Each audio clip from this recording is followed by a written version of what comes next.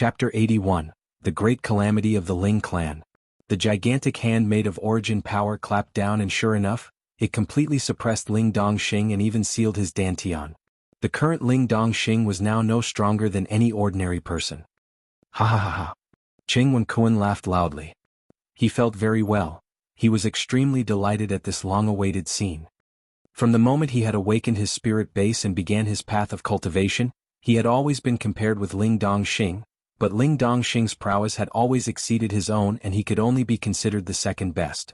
Fortunately, Ling Dongxing had never managed to break through to Gushing Spring Tier, which gave him a faint ray of hope. And now such a close rival that had always been weighing him down was actually so easily suppressed. How could he not be ecstatic at this? But at the same time he was also extremely shocked. Gushing Spring Tier was really too powerful.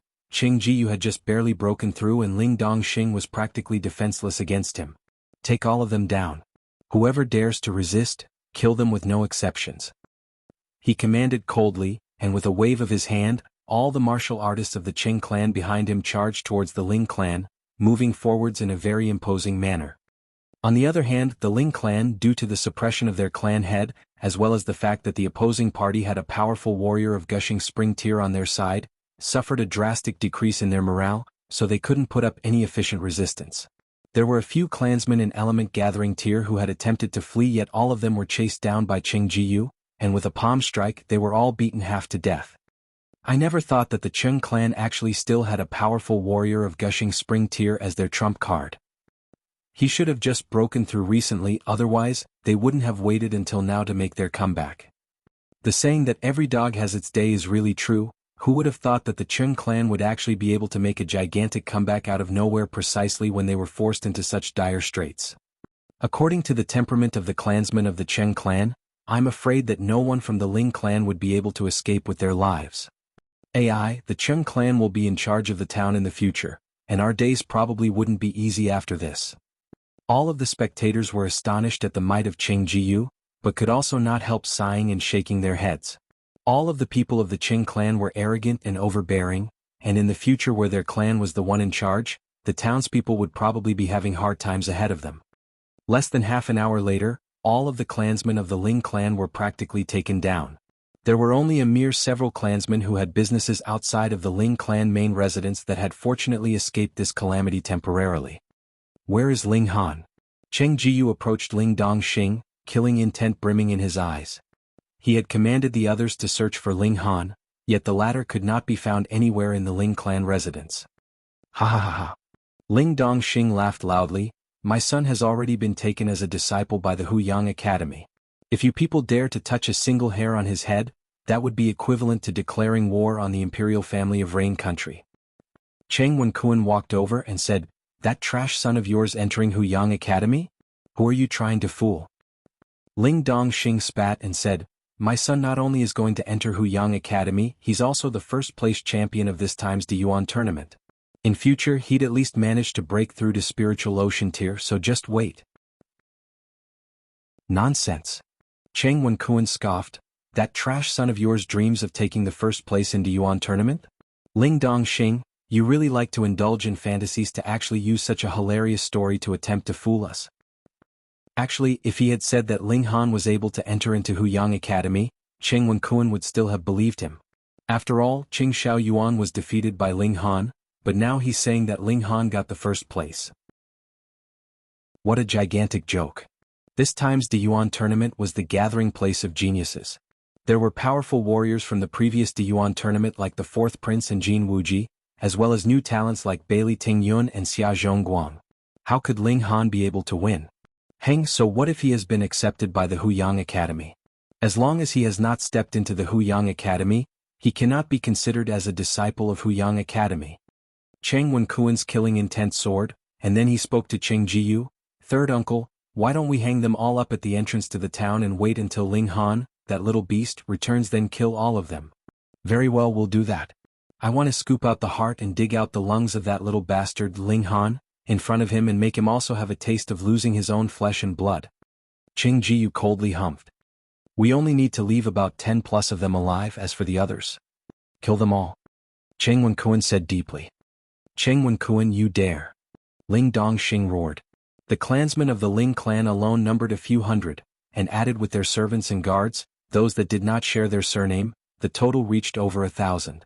And now only about 10 plus would be left alive, so how many people would be killed? Why do I not dare? Cheng Wen-kun laughed coldly.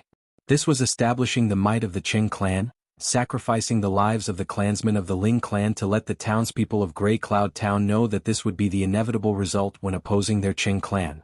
Kill them! He shouted loudly. Pew pew pew, one by one their heads were chopped off with no exceptions. It was a complete bloodbath and corpses lay everywhere. Not every clansman of the Ling clan was unafraid of death. Many of them had begged for mercy, but it was pointless. The Cheng clan was determined to wipe the Ling clan out of existence, and had absolutely no intention to accept surrender. There was only slaughter, which transformed the whole Ling clan residence into a realm of death.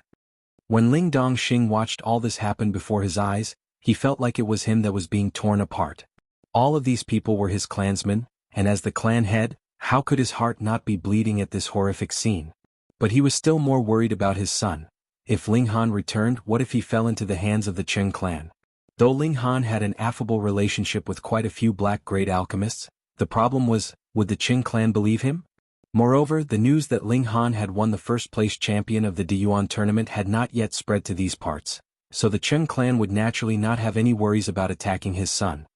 If his son died, then even if he himself died, how could he bear to face his wife? His heart was burning with anxiety, yet there was nothing he could do. The remaining 10-plus survivors of the Ling clan were dragged to the east entrance of the town, where 10-plus short wooden pillars had been set up. Ling Dongxing and the others all had their dantian sealed, and all of them were forced to kneel on the ground, their hands and feet tied to the wooden pillars. Woo woo woo, big brother de Xiong. Ling Zixuan wept bitterly. She was one of the few survivors, yet maybe not one of the fortunate. Pa! One of the clansmen of the Cheng clan gave her a slap and shouted, "Stop crying."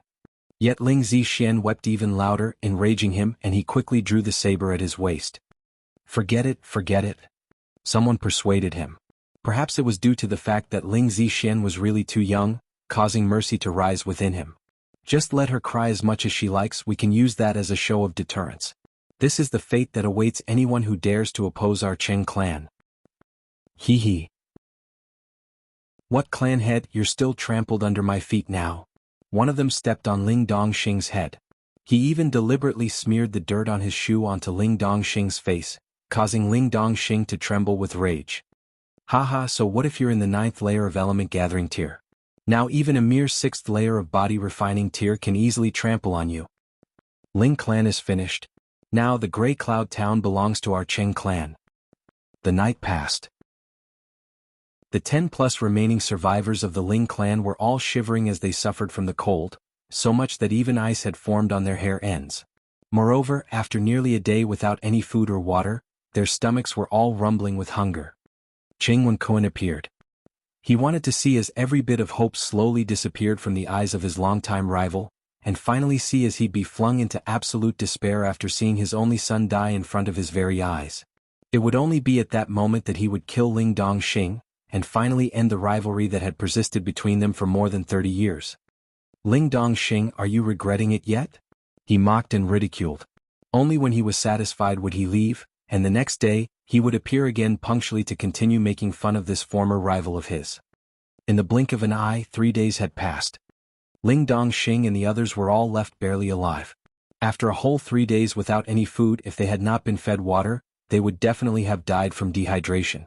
But they were currently extremely weak, so much that they didn't even have the energy to curse at their captors. Report. A man raced over, half kneeling on the ground. He said, informing the clan head, we've discovered signs of Ling Han, he's about 50 miles away from the town. Ha ha ha ha. Cheng Wen-kun was stunned for a moment before laughing loudly. With a wave of his hand he commanded, quickly go and fetch third uncle. He will soon be able to have his revenge. Chapter 82, The Violent Fury of Ling Han. Ling Han raced out, and very quickly arrived at the room the Heaven's Medicine Pavilion had arranged for receiving guests. This room would usually only be used by the bigger customers of Heaven's Medicine Pavilion, but because Ling Han's status was a bit unique, his visitor had also been brought here. He pushed the door open and entered, immediately asking, What's happened at the clan? There was a middle-aged man who had been continuously pacing to and fro inside, and when he saw Ling Han, he immediately rushed towards him like an arrow shot from a bow. Uncle Yang Ping. Ling Han recognized his visitor. He was a member of one of the branch families of the Ling clan. Young Master Han. Ling Yangping's fiery eyes immediately brimmed with tears as he spoke, his voice choking with insurmountable grief. Our Ling clan, has been destroyed by the Qing clan. Qing clan. Ling Han said quickly. Uncle Yangping, calm down first and slowly explain. What exactly happened? Ling Yangping regained his composure a bit before he once again began to speak, though his hands were still shaking. There's an ancient monster in the Qing clan called Qing Jiyu. Everyone said he'd already died long ago, but we never imagined that he had actually been in seclusion all this while. A few days ago he broke through to Gushing Spring Tier. The moment he had broken through, he immediately led the Qing clan and charged towards our clan, killing almost every member of the clan. Quang, this news was like a bolt out of the blue. All of a sudden, Ling Han could only feel his sight darken as he very nearly passed out from such a blow. Fortunately, Lu Yutong acted in time and held on to him in support. Otherwise he'd definitely have fallen in a dead faint onto the ground. He forcibly calmed himself and asked, "What about my father?" Clan head was apprehended by Qing Jiyu and is now being tied up at the town entrance, left to suffer from the elements, baked by the sun, pounded by the rain and freezing as the weather turns cold. Qing Jiyu has declared that he would kill you in front of our clan head when you return before killing all the other survivors. Ling Yangping raged. I was off on an errand out of town when this happened, and thus fortunately escaped this disaster. Once I got news of it, I immediately rushed here. Young Master Han, you must not act rashly, or you would definitely fall into the trap laid by the Qing clan. They are currently waiting for you to come walking right into their trap. Ling Yangping was naturally filled with anxiety. From the moment he entered Diyuan City, he had already heard of how Ling Han had won the first place in this year's Diyuan tournament, defeating geniuses such as Fourth Prince and Jin Wuji. This meant that Ling Han's future was filled with unlimited possibilities. As long as he managed to survive to see the age of 30, he would definitely be able to become a powerful warrior of Gushing Spring Tier. He was of course afraid that Ling Han would act rashly. Ling Han was a young man after all, and young men were always impetuous and easily gave in to emotions. After finding out that his own father was currently being held captive, his first reaction would of course be to rescue him, without knowing that this would only cause him to lose his own life and bring a true end to the last hopes of the Ling clan. I understand. Please don't worry, Uncle Yangping. I know my own limits. Once he found out his father had not died yet, Ling Han's heart calmed. Yet how could he just stay there without making any move at all? Forced to kneel at the town entrance, suffering all manner of hardship due to the weather, and watched by others like some kind of show. Was this how a human being should be treated? Moreover, even if a martial artist of element gathering tier possessed a strong life force and vitality, without food and water, he would not last much longer than a normal person. The maximum amount of time he would be able to hold on for would be 5 or 6 days, and then he'd definitely die. He had to act immediately. After calling Lu Yutong to accompany him, the two of them immediately set out, rushing back to Grey Cloud Town. Gushing Spring Tier. If his opponent had broken through to Gushing Spring Tier a long time ago and possessed the battle prowess of someone in the second or third layer of Gushing Spring Tier, then he may still feel afraid. But Qing Jiyu had only just broken through. With his current prowess, he felt that there was no need to fear. Furthermore, the Black Tower in his Dantian afforded him a single chance to increase his cultivation level by a complete tier, allowing his cultivation level to instantly zoom up to the 4th layer of Gushing Spring Tier. Lu Yutong brought Hunyo with them, and the group of 3, riding on 2 horses, raced back toward Grey Cloud Town. However, as she did not know that Ling Han possessed a blessing from the Black Tower, she naturally informed Zhu Hexian and Zhang Weishan of the happenings in Grey Cloud Town. The 2 old men had been in the process of attempting to concoct the reverse pill. When he heard the news, Zhu Hexian was instantly enraged. In his heart, he considered Ling Han to be half his master, and now his master's father was suffering such humiliation at the hands of his enemies, waiting to be killed. How could he not be furious? He was not the only one furious. Zhang Weishan was also extremely furious. He owed Ling Han a debt of gratitude and had been troubled about being unable to repay this debt. He had immediately set out together with Zhu Hexian. These 2 black-grade alchemists immediately set off, and this piece of news, as if it had suddenly sprouted wings, spread to every corner of Diyuan City. What? Ling Han's father has been captured by the Chen clan, waiting to be executed together with Ling Han after the latter returns? What kind of clan is this Chen clan? They're really too bold, aren't they? The Chen clan is actually just a minor clan, and only recently did one of their clansmen break through to Gushing Spring Tier. Go go go. Immediately make arrangements to assist Ling Han in his rescue effort. This is a wonderful opportunity, we'd be able to form a friendly relationship with a future ruler. Haha, this is really a godsend of an opportunity. With barely sacrificing anything in return, we'd be able to form a good relationship with Ling Han. Immediately form a group and follow me to Grey Cloud Town. When all the great clans of the city heard the news, they were both shocked and overjoyed. Their shock was due to the audacity and boldness of the Chen clan, while their joy was because an excellent opportunity to form a close relationship with Ling Han had fallen into their laps. Just think, they sent their people to help Ling Han rescue his father. How big would this debt of gratitude be? Let us quickly set out and head towards Grey Cloud Town. Any clan that had a powerful warrior of Gushing Spring Tier immediately set out at the first available opportunity. They all wanted to be the first person to rescue Ling Dongxing from his captivity. The magnitude of such a debt would be enough for Ling Han to use his whole lifetime to repay them. Because of the panic Ling Han was experiencing, they did not stop at any moment on the journey to rest. Thankfully, their mounts were Blackfoot horses, which possessed a strand of demonic beast blood. Otherwise, normal horses would definitely have died from exhaustion on the way. After a mere half-day's journey, Grey Cloud Town had already come into sight. From afar, Ling Han could already see that there were over 10 people kneeling at the town entrance, and the one in the very middle wasn't that just Ling Dongxing. Father! He shouted loudly, his tone filled with immeasurable rage. Ha ha, this little bastard had really dared to return. Cheng Wenkuan laughed loudly, raising his right foot to step on Ling Dongxing's face and said, "All right, I admit it now. You truly have a good son. He clearly knows that it is dangerous but still returned to die." He of course did not mean it as a compliment. He only wanted to make things worse for Ling Dongxing. After nearly 4 days without food, Ling Dongxing's sight had become blurry from hunger, so he couldn't see Ling Han, who was some distance away from town. He only had the vague feeling that he might have heard Ling Han's voice. He opened his mouth and in a weak voice said, "Hanner, run. Run quickly. Don't waste your energy. He can't even hear you." Cheng Wenkuan stepped on Ling Dongxing's face, and even deliberately ground his foot in, a malevolent expression on his face. His limited patience had long been exhausted through the last few days, and he could not wait to slaughter this pair of father and son. "Old dog, you're looking for death." Ling Han urged his horse into a gallop and arrived. He leaped off his horse. Shwa, his sword was drawn from its sheath, immediately sweeping towards Cheng Wenkuan. Shwa shwa shwa, 5 flashes of sword chi appeared in a dance. Due to his towering rage, Ling Han actually underwent a breakthrough, and stepped into the level of having 5 flashes of sword chi. What? Cheng Wenkuan was flabbergasted. There actually appeared 5 flashes of sword chi in front of his eyes.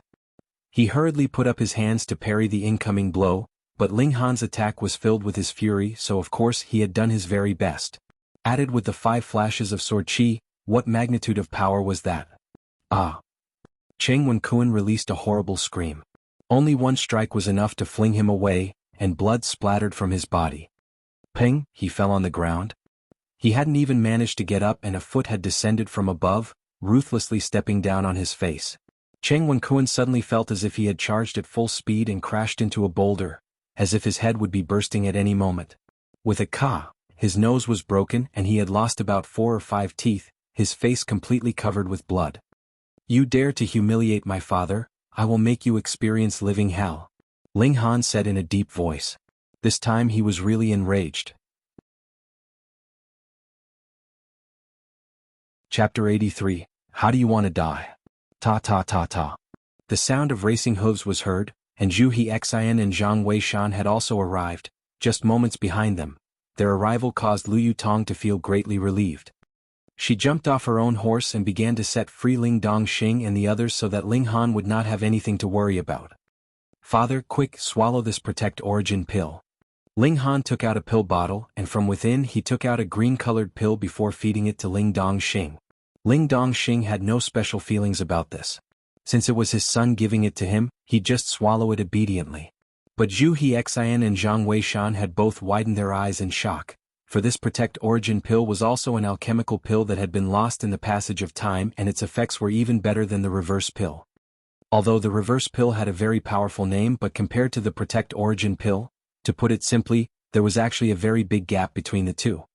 Both these pills were yellow-grade mid-level alchemical pills, but they were very difficult to concoct. Zhu Hexian and Zhang Weishan had already obtained the complete pill formula long ago, yet had not yet concocted the reverse pill even after so many days of hard work. Yet Ling Han had now taken out a Protect Origin pill, an alchemical pill that was even more difficult to concoct. How could the two of them not be utterly astonished at this? Ling Han handed a Protect Origin pill to the remaining 10+ survivors of the Ling clan.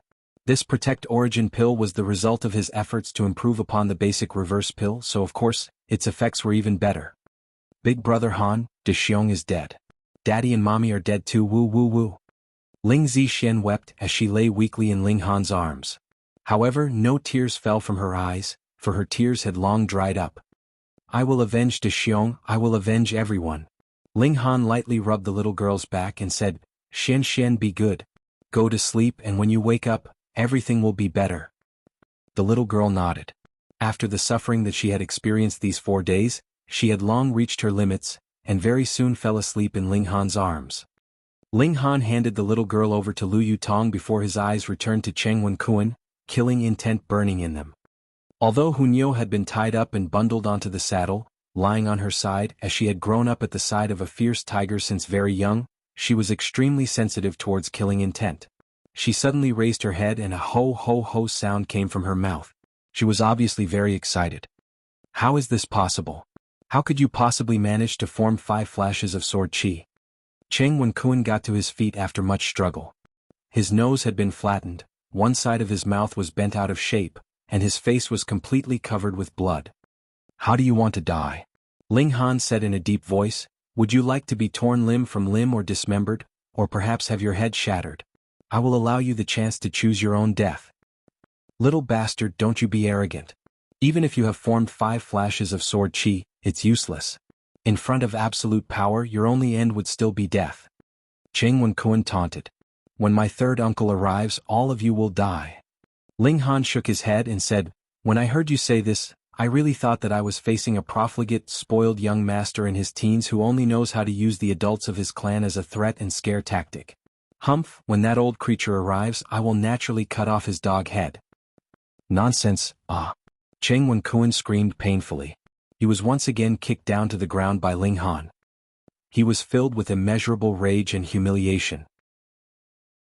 To have another person step on his face was the most humiliating thing in the world, and the one who had stepped on him was furthermore his sworn enemy's son. It was already enough that he could not defeat Ling Dongxing, but now even Ling Dongxing's son had the ability to step on his face. How could he bear such a thing? And at this moment, the townspeople had all come out to watch the oncoming show after hearing the news, and those who lived nearer had all arrived. When they saw Ling Han with an awe-inspiring presence and stepping on Cheng Wenkuan's face, it was as if everyone had turned into stone.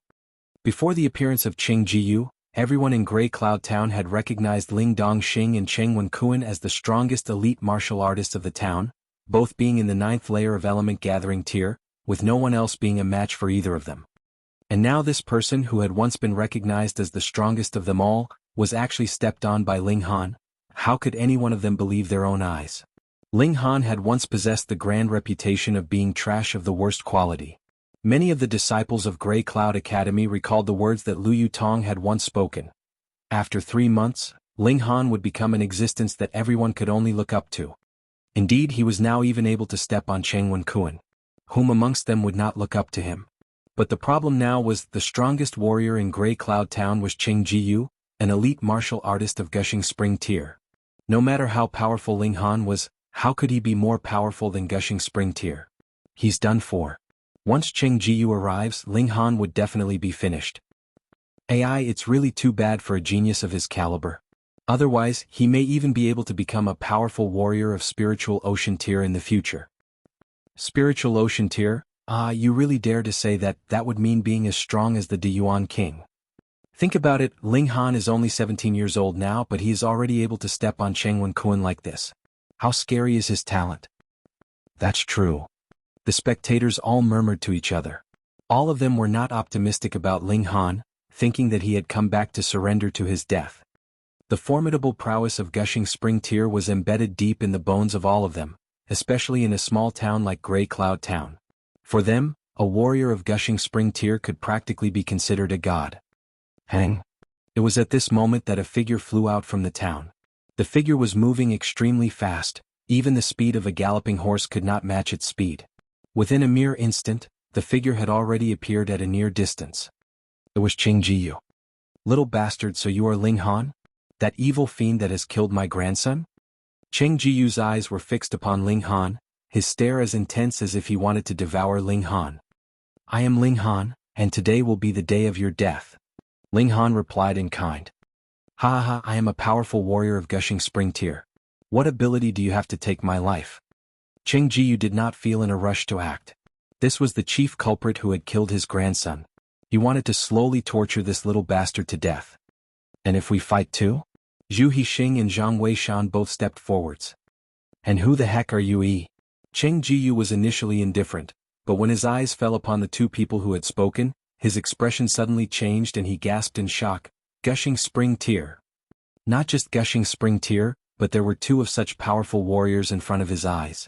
What? The townspeople all gasped in shock.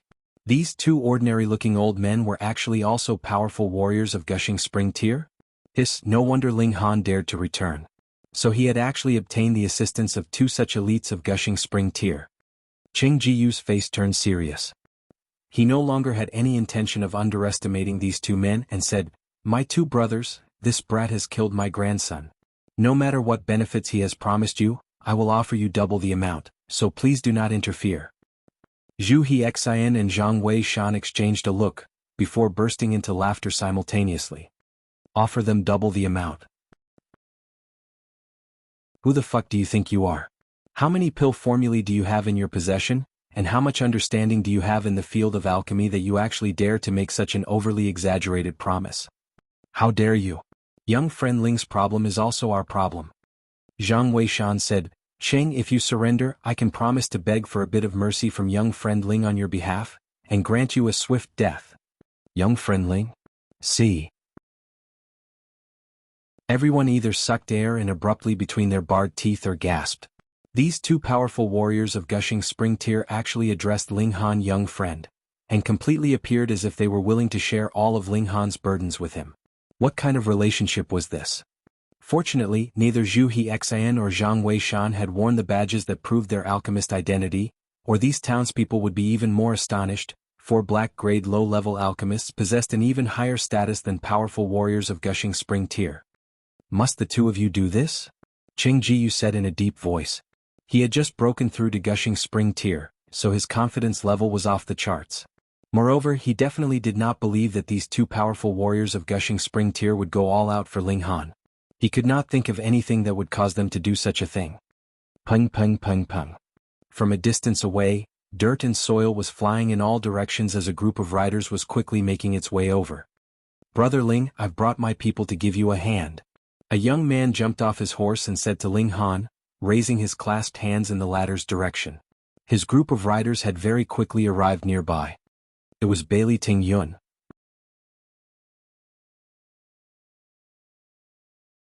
Chapter 84, Respective Arrival of Helpers. Bailey Ting Yun himself did not attract much attention, but the group of sturdy men behind him caused all the spectators to be dumbstruck. Because embroidered on the breast of every one of them was the word, Bailey. Within the jurisdiction of Deyuan City, there was only one party that dared to use the name Bailey as their symbol, and that was the Bailey sect. Aside from the royal house of Deyuan, one of the 4 greatest parties in the area. Pooh. Quite a number of people had choked in shock.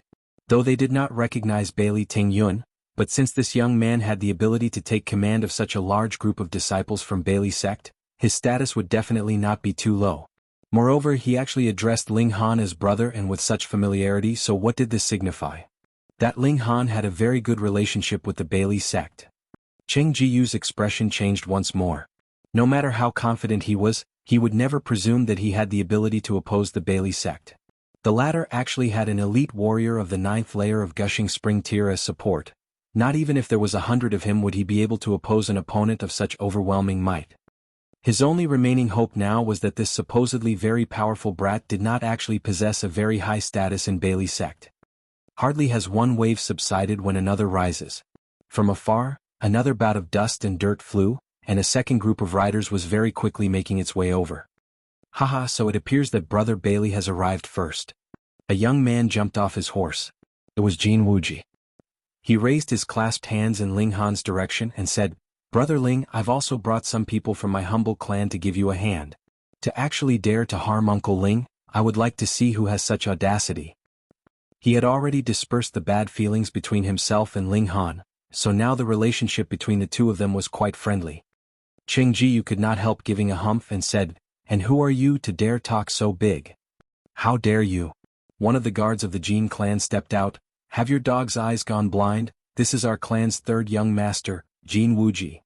Pooh.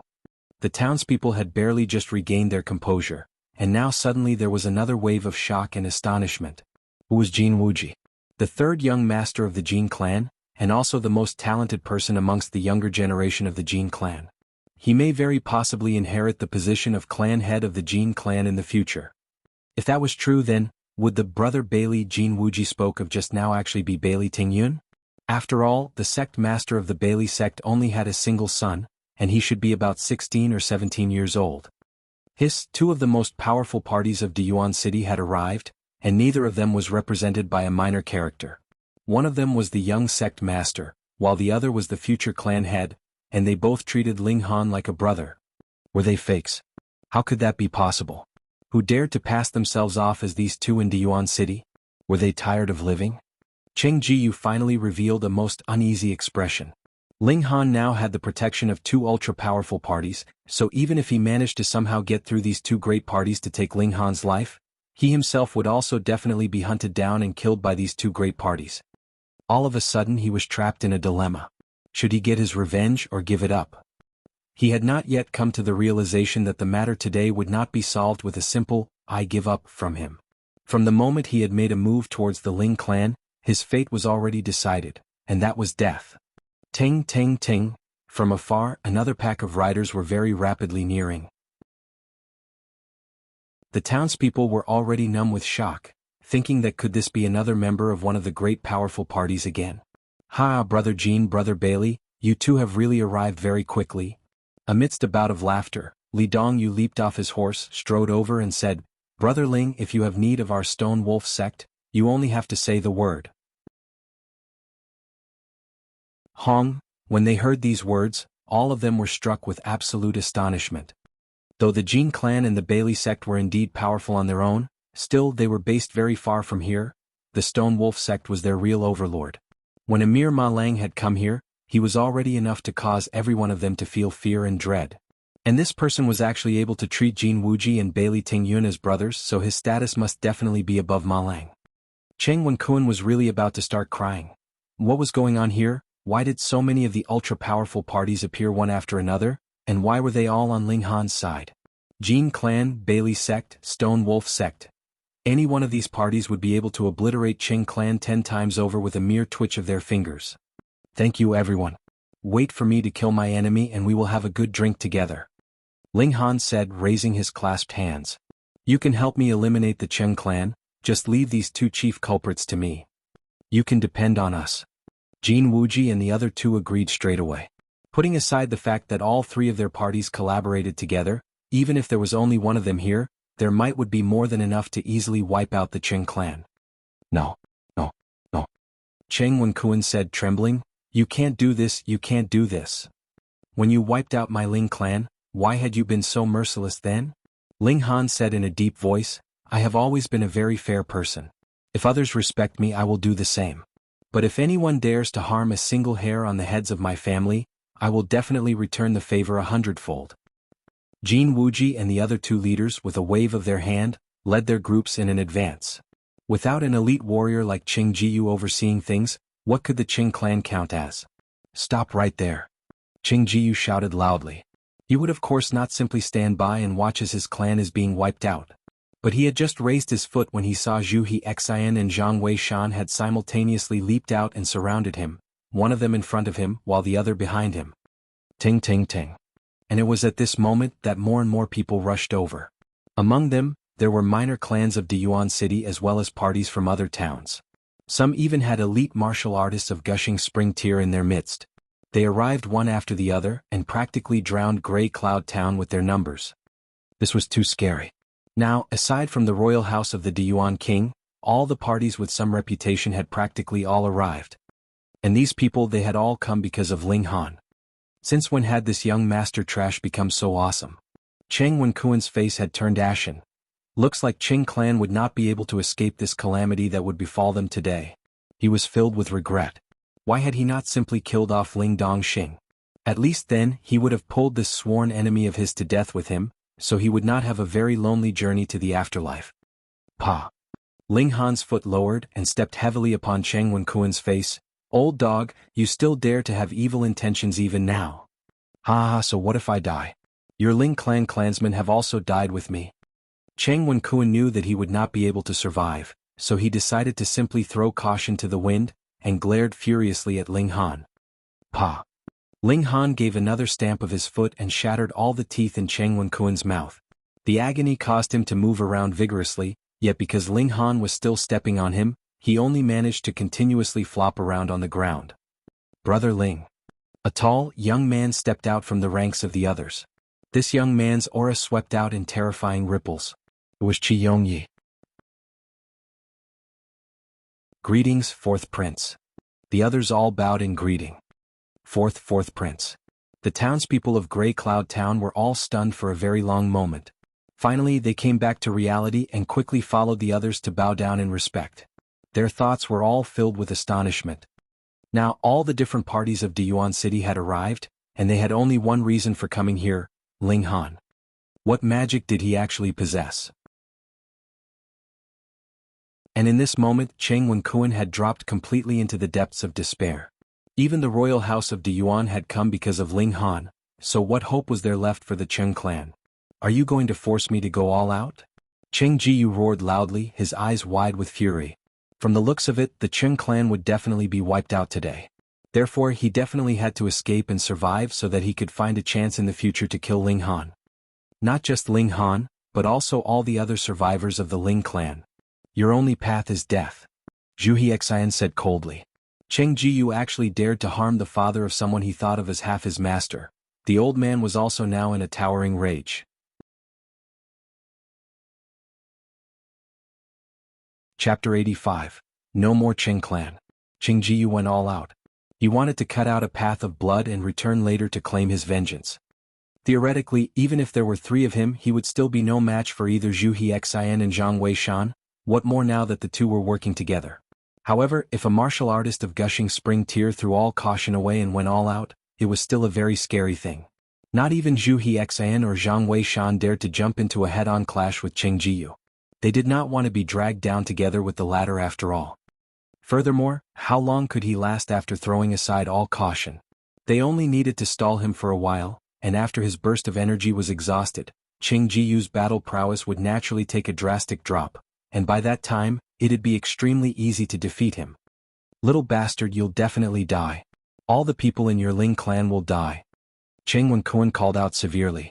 As long as Cheng Jiyu managed to escape with his life, then the Ling clan would definitely be eliminated. Unless Zhu Hexian and Zhang Weishan planned to stand guard at the Ling clan residence for the rest of their lives. Noisy. Ling Han gave a cold humph and his foot stamped down firmly. Pa! And Cheng Wenkuan's entire head was stamped into pulp. Blood spurted out in a gush, and the headless body struggled for quite some time before its movements ceased. This scene struck all the spectators speechless, as they thought that this young man really had guts of steel.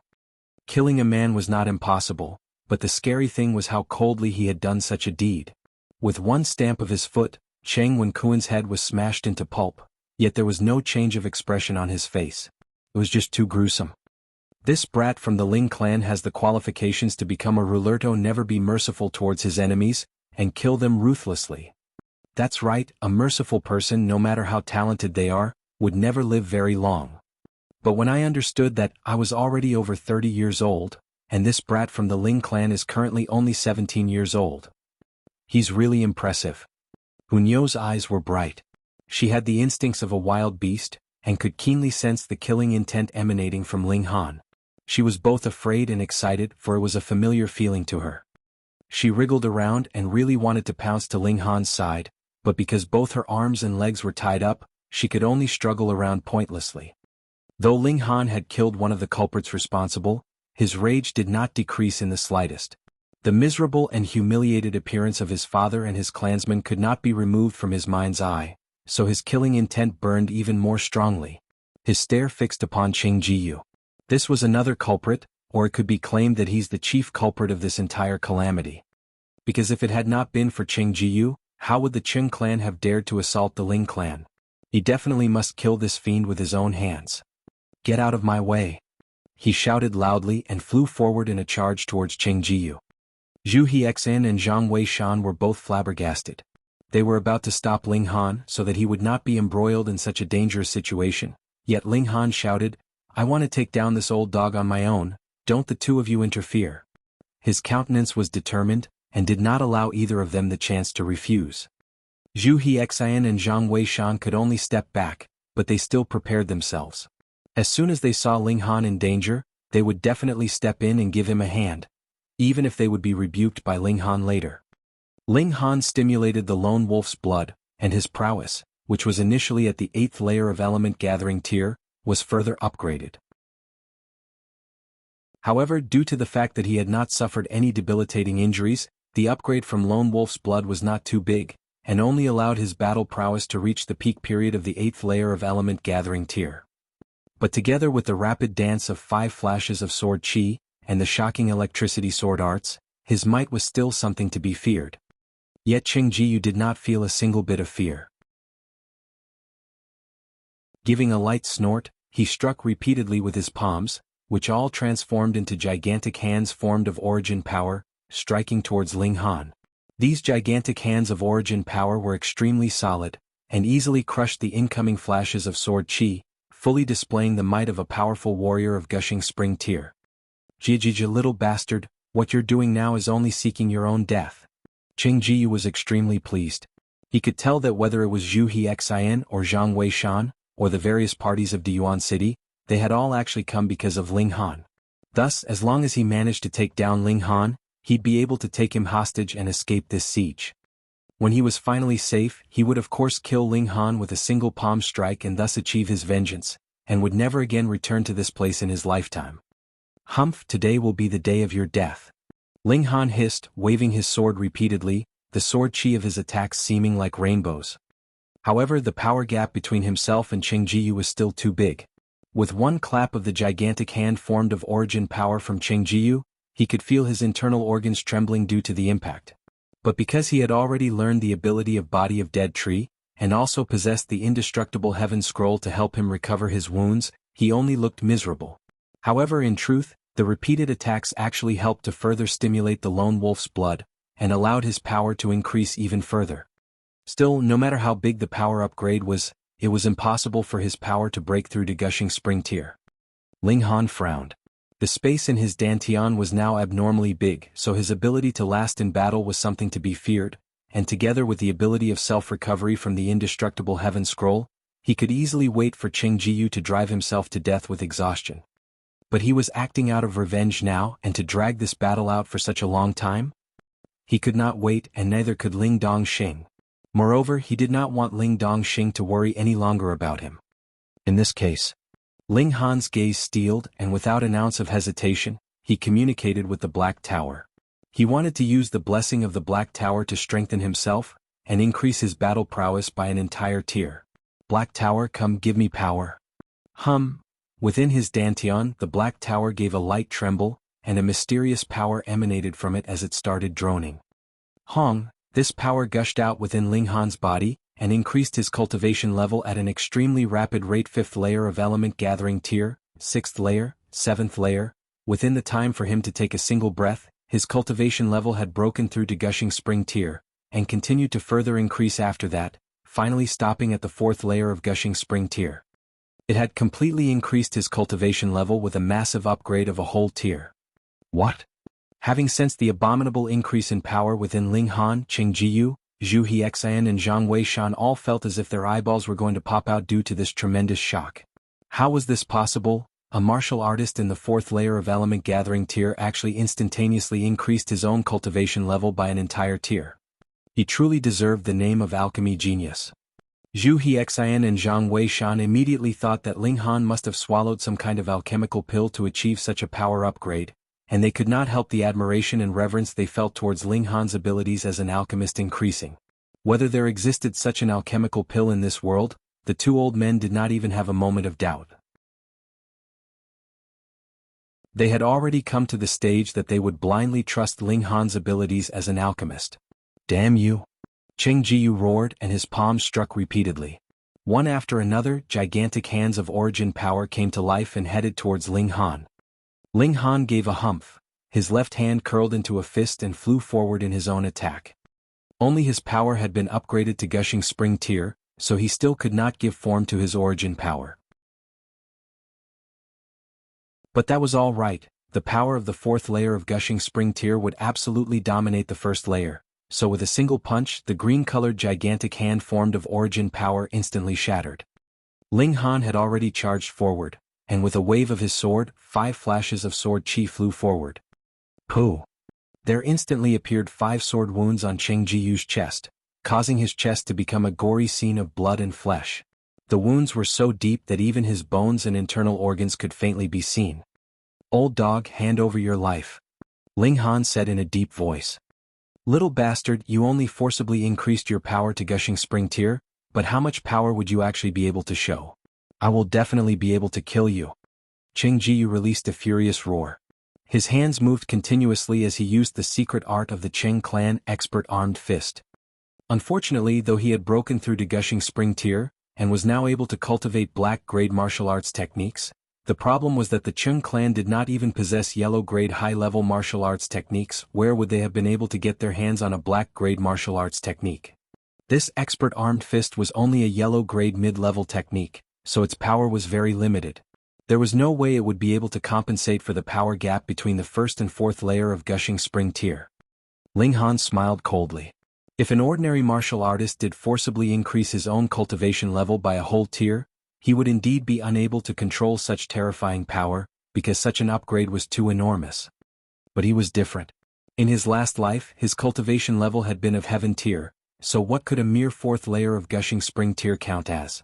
Ling Han waved his sword in a powerful barrage of attacks, his sword chi seeming like rainbows, completely dominating Qing Jiyu. The 4th layer of Gushing Spring tier against the 1st layer, that was going to be a one-sided battle in the first place. Peng! Ling Han raised his foot and aimed a kick at Qing Jiyu's chest. Ka ka ka, the sound of bones breaking and fracturing was heard. At least 4 of Qing Jiyu's ribs had broken, and his dantian was completely shattered as his body slid to right in front of Ling Dongxing. Kneel! Ling Han commanded coldly. Nonsense! Qing Jiyu shouted furiously. Even if he was killed, he would never lower his head in front of his enemy. You have no choice. Ling Han waved his sword. Pooh pew! 2 splatters of blood appeared, and Qing Jiyu's foot tendons had been torn, and he could not help his legs from bending as he knelt down in front of Ling Dongxing. Little beast, even if I become a ghost, I will not spare you. Qing Jiyu spat out blood. He knew that he would definitely die today, so he did not even think of begging for mercy. His eyes were sharp as daggers as he wanted nothing more than to stab Ling Han to death with his eyes alone. Father, this person is yours. Ling Han calmed himself. He knew that Ling Dongxing wanted even more to kill this enemy with his own hands. All right. Ling Dongxing's face was filled with killing intent. He recalled how his clansmen were killed right in front of his very eyes, as if they were mere animals to be slaughtered. Their blood had painted the whole Ling clan residence red, and their bodies lay everywhere. His eyes instantly turned red, and taking the sword that Ling Han handed over to him, he immediately struck with a stab. Pooh! The sharp sword stabbed right into his chest, and Qing Jiyu glared at Ling Dongxing with utmost unwillingness.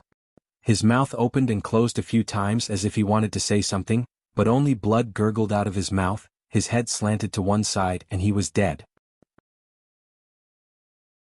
Ling Dongxing gave a kick to the body of Cheng Jiyu and the corpse flew some distance away. He raised his face to the skies and released an enraged roar. From today onwards, there would be no more Cheng clan in Grey Cloud Town.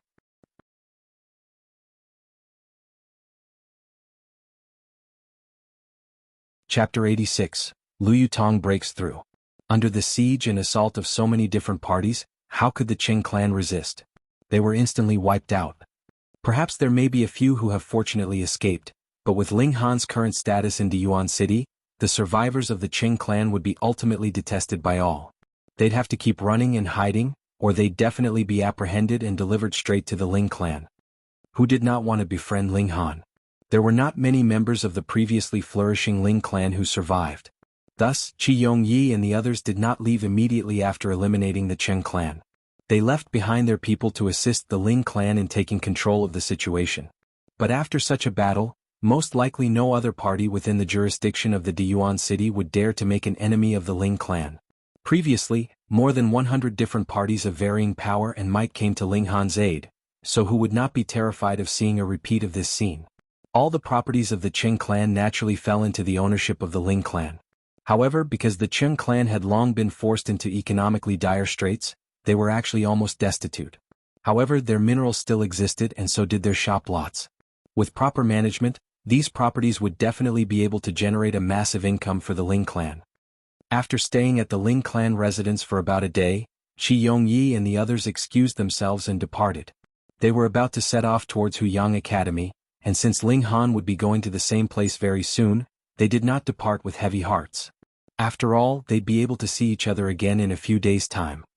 Meanwhile, Lu Yutong entered seclusion in preparation to break through to Gushing Spring Tier, for she felt that she was really too useless. At a time when Ling Han needed his little female attendant the most, she couldn't even do anything to help him, causing her to feel very dissatisfied with her current ability. Thus, as soon as the danger was over, she immediately began the process of breaking through. Ling Han also needed to stay for a while longer to help take care of some of the clan matters, so he decided to wait until Lu Yutong had broken through to Gushing Spring Tier before taking Ling Zixian and Hu Niu with them to Huyang Academy. The first item on the agenda was naturally the funerals of the clansmen of the Ling clan. Too many people had died, merely the funerals alone took 7 days. Moreover, because too many of their clansmen had died, there was a need to replenish their manpower by a massive amount, or it would not be possible to manage so many different properties. Ling Han was not of much help. He was an expert in alchemy and martial arts, but in such matters he was completely inexperienced.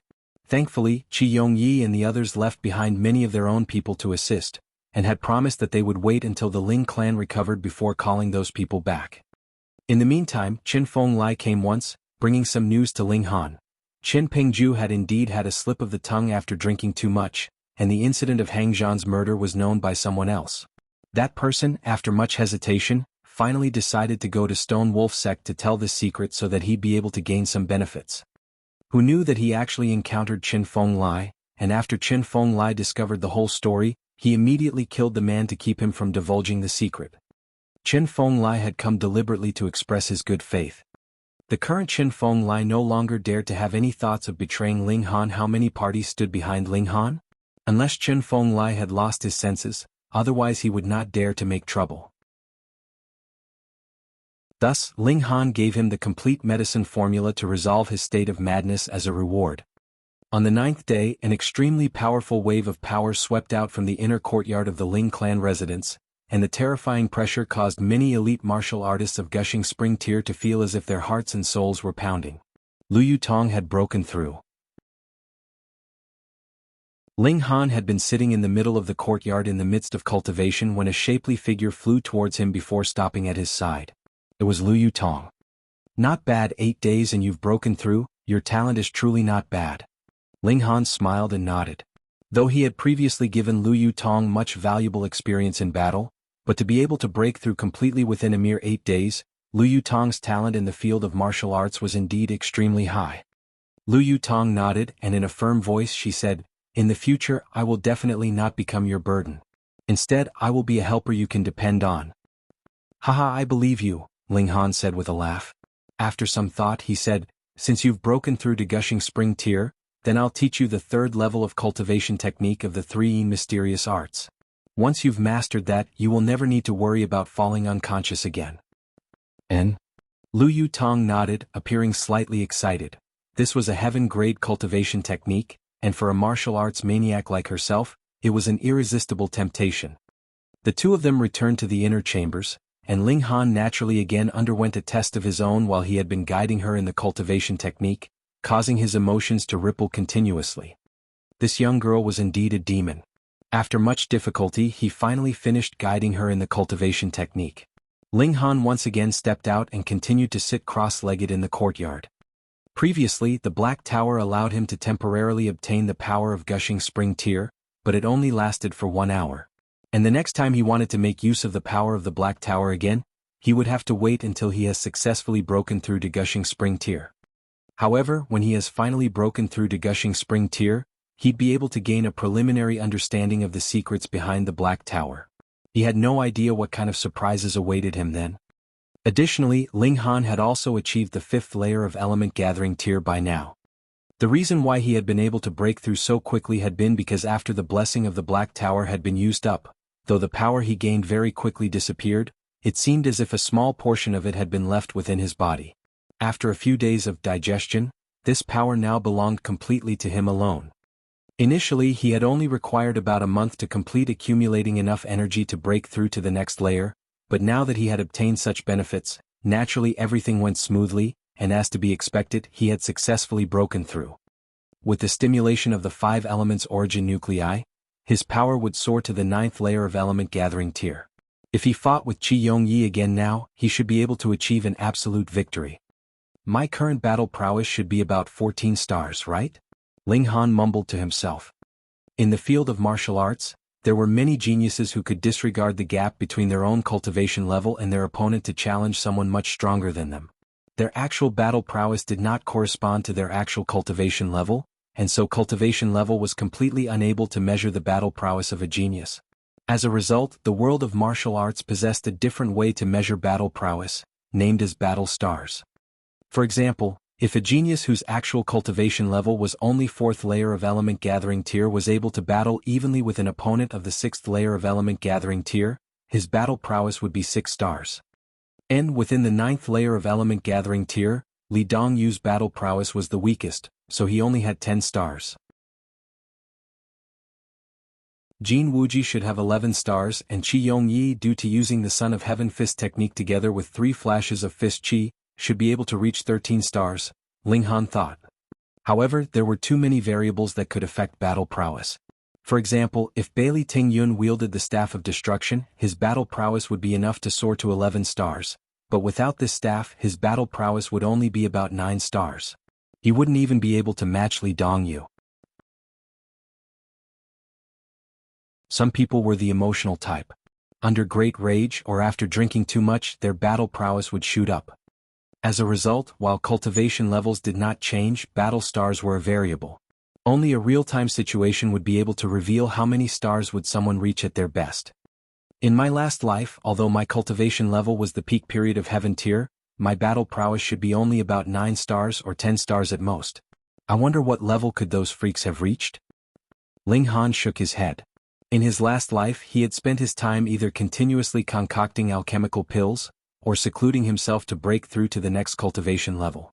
Even when he had reached the highest he could go in terms of cultivation level, he still did not seek out the other 6 powerful warriors of Heaven Tier for a serious spar. When he recalled that, he could not help feeling a bit regretful. And it was at this moment that the sound of a commotion was heard from outside. It quickly transmitted over to the inner court where he was, and became closer and closer. Ping! After only a short while, the commotion had spread to this courtyard. The door was heavily kicked open, and a tall, slender young man entered. This person had an imposing appearance. He was dressed in embroidered clothing, a sword hanging from his waist. His expression was one of extreme arrogance, as if he wanted nothing more than to have his nostrils facing the heavens, making it seem as if coming here had been an exercise of utmost humility for him. Behind him followed a group of servants of the Ling clan. They were all underlings. Qi Yongyi and the others had left behind to serve Ling Han. All of them were covered in dirt as if they had just been beaten up. Some even had their arms broken. This one had not come with good intentions.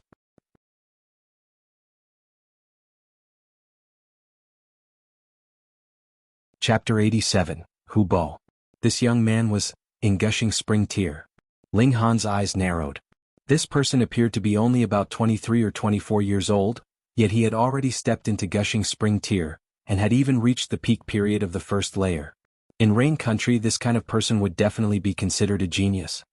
Could this be Feng Yan?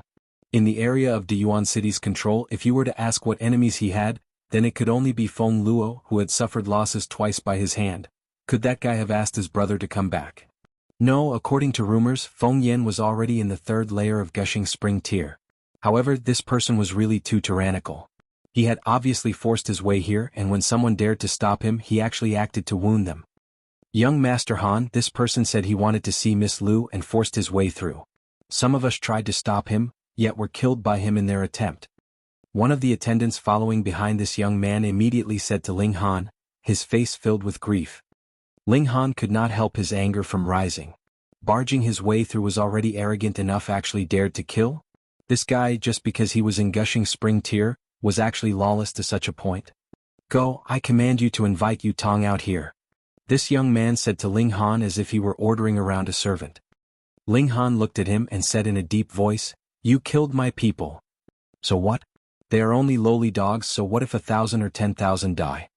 The young man said indifferently, instantly causing the others to be filled with righteous indignation, wanting nothing more than to kill this guy 100 times if they could with their sharp gazes alone. Ling Han gave a humph and said, "In my eyes you're lower than even a dog." The young man was stunned for a moment before laughing loudly and said, "A mere martial artist in the 5th layer of element gathering tier, and you actually dare to insult me? Ha ha, you probably don't know who Bo am, right? I don't care who you are." Ling Han had already leaped forwards, and with a ding, his sword had left its sheath. The sword flew forward as quick as lightning. "How dare you?" The young man who had proclaimed himself Hu Bo instantly revealed a furious expression. His right hand opened up and origin power formed a golden palm, intending to grab hold of Ling Han's sword. Ling Han's right hand moved and 5 flashes of sword chi appeared together. Shwa shwa shwa shwa shwa, 6 sword images slashed as one, and the large hand formed from origin power was instantly sliced into pieces. Ling Han pushed forward, his sword aiming directly for Hu Bo's throat. 5 flashes of sword chi? Hu Bo could not help releasing a surprised gasp. He once again struck forward with a palm, and another large hand of origin power blasted forward, halting Ling Han's further advance. He could not help a cold smile turning up the corners of his lips and said, "I never thought that a tiny place like Grey Cloud Town could actually produce a genius that managed to form 5 flashes of sword chi. Moreover, you are obviously only in the 5th layer of element gathering tier, yet the prowess you've shown can be compared to the 9th layer. You should have about 13 battle stars, right?" What battle stars? Those people who had followed in were all at a loss. They had never heard such a phrase before. "Hang, but in front of me, no matter how many battle stars you have, it is completely useless." Hu Bo shook his head. "The gap between cultivation levels is too big. If I did fight with my full power, I'd be able to kill you in one move." He paused for a moment, then said, "I treasure talent, so I will give you an opportunity to live.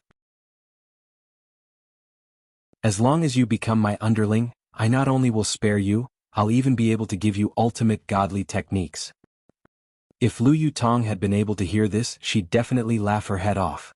Who was Ling Han? Someone who could casually take out a heaven-grade cultivation technique. So, what kind of cultivation technique did you plan to give him that deserved to be called ultimate godly techniques? Kneel down and accept your death, and I can give you a swift end. Ling Han replied back. Hu Bo was enraged and said, "Brat, being arrogant just because you're a little bit talented is not a good habit. Since you deliberately seek your own death, then let me help you." This time he made the first move.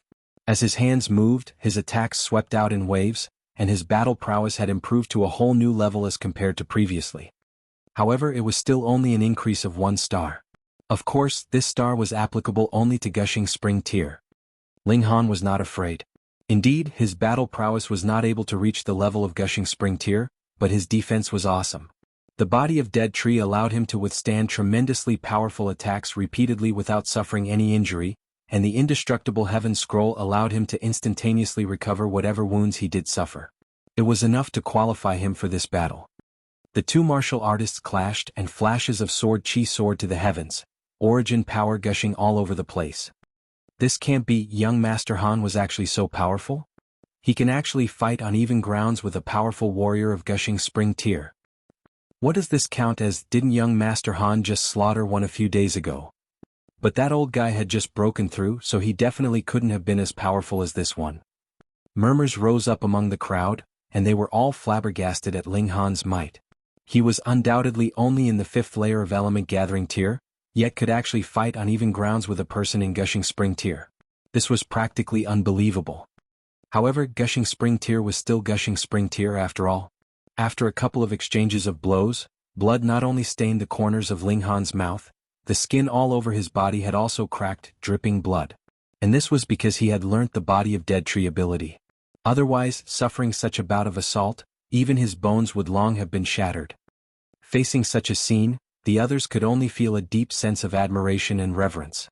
This was the gap of a whole tier, yet Ling Han could still manage to fight until such a point. If the two fighters had the same cultivation level, then Ling Han most likely would have been able to kill his opponent in one move. Ling Han's condition was not as bad as it looked. With the circulation of the indestructible heaven scroll, the wounds that he had suffered were actually recovering very quickly. His battle prowess not only did not weaken, it became even stronger with the use of the lone wolf's blood. After such a long battle, he had also obtained a rough grasp of his opponent's attacks. Every secret behind his opponent's moves was practically revealed to him. Xiao!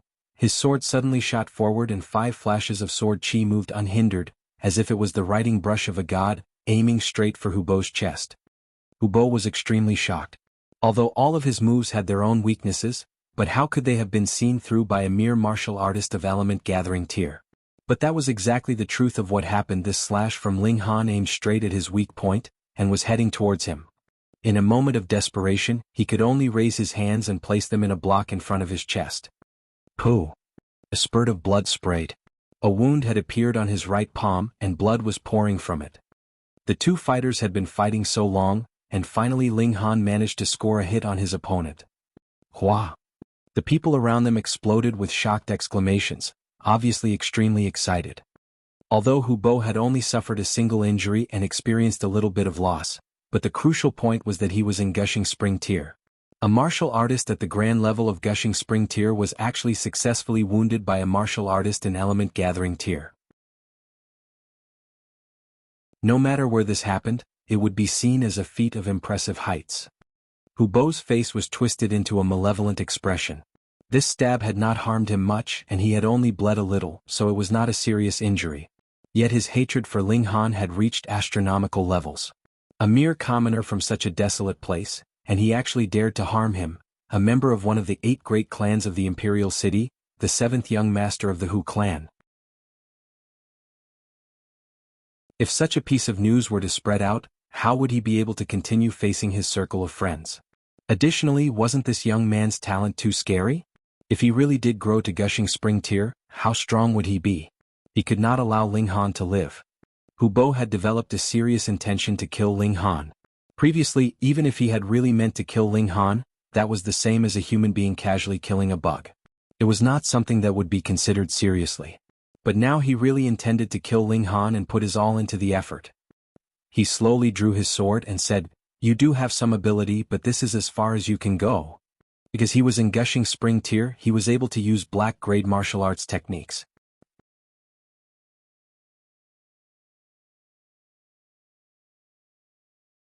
Chapter 88, Becoming Enemies. Hubo's hand held his drawn sword. His status was a noble one. He was in the uppermost social class below the imperial family of Rain Country, yet had now actually suffered an injury from someone else. This had inflicted a heavy blow on his self-esteem, and there was no way his ego could accept such a thing happening, so his desire to erase this future ruler increased even further. 5 flashes of sword chi, that could be considered a strong enough existence among rulers. You will not be able to kill me today, nor will you be able to do so in the future. You will only die by my hand, Ling Han said deeply. From the moment Hubo had committed murder within the grounds of the Ling clan residence, that already meant this man's fate was sealed. Not even the gods would be able to change his fate. Because this was a man he intended to kill. Hubo, what are you doing here? Xiao, a figure flashed into the vicinity and Lu Yutong had appeared. She had been in the midst of analyzing the third level of cultivation technique from the 3E mysterious arts, but hearing the commotion outside becoming louder, she immediately realized that something was not right, and thus immediately leaped out. Her beautiful face was filled with anger, and because she saw that Ling Han was covered with blood, her heart could not help tightening as a powerful killing intent immediately rose to life within her. Anyone who dared to injure Ling Han, they were all unforgivable. However, this Hu Bo was the seventh young master of the Hu clan, and was of the same social status as herself. Moreover, he was even stronger than her, so she could not act rashly, or she could possibly cause Ling Han's death. This was something she was even more unwilling to see. Yutong. Hu Bo immediately restrained his killing intent, smiled and said, "Your trip this time took quite a few months. I was very worried about you, so I deliberately came over to escort you back. I don't need you to meddle in my affairs," Lu Yutong said coldly. She pointed at the door and said, "You can get lost now." "Yutong, it can't be that you've fallen in love with this brat, right?" Hu Bo's gaze swept over to Ling Han, uncontrollable jealousy brimming in them. "Then, this brat is definitely going to die. You dare to take one more step?" Lu Yutong slanted her body to stand in front of Ling Han, an icy expression on her beautiful face. "Heng, it can't be that you've really been captivated by him." Hu Bo was about to be driven mad with rage. He and Lu Yutong were both members of the 8 great clans of the imperial city, and in order not to be pushed around easily by the imperial family, it was common for the 8 great clans to ally with each other through marriage. After Lu Yutong was discovered to possess such powerful talent in the field of martial arts, the members of the other 7 great clans all started brimming with desire to have her marry into their respective clans, and Hu Bo was one of her many admirers and pursuers. And personally he was very satisfied because not only did Lu Yutong possess a terrifying talent in martial arts, she was also one of the twin stunning pearls of the imperial city. What man would not want to marry her? But he had never imagined that she had just stepped out for a short while, and her heart and soul was captured by a wild brat. A mere country bumpkin. "I want to kill him. I want to kill this little bastard." He roared with rage and with one leap, pounced towards Ling Han. "How dare you!" Lu Yutong stepped forward to parry. Hong, the aura of gushing spring tear exploded. Hu Bo gasped in shock, a surprised expression on his face. "Gushing spring tear. You've broken through to gushing spring tear." There was no way he wouldn't be surprised.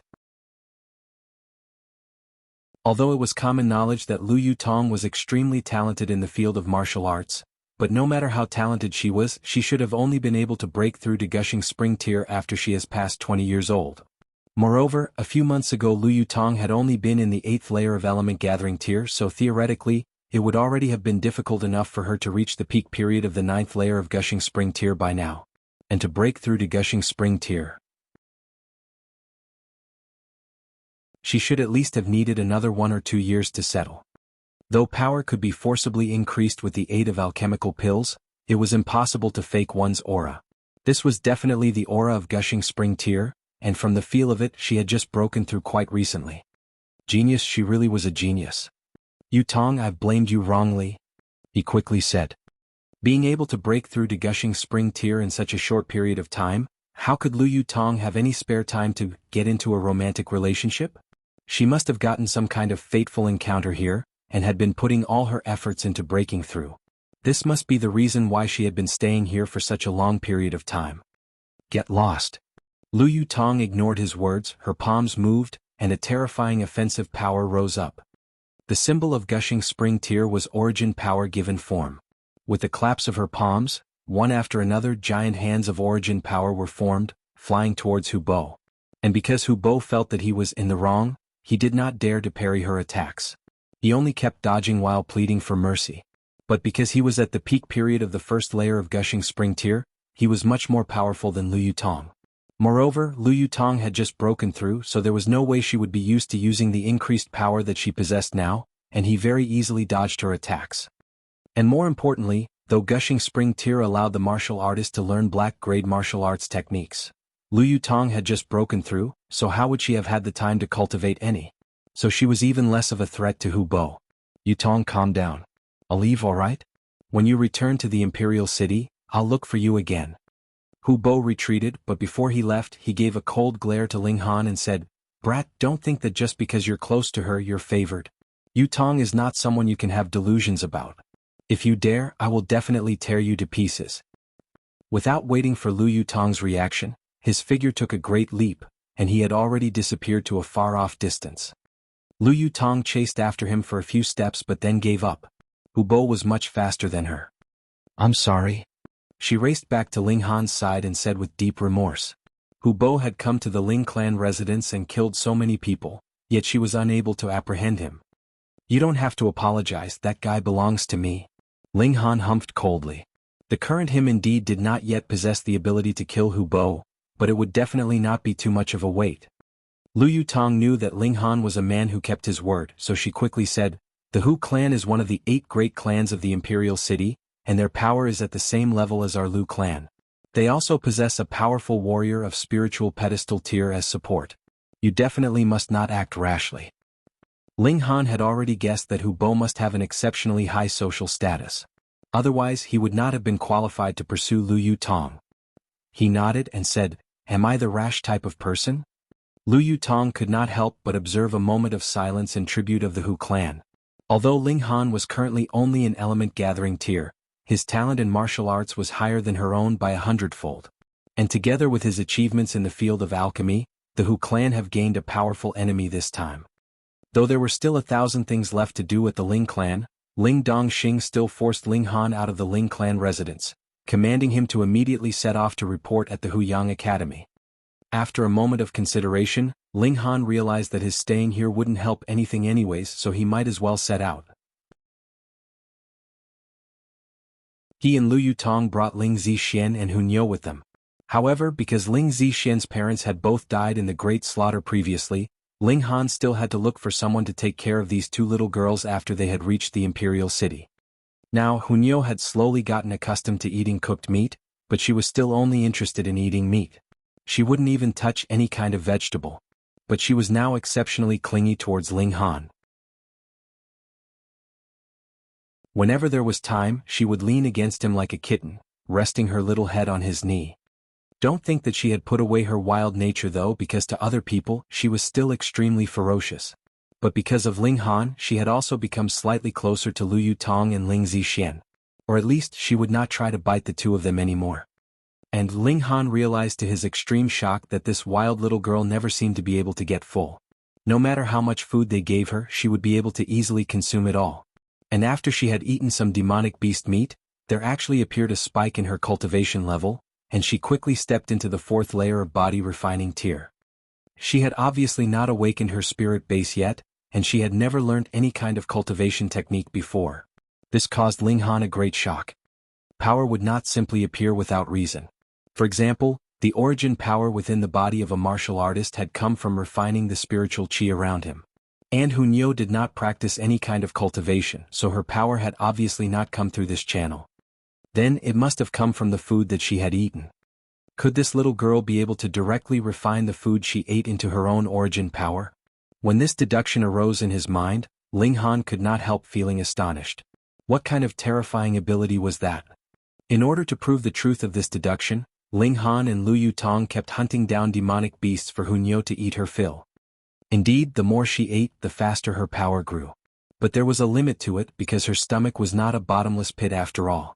By the time the 4 of them reached the imperial city, Hunyo was shockingly already in the 6th layer of body refining tier. This was not as terrifying as Ling Han's own pace of cultivation, but it was enough of a great shock because even now she had not yet awakened her spirit base. Ling Han had a feeling that he had picked up a valuable treasure.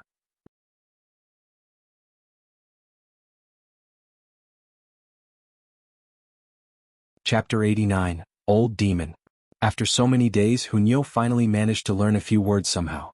The word that she spoke the most was meat, and then it was kill, and also Ling Han. She only managed to learn these 3 phrases, which brought the total of her vocabulary up to only 4 words. But at least she now knew that Hunyo was her name, and would raise her head in response when she heard it. She still did not like to walk on 2 legs, but Ling Han had a large influence on her, causing her to unknowingly imitate his actions. By the time the 4 of them reached the imperial city, the wild little girl finally got used to walking on her legs. But when there was no one else, she would still be walking around on all 4s. And she was extremely fast, as if she was a fierce tiger that had finally escaped its cage. Her dislike for wearing clothes did not change though. A new suit of clothes, after only a mere few days, would be torn to shreds by her hands, causing Ling Han and Lu Yutong to feel very exasperated, though Ling Zixian was extremely envious of this, because Hunyou would be able to frequently get new clothes. Entering the city actually required an entrance fee of a silver coin. Since there were 4 of them, they had to pay 4 silver coins. Though this was a paltry sum to Ling Han, but taking into consideration how many travelers entered and exited this city every day, the money that came merely from collecting entrance fees would definitely be an incredible wealth. It was indeed a good life being the emperor. I built this road, so if you want to enter you'll have to pay. It was completely fair. After the 4 of them entered the city, it happened to be noon, so they decided to find some place to have lunch first before going to report at the Huyang Academy. Mate. Hunyou sat down very earnestly, drool already starting to drip from her mouth. Ling Han did not look at the menu and simply said to the waiter, "Just serve whatever's good, but there must be a lot of meat." "All right," the waiter replied before leaving. There were not many customers in the restaurant in the beginning, but as dish after dish of delicious food was served to their table, it was also soon nearing the time when majority of people would be having their meals. The number of customers in the restaurant gradually increased, making the atmosphere increasingly livelier. Hunyou did not bother with using any chopsticks. She would simply reach out and grab onto a whole chicken or duck, and within a few moments she would have completely devoured it. She really had a terrifyingly good appetite. "Aren't you scared of getting your hands dirty?" Ling Han shook his head. He had taught her who knew how many times, yet this wild little girl kept resenting the use of chopsticks because they were too troublesome to use. Hunyou only gave a giggle in response before continuing to devour the food in front of her. Compared to her, Ling Zixian was much more refined. She would only take small bites, and when she smiled there would be no sign of her teeth. She had already learnt the basic demeanor of a daughter from a noble house. "What a good-looking young girl," an elderly voice was heard, causing both Ling Han and Lu Yutong to turn their heads to look at the speaker. It was an old man who seemed to be in his 60s. He was dressed in rich robes, and out of the 10 fingers on his hands, there were rings on 8 of them. He was obviously extremely wealthy. His eyes were focused entirely on Hunyou and Ling Zixian. His stare was so intense that it seemed as if light could be seen from his eyes alone. "Are the 2 of you the parents of these 2 little girls?" the old man asked as he walked over, but he immediately introduced himself afterward. "I am Qin Yunxiang, the shopkeeper of the Four Seas business. I am quite well known." Lu Yutong shook her head, while Ling Han glanced a moment at this Qin Yunxiang, and said, "We are not their parents, just their relatives." Ling Zixian very obediently smiled at the old man, and addressed him as grandpa, while Hunyou only continued to think about eating. In her eyes, nothing was more important than eating meat. Qin Yunxiang seemed as if he liked these 2 little girls very much. He continued to babble on, causing Ling Zixian to break out continuously in laughter, while Hunyou acted as if she hadn't heard him speak at all. At first, Ling Han only thought that this old man was especially fond of children, and so did not think too much about it. But the old man's gaze became increasingly odd, as if he was a wolf that had focused its eyes on 2 lambs. His eyes were so verdant that they were almost lit up, and Ling Han finally realized that they had encountered an old lecher, and this old lecher's favorite target was little girls. "Come, let Grandpa take a look at your palm lines." Qin Yunxiang could not hold himself back from stretching out a hand to catch hold of Ling Zixian's little hand, revealing his true colors of a lecherous molester. "Pa!" Ling Han reached out and caught hold of the old man's wrist, his gaze severe as he said, "Old guy, you're already so old and yet you're still unwilling to behave." Qin Yunxiang was not a martial artist, and as he was gripped by Ling Han's hand, he suddenly wailed from the pain of such a tight grasp. He only stopped when Ling Han flung him away, causing him to stumble and fall onto the ground. Raising his hand for a look, there shockingly appeared 4 finger marks on his wrist. They were so green that it looked like they were going to darken into a bruise soon. His expression had also darkened as he gained a new fear in his heart for Ling Han, yet he was unwilling to simply give up 2 such pretty, cute little girls. Thus he said, "They're not your daughters anyways, why don't you just name a price?" A spark of killing intent flashed across Ling Han's expression, and he said, "Old lecher, if you dare say another word, I'll kill you." Qin Yunxiang was about to continue increasing his offer and try to convince Ling Han, but when he saw the killing intent on Ling Han's face, he could not help his heart shuddering. He no longer dared to continue making an issue out of it. He quickly turned the opposite direction and fled. However, he would not give up so easily as he thought. Hang, you don't know what's good for you. Then I'll just ask the people of the Earth and Water faction for help and snatch these two little girls from you. The old man staggered as he left, instantly causing the other customers in the restaurant to break out into raucous laughter. Brother, that old guy is a famous lecher and his main target are little girls. If it was not for the fact that he had always used money to get what he wants, who knows how many times he'd have already been beaten to death, one of the customers who recognized that old lecher said with a shake of his head. Ling Han did not take it too seriously though. The old man was not a martial artist, so his social circle could only include ordinary people. His ability was naturally limited. If Chen Yunxiang had continued to persist, not knowing what was good for him, Ling Han would definitely not have been merciful. Hunyo was very fast at eating her meat, as if she was afraid that someone would be fighting with her over it. By the time Ling Han and the others had all eaten their fill, she was still eating, and her speed had not slowed one bit. Seeing this scene caused the customers in the restaurant much amazement. They couldn't understand how the tiny stomach of this little girl was able to accommodate so much food. Finally, a bit over 2 o'clock, the little girl finally patted her stomach a few times with satisfaction. She squirmed into Ling Han's embrace and very soon began to snore. She could eat a lot and sleep a lot. Ling Han stood up to pay the bill. Over 1,000 silver coins had been spent on this one meal, at least 90% of it was in Hunyo's stomach, proving how much of a spendthrift this little girl was. Thankfully, because Ling Han had killed Hang Zhan, Ma Lang and the others previously, there was no lack of money in his pocket. The four of them exited the restaurant and continued their journey to Huyang Academy. There are two people who've been following us, Lu Yutong said to Ling Han, after they had walked for a while. Ling Han nodded and said, I noticed, but I don't know if their target is our money, or us. If their target was them. A ferocious light flashed through his eyes. Without doubt, it was definitely the antics of that old lecher, Chen Yunxiang. If that really was so, then don't blame him for being merciless. They're coming, Lu Yutong said softly. At the moment, the two of them had just walked into a remote little alley, with not one other person around them. This was of course what Ling Han had deliberately done. Two sturdy men quickly ran towards them. When they reached Ling Han, one of them tried to carry off Ling Zixian, while the other reached out towards Ling Han, intending to snatch away Hunyo, who was still sleeping in his arms. These two sturdy men were not martial artists. They were only a bit stronger than normal people. After all, out of every 10 people, there would only be one that possessed a spirit base, so martial artists weren't really that common. Ling Han smiled. He not only did not resist, he even raised his arms a bit, allowing the man to easily snatch Hunyo away from his hold.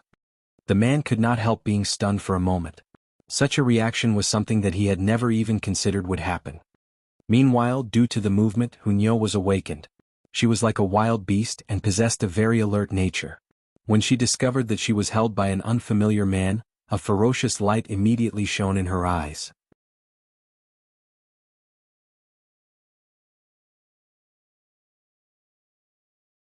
Chapter 90, Unwilling to give up his evil intentions. Though Hunyo had yet to awaken her spirit base, she had already stepped into the 6th layer of body refining tier because of her continuous eating. What kind of concept was that? Ordinary adult men, even if there were 20 or 30 of them working together, could not possibly be able to match her. Discovering that she was in the hold of an unfamiliar man, Hunyo's ferocious nature instantly flared up. Pa! Like a tiger waving its paw, her hand connected with the large man's face. Pooh! The large man's head slanted, and 7 teeth as well as a mouthful of blood was instantly spat out. He immediately fell onto the ground. Hunyo somersaulted in midair and landed steadily in a crouch on the ground. Her mouth opened, revealing 2 canines. Her 4 limbs pushed off the ground at the same time, and like a fierce tiger that had finally escaped its confines, she pounced at the large man. Her hands pressed down on his shoulders, and her mouth was already lowering down in a bite at his throat. Ling Han hurriedly acted and picked up the wild little girl. He definitely did not want this little girl to kill. If she had, then all his and Lu Yutong's efforts would have been wasted. Even so, the large man that had been knocked down to the ground had already paled in fear. His throat released a shrill shriek. If they hadn't seen it or heard it themselves, It was really unbelievable that such a tall, sturdy man would actually be able to release such a sissy sound. The other large man was more fortunate. With a knife hand from Lu Yutong to his neck, he had instantly passed out. "If you scream once more, I'll kill you," Ling Han said. The large man hurriedly covered his mouth with his hands, as if he was a young maiden that had encountered a pervert. Ling Han placed Hunyo back down.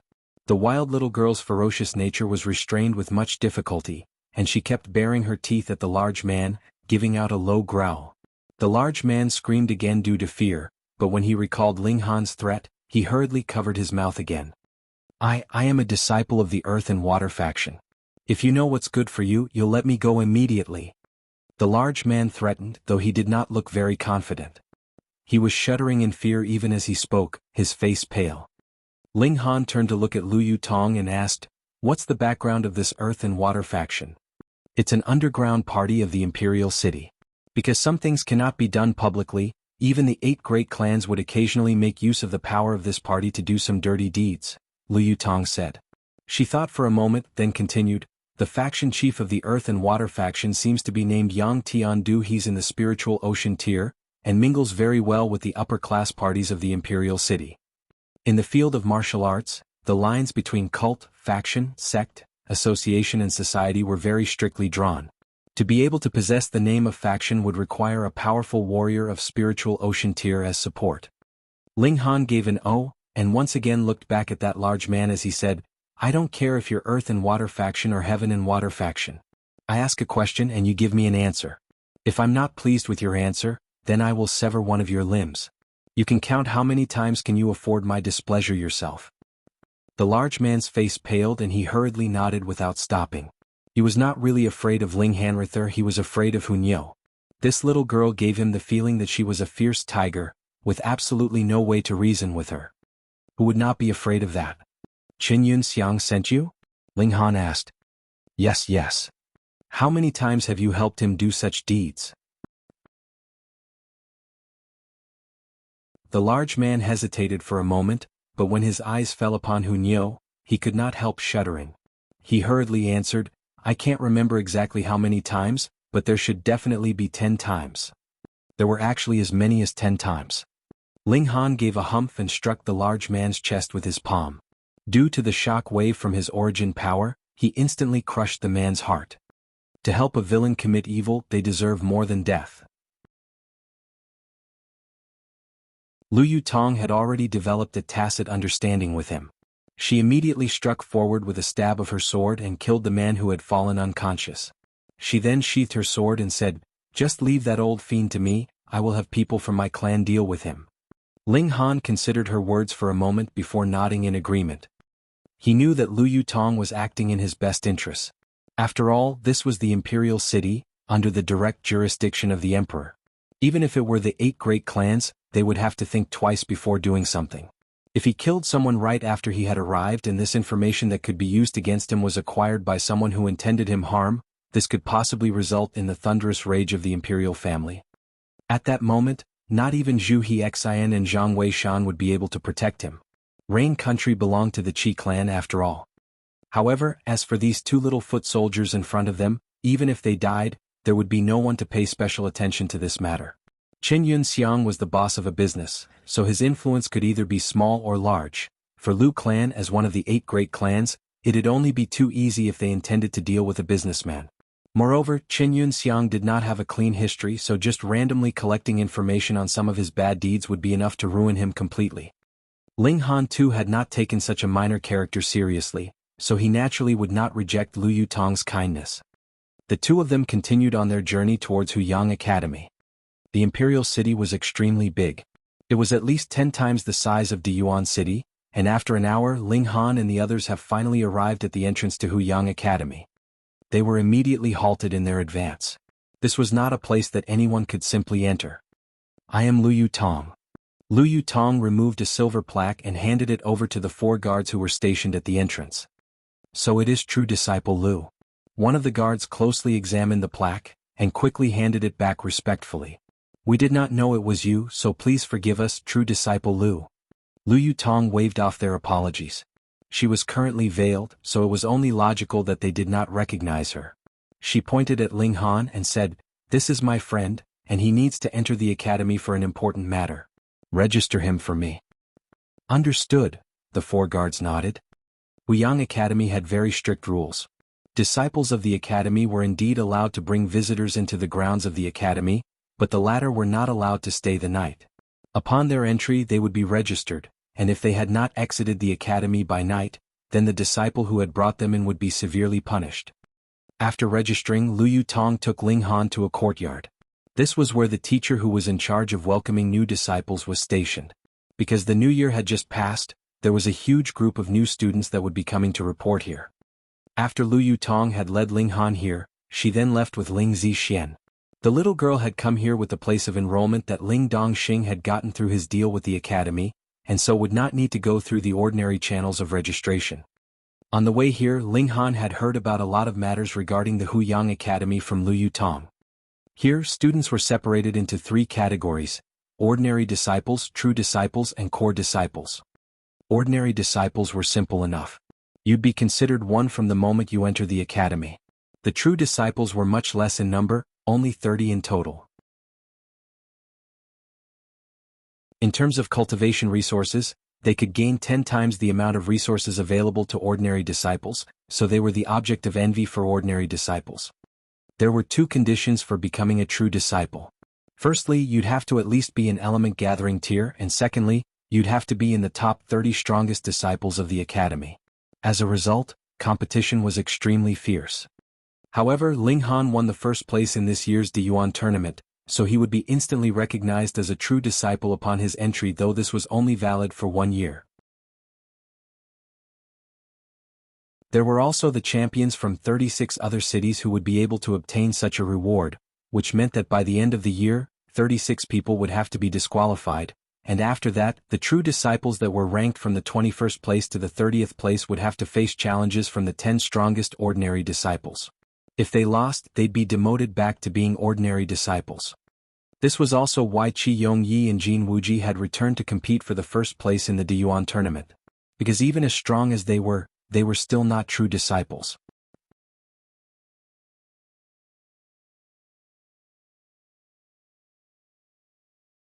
Chapter 91. Entering the Academy. However, Lu Yutong was a true disciple. She was not as strong as Qi Yongyi, so why? Because she was the princess of the Lu clan. So, for one, the academy definitely had to give some face to the Lu clan, and for another, at the tournament at the end of the year, she'd still be able to obtain a valuable treasure from her clan to drastically increase her battle prowess for a short time, thus allowing her to easily keep her position as a true disciple. Of course, each great clan could open this kind of back door only once, and guarantee the entry of only one of their clansmen into the academy. All other clansmen could only depend on themselves to fight for their own place in this academy. Above true disciples there were 3 core disciples. The core disciples were people the academy would put its full efforts into developing because they were the strongest among the younger generation of Rain Country. They represented the future level of martial arts of the whole of Rain Country, and were the face of the entire nation. To become a core disciple, the prowess of Gushing Spring Tier was necessary. A few hundred years ago, one of the strongest ever core disciples had even reached Spiritual Ocean Tier. However, upon reaching 30 years old, everyone would have to leave the academy, because 30 years old was considered as the age of maturity, and anyone above this age would be considered a full adult.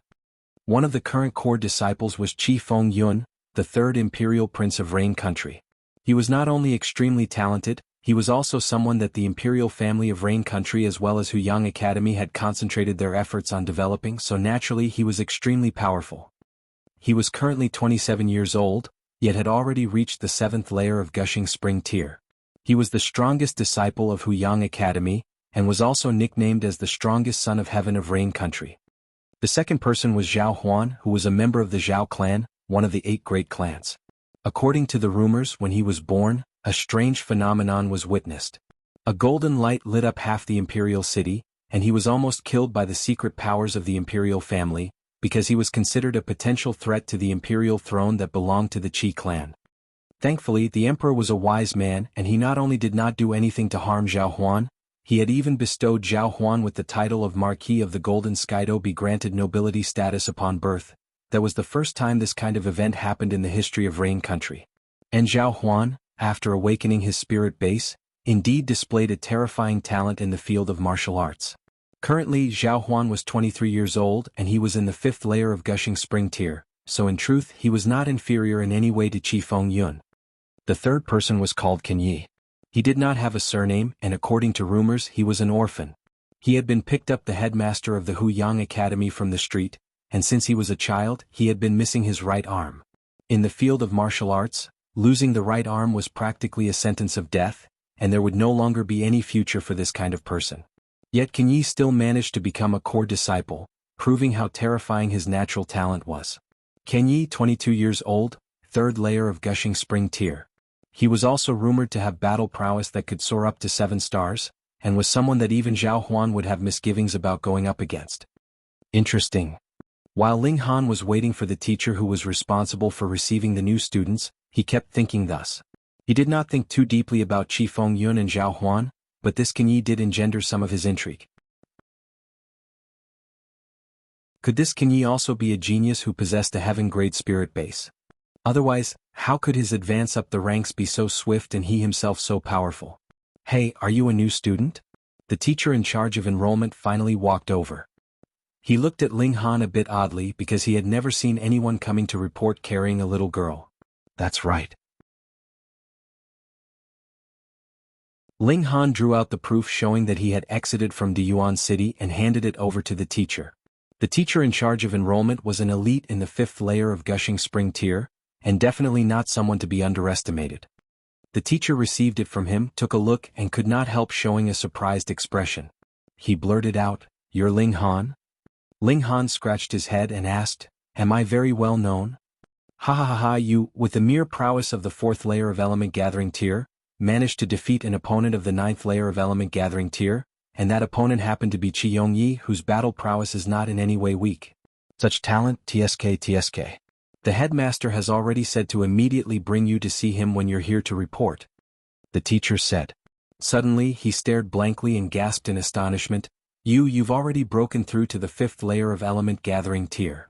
He was at first shocked but then thought that Ling Han must have long since reached the peak period of the 4th layer of Element Gathering tier, and after so many days, this guy thus smoothly soared to the 5th layer of Element Gathering tier. When he thought about it this way, the shock level lessened by quite a large degree. If he found out that Ling Han had only been in the 2nd layer of Body Refining tier only a few months ago, his jaw would probably drop out of shock. However, because of his exclamation, Hunyo was instantly awakened. She was extremely displeased and bared her teeth and growled at the teacher, displaying her ferocious nature. Come, I'll take you to see the headmaster. The teacher beckoned his hand, waving Ling Han forward.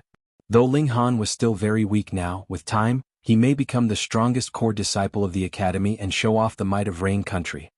Ling Han nodded and followed the teacher out, stepping onto a pathway in the academy. Very quickly they arrived at a cluster of buildings. This was where the high-level officials resided. However, that headmaster had not stayed in his own courtyard, so the teacher in charge of enrollment instructed him to wait for a moment while he himself would go to seek out that headmaster who had gone who knows where. Ling Han waited for a moment, but felt a bit bored, and so began to stroll around in the surrounding area. And he suddenly picked up a very familiar smell, and he could not stop his feet from moving towards the source of that smell. It was a very elegant courtyard. The door of the courtyard was ajar and had not been closed. Ling Han pushed open the door and entered, and very soon saw a young girl sitting cross-legged in the courtyard. Her hand was holding onto a very small alchemy furnace, and her whole right hand was erupting in flames. She was concocting a storm pill. Storm pill allowed a martial artist to increase his speed temporarily, like a storm blowing through. It was a very useful alchemical pill. However, there was something wrong with this smell. Ling Han wrinkled his nose and took a sniff. He instantly understood. One of the complementary drugs was wrong, and though this still allowed the storm pill to be successfully concocted, it would affect the success rate of forming the pill. It would also increase the chances of the furnace exploding. He spoke up, I advise you to stop immediately. Otherwise, within the time of 3 breaths, your alchemy furnace would definitely explode. The girl completely ignored him. Now was the crucial time of concocting the storm pill, so how could she afford to be distracted? Merely by the second breath, the lid of the furnace was violently flung off, and some bits of junk sprayed out from within the furnace. Although she managed to dodge the majority of it, her face was still covered by a bit of it. The furnace had exploded.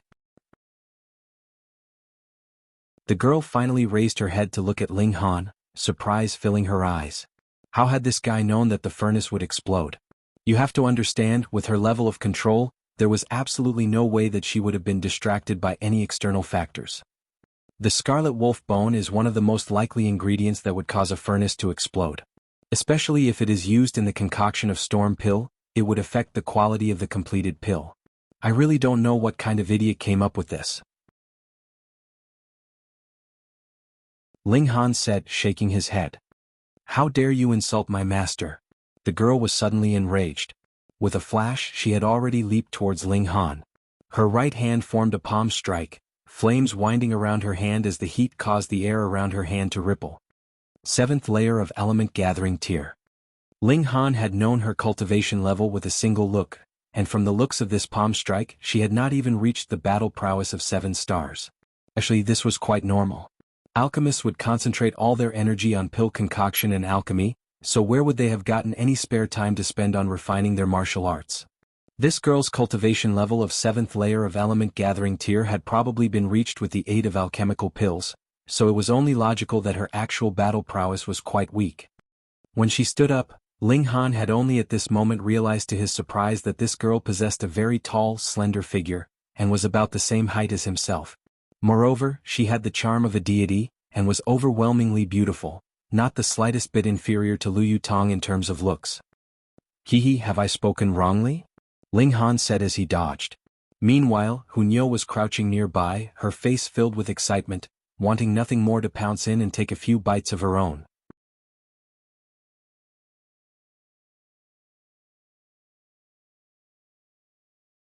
Chapter 92, The Real Storm Pill. The young girl gave a humph. She continued attacking but said, the pill formula for this storm pill was a damaged, incomplete one. My master spent a considerable number of years and finally managed to complete the formula.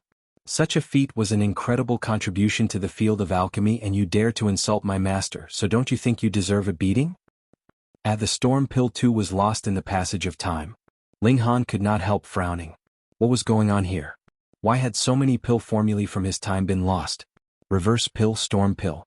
Dark moon grass actually being used to concoct purple origin pill, which was a spine-chillingly wasteful use of the dark moon grass. Logically, after 10,000 years, even if knowledge of alchemy had not improved much, it shouldn't have degraded to such a level, right? He struck fiercely with a palm, forcing the girl away from him. He said with a smile, if that's true, then your master is indeed quite skilled. However, if I manage to concoct a better quality storm pill, then what are you going to do? Impossible, how can you surpass my master? The girl did not believe him at all. Just let me give it a try. Worst comes to worst, we'll continue our fight later. Ling Han said. Fine. The girl agreed.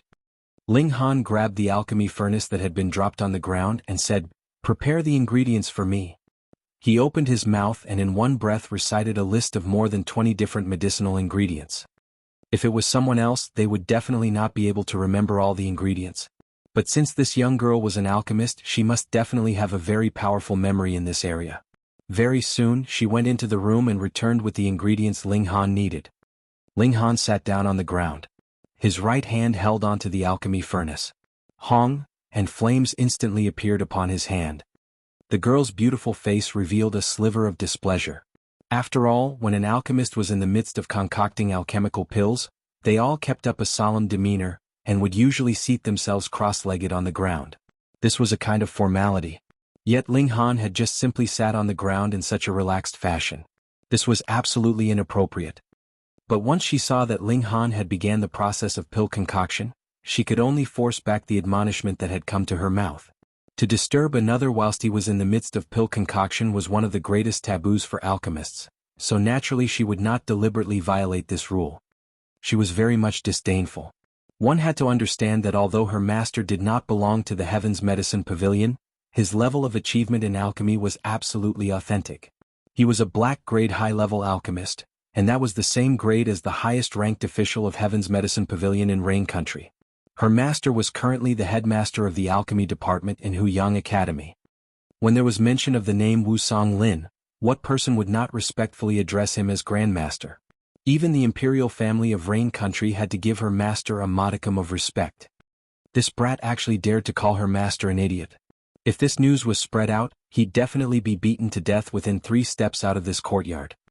Once Ling Han began the process of pill concoction, his demeanor immediately changed. There was an air similar to the air of a great master circulating around him.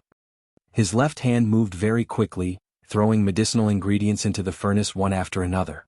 In the meantime, the furnace rotated continuously on his right hand. The flames were sometimes red, sometimes green, and sometimes white, transforming from one to the other color at a very rapid rate, seeming like a blur to any observer. The girl's disdainful expression had rapidly disappeared, and a shocked expression revealed itself on her face instead. Amateurs would only enjoy the show, while experts would enjoy the artfulness. Her name was Li Si-chan, and she herself was a genius of alchemy, which was why she had been taken as a disciple by Wu Songlin. She was a very conceited person, but when she compared herself to Ling Han, she had to admit that Ling Han's movements were much more experienced and mature than her own. His movements were very natural and relaxed, as if he had been immersed in this field for a few hundred years and had reached the level where he could easily concoct pills even with his eyes closed. Such an achievement, let alone her, even her master was far inferior. How could this be? How could this be? Shouldn't this guy be a profligate young master? How was it that he had such frightening ability in the field of alchemy? Within mere moments, the medicinal ingredients in front of Ling Han had all disappeared, and some sweat had appeared on his forehead. Storm Pill was a yellow-grade mid-level alchemical pill after all. Furthermore, it was one of the more difficult to concoct types. He was able to concoct it now, but because his cultivation level was a bit too weak, it exerted much of his energy to do so. My good disciple, have you finally concocted the Storm Pill? At this moment, a voice filled with surprise was heard from the doorway. A small, short old man walked in, all smiles and with a food container held in his hands. There was another old man behind him. The two of them walked in together, and if one paid careful attention, they would be able to discover that there were 3 silver badges hanging on the chests of these 2 men. Black-grade high-level alchemists. In the whole of Rain Country, there were only 2 black-grade high-level alchemists. One of them was the Pavilion Master of Heaven's Medicine Pavilion, Fu Yuan Sheng, whereas the other was the headmaster of the Alchemy Department of Huyang Academy, Wu Songlin. And they were these 2 men. Wu Songlin saw the girl was standing at one side, and his face was instantly filled with surprise. He had never thought that the person who was in the middle of concocting the pill was not his disciple.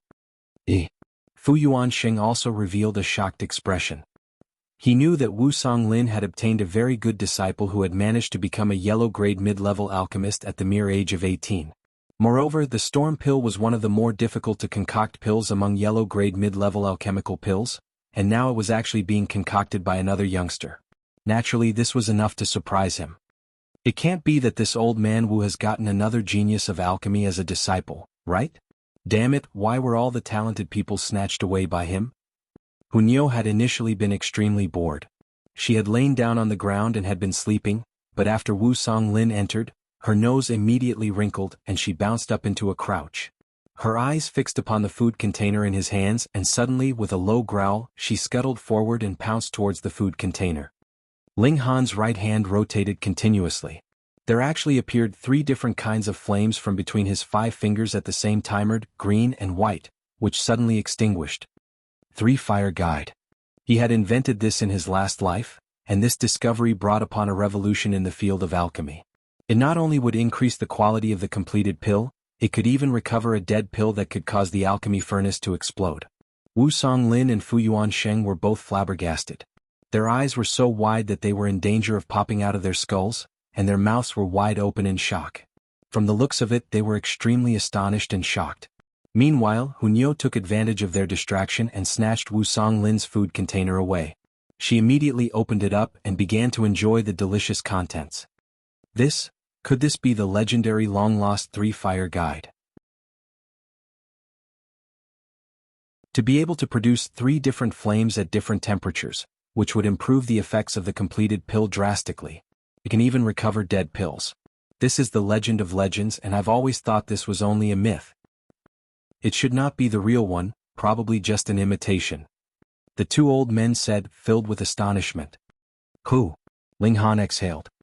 He tossed the alchemy furnace to Li Si-chan and said, Fortunately, I've not disappointed your expectations. Take a look. Shwa! The two old men simultaneously snatched at the furnace as if they were two kids fighting over a toy. They were both powerful warriors of spiritual pedestal tier, so their actions were as fast as lightning, and only appeared to be a blur to observers. Li Si-chan was dumbstruck. These two were the most respected and revered alchemists in the whole of Rain Country, and now they were actually behaving like two kids. How could she believe what her own eyes were telling her? Finally, the two old men desisted at the same time. One of them held onto the furnace, while the other lifted the furnace lid and very carefully drew out a scarlet pill from within. This color, this aroma. There's no mistake, this is the real storm pill.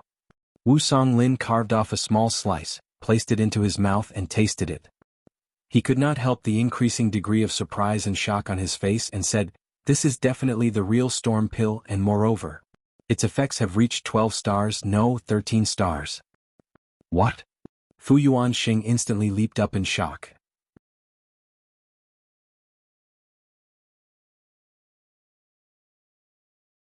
Chapter 93, Convinced. In the field of alchemy, if the quality of a completed pill reached the standard requirements, it would be graded as 10 stars.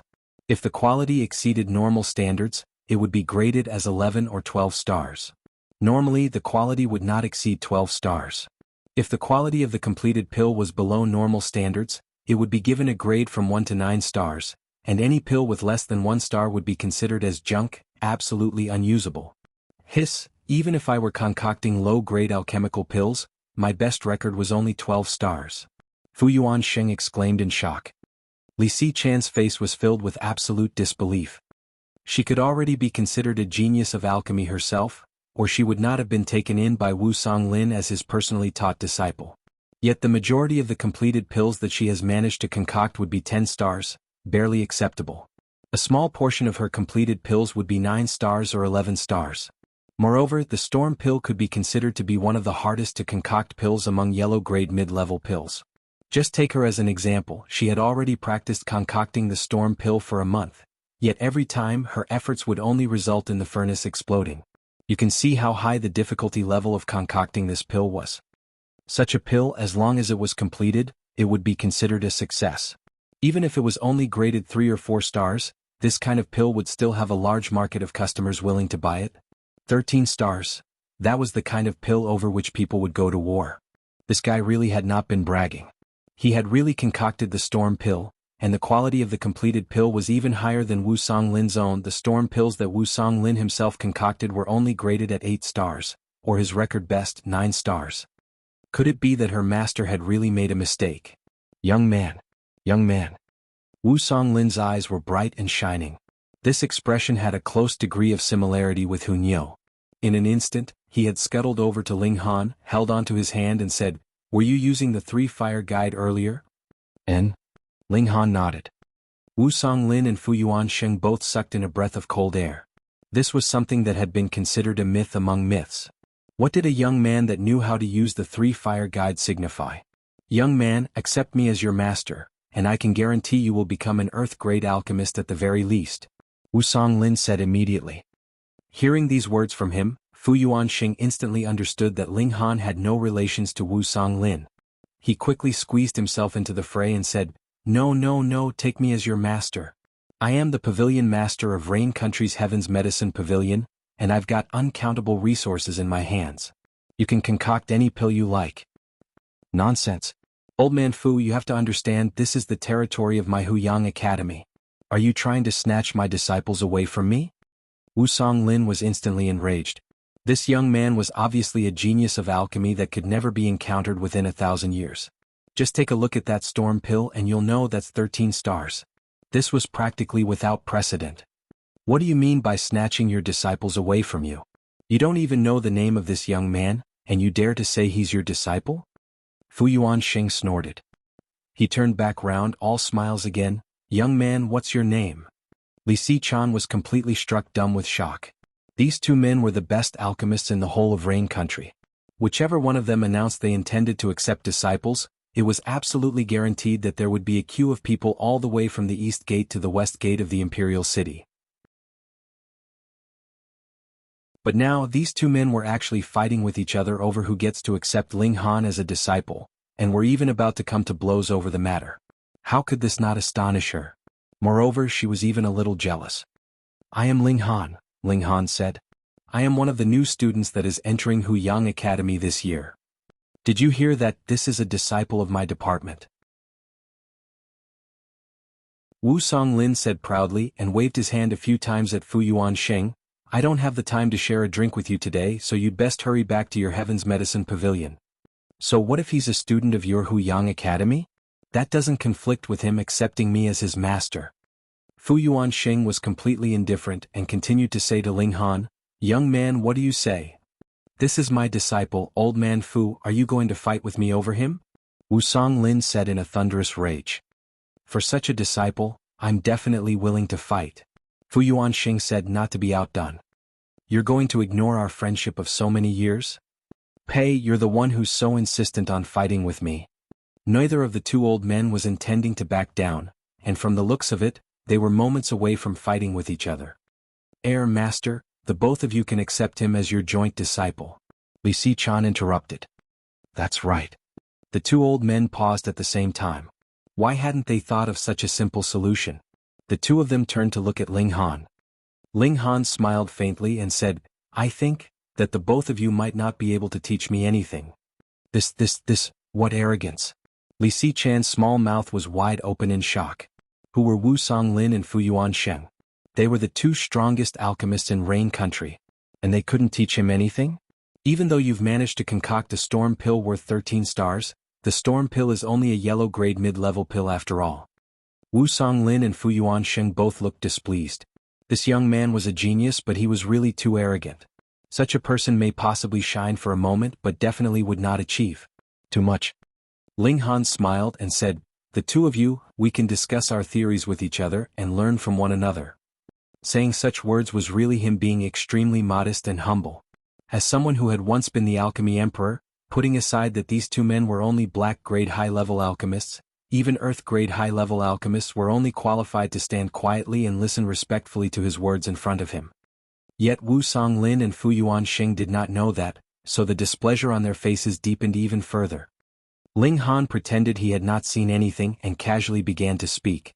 Most of what he said was only common knowledge of alchemy. Though his cultivation level had decreased by much, and there was no way he was able to concoct high-grade alchemical pills, but if you were talking about theoretical knowledge, who would be able to match him? The two alchemists had been initially indifferent, but then they gradually became serious. Occasionally they would offer their own opinions, but as the discussion continued, they had transformed into the learning side, and continued to ask Ling Han about some difficult problems they had encountered in alchemy. Li Si-chan watched all this happen from the side. She had long been shocked to numbness. This young man was obviously even younger than herself, yet how was it that he had such shocking understanding and comprehension in the field of alchemy? If one did not see his appearance and did not hear his voice, anyone would think that this was an elderly alchemist. She too possessed a terrifying talent in the field of alchemy, which was why she had been accepted by Wu Songlin as his personal disciple. Moreover, she was also extremely beautiful, and together with Liu Yutong, the both of them were called the twin pearls of the imperial city. The number of people who were interested in pursuing and wooing her would be enough to form a queue that could encircle the imperial city. But when you compared the two of them, she was practically like an alchemist's apprentice that had not even yet been formally taught. As she listened, the admiration she felt for Ling Han grew even stronger.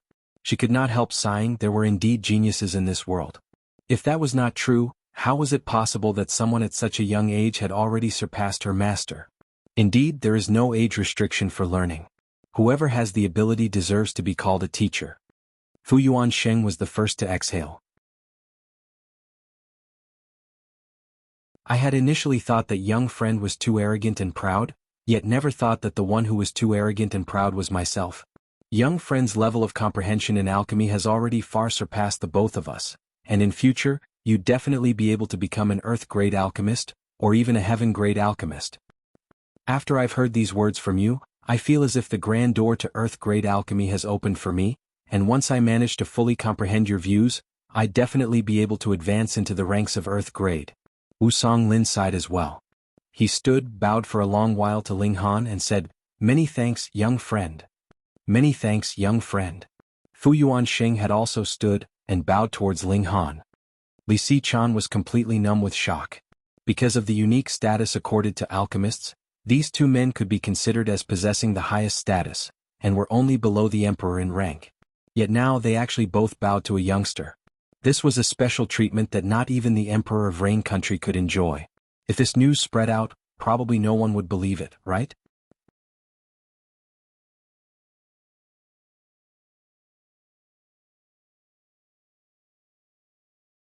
Chapter 94, Fighting to Take In. Ling Han accepted their bows of respect without an ounce of guilt. Previously he had indeed been teaching these two men. With these teachings from him, it was very likely that these two men had gained a chance to advance to each become an earth-grade alchemist. Otherwise, they couldn't even dream of achieving such heights within this lifetime. He could be considered as half the master of these two men. As a result, it was only right for him to receive a bow of respect from these two men.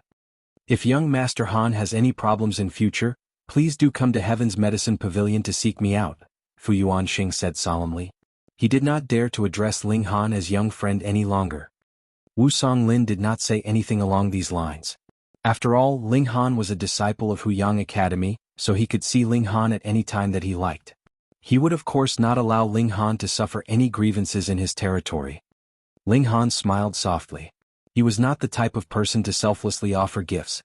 The reason why he had taught these two men was because of their high status, and thus he would have gained two powerful supporters in the imperial city, so he would have fewer qualms when doing certain things in this city. Fu Yuanxing excused himself and departed. A lot of the difficult problems in the field of alchemy that had been troubling him had been solved, so he needed to immediately return to digest this new knowledge and completely transform it into his own understanding and comprehension. "Old man Wu, return my disciple quickly." It was at this very moment that an old man barged in, while the teacher in charge of enrollment followed behind. Needless to say, this was one of the headmasters of Huyang Academy, Lian Guangzhu. "What, your disciple?" Wu Songlin immediately glared at this intruder. "This is obviously a disciple of our alchemy department. When did he become a disciple of your martial arts department?" Huyang Academy was actually divided into two departments, the martial arts department and alchemy department. However, because there were indeed too few alchemists, when people talked about the Huyang Academy, they were actually referring to the martial arts department. In Wu Songlin's opinion, Ling Han's level of comprehension and understanding of alchemy was at quite scary heights, and his theoretical knowledge of the field was even deeper than his own. Then, naturally, he should be enrolled into the alchemy department, and concentrate his efforts on concocting alchemical pills, advancing step by step to the top of the field. "Nonsense, this brat's battle prowess is outstanding, so of course he belongs to our martial department, and you actually plan to have him learn how to concoct alchemical pills. This is practically leading him astray." Lian Guangzhu was furious. He took great strides and was soon in front of Wu Songlin, pointing a finger at the latter while being so close that his finger was almost at the tip of Wu Songlin's nose. "You're the one talking nonsense. This brat's understanding of alchemy is so high that there has practically been no precedent. To have him practice martial arts is the greatest waste of talent." Wu Songlin, not to be outdone, also pointed a finger at Lian Guangzhu's face. "Old man Wu, I'm warning you, don't point your finger at my face," Lian Guangzhu threatened. "You were the one who pointed your finger at me first." Wu Songlin humphed. "Withdraw your finger first." "Pei, you take it back first." "You first." If you added the age of each of these two old men, it would exceed 150 years old. These two old men completely looked like two stubborn bulls, glaring so intensely at each other that their eyeballs seemed to be in danger of popping out from their eye sockets. Li Si-chan could not stop herself from pressing a hand to her forehead. Lian Guangzhu and Wu Songlin had actually been friends for many years, yet these two old men had always been way too prone to arguing with each other. They'd be shouting and pointing their fingers at each other for each small issue, as if they were two mortal enemies. As for the teacher in charge of enrollment, he was completely dumbstruck by this scene. He knew that Ling Han was exceptionally talented, with outstanding battle prowess for someone his age. But to actually cause these two headmasters to almost come to blows just to have him enroll in their own department, this was something that he had never imagined would happen. Wouldn't this brat be able to do as he liked in Huyang Academy in the future? No, with these two headmasters watching over him, he'd even be able to do as he liked in the whole imperial city. You have to understand, these two men were not only powerful warriors of spiritual pedestal tier, they were also the headmasters of the academy, and have taught uncountable numbers of elites, so their status was incomparably revered. Moreover, Wu Songlin also had the additional status of a black-grade high-level alchemist, so even the Emperor of Rain Country had to address him respectfully as Grandmaster when they met. The teacher in charge of enrollment could not help becoming so envious that his eyes had turned red. Fine, I will not lower myself to your level, but this brat is a disciple of my martial arts department, so I'm going to take him back. Lian Guangzhu grabbed hold of Ling Han's shoulder. Nonsense, this is the future star of my alchemy department, and he is going to be the hope of the entire field of alchemy. How could I allow you to waste his talent like that? Wu Songlin quickly held onto Ling Han's other shoulder. Let go. You let go. The two old men each tugged at one shoulder, both intending to pull Ling Han to their side. However, they did not dare to put too much strength into it so as to avoid directly tearing Ling Han into halves. They could only glare furiously at each other and gasp continuously in exertion. These two men were extraordinarily outstanding individuals that could cause the entire Rain Country to tremble with a few stomps of their feet, and now they were actually about to come to blows as they fought over a young man. Who would believe that such a thing could be possible? Li Si-chan was flushing in embarrassment. These two old men really did not act their own age. They were so old already, and yet they still liked to bicker with each other like two little kids. Meanwhile, Hunyo gave a loud burp. She had really enjoyed her meal. Young Master Han, just say the word. Are you going to learn martial arts from this old man, or enter our alchemy department and join us in researching alchemy? Wu Songlin asked. He did not want to have this genius of alchemy take a misstep in life. Don't be afraid of this old man, just tell him the truth. Don't you want to learn martial arts? Lian Guangzhu hurriedly said. Due to his agitated state, he had not noticed that Wu Songlin had used the respectful address of Young Master Han. Young Master Han, if you agree to enroll in the alchemy department, I will immediately give you 1,000 academic points. Wu Songlin gave him a very sincere offer in exchange for his agreement. What? Li Si-chan and the teacher in charge of enrollment were both dumbstruck with shock. 1,000 academic points. Within the Huyang Academy, academic points could be exchanged for a multitude of various items. Cultivation techniques, martial arts techniques, alchemical pills, as well as various natural treasures. But it was very difficult to obtain academic points. Even a genius like Lu Yutong may not have accumulated 1,000 points altogether throughout the years she spent in the academy. Hey, old man Wu, you can't just simply give out academic points any which way you like. Rewarding with academic points is very strictly regulated, and you're not exempted from the rules. Lian Guangzhu hurriedly spoke. Hey, do you think I'm that kind of man? Wu Songlin said proudly. Young Master Han has just completed the recovery of the storm pill. Does such a beneficial contribution not deserve a mere 1,000 academic points? What? Lian Guangzhu gasped quickly. Hadn't you recovered the storm pill a long time ago? The pill formula I recovered could only produce a pill of 8 stars, yet the pill that this young friend had just concocted managed to reach 13 stars. Wu Songlin said extremely proudly, as if he was the one who had accomplished such a magnificent feat. Lian Guangzhu could not help but begin to feel as if he should concede, but then he immediately recalled Ling Han's extraordinary talent in martial arts, reaching the fifth layer of element gathering tier at the young age of 17. Moreover, at the mere level of the 4th layer of element gathering tier, he managed to defeat Qi Yongyi. Such a talented genius of martial arts, what was he going to learn if not martial arts? But the problem was, Ling Han had not yet made any significant contribution in the name of the martial arts department, so he could not really afford to reward Ling Han with any academic points. The old man began to sweat uncontrollably due to his anxiety. At this moment, Ling Han finally spoke. I'll just learn from both departments. He was the alchemy emperor, so if he casually offered some long-lost ancient pill formulae, he'd be able to get a huge pile of academic points. He would of course not surrender such an easy and attractive opportunity. Moreover, he did not intend to resume his old path of alchemy, and would be concentrating the majority of his efforts on the path of martial arts. The two old men looked at him doubtfully. After all, whether it was the field of martial arts or the field of alchemy, both were wide-ranging and profound fields of knowledge. Even if one spent his whole lifetime, it was practically impossible for him to reach the top of the field, what more to simultaneously practice in both fields. "I'm a genius, so there won't be any problems," Ling Han said confidently.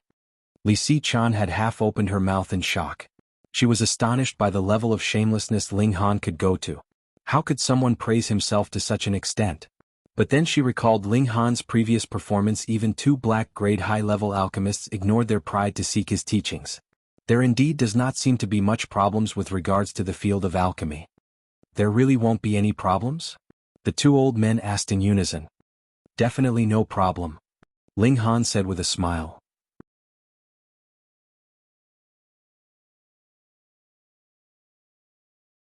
Chapter 95, Looking for a Teacher. All right then. The two old men nodded at the same time. They had been friends for many years after all. While they had previously argued quite vigorously, neither wanted to damage the harmony between them, so this was an appropriate solution to the problem. "Here, this is the plaque for my alchemy department. Just hold on to this and you'd be able to freely enter the alchemy department." Wu Songlin handed an iron plaque over to Ling Han. "Old man Wu, this brat just arrived to the academy to report today, so I'm going to take him to the martial arts department to register first, then make arrangements for his accommodation," Lian Guangzhu said, tugging on Ling Han, and left quickly. Lian Guangzhu dragged Ling Han off for a very considerable distance before finally stopping.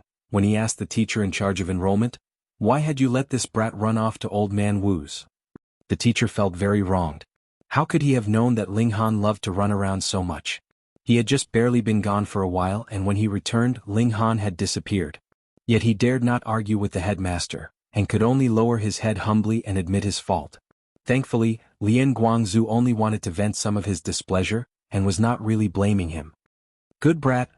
He had defeated Qi Yongyi at the mere level of 4th layer of element gathering tier. He should have about 12 battle stars, a whole 8 stars more than what he should have at his current cultivation level. Not even that brat, Qin Yi, would be able to match this kind of talent. Lian Guangzhu murmured, his eyes bright. Such a genius of martial arts, how could he waste his time on concocting alchemical pills? If these words were heard by Wu Songlin, based on his understanding of Lian Guangzhu, he'd definitely be able to guess that the latter had come up with a wicked idea.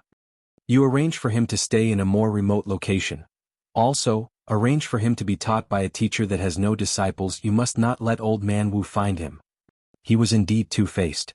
The teacher in charge of enrollment could not help sweating, and nodded hesitatingly. This was the headmaster, so he definitely had to obey his words. But Wu Songlin was also the headmaster of the alchemy department, plus he was also a black-grade high-level alchemist. In Rain Country, his status was more or less right below the Emperor of Rain Country. If Wu Songlin really intended to rebuke him, would he be able to withstand the consequences? Lian Guangzhu of course understood the possible consequences, and so he said, "After you're done with this, take a vacation for half a year. You will still be paid your monthly salary during your vacation." The teacher in charge of enrollment heard this and was instantly delighted. This not only allowed him to lie low until Wu Songlin calmed down, he could even be paid without working at all. This was naturally the best option for him. Which teacher would be the best? After Lian Guangzhu had left, the teacher in charge of enrollment thought furiously. I've got it. He smiled, Old Mo. Old Mo? Ling Han was carrying Hunyo with one arm, while his other hand was holding onto a light bundle that only contained a few changes of clothing. The teacher in charge of enrollment said, "Old Mo's real name is Mo Gao. He also used to be a genius of our martial arts department, but later on, it was as if he had been possessed. He actually proclaimed that he wanted to create the ultimate sword arts technique in this world. The result was that his cultivation level stagnated and he did not advance any further. If it was not for the fact that the headmaster sympathized with his talent and took him in as a teacher at the academy. Yeah. But in any case, the headmaster intends to teach you personally, so you do not have to concern yourself with Old Mo's cultivation level."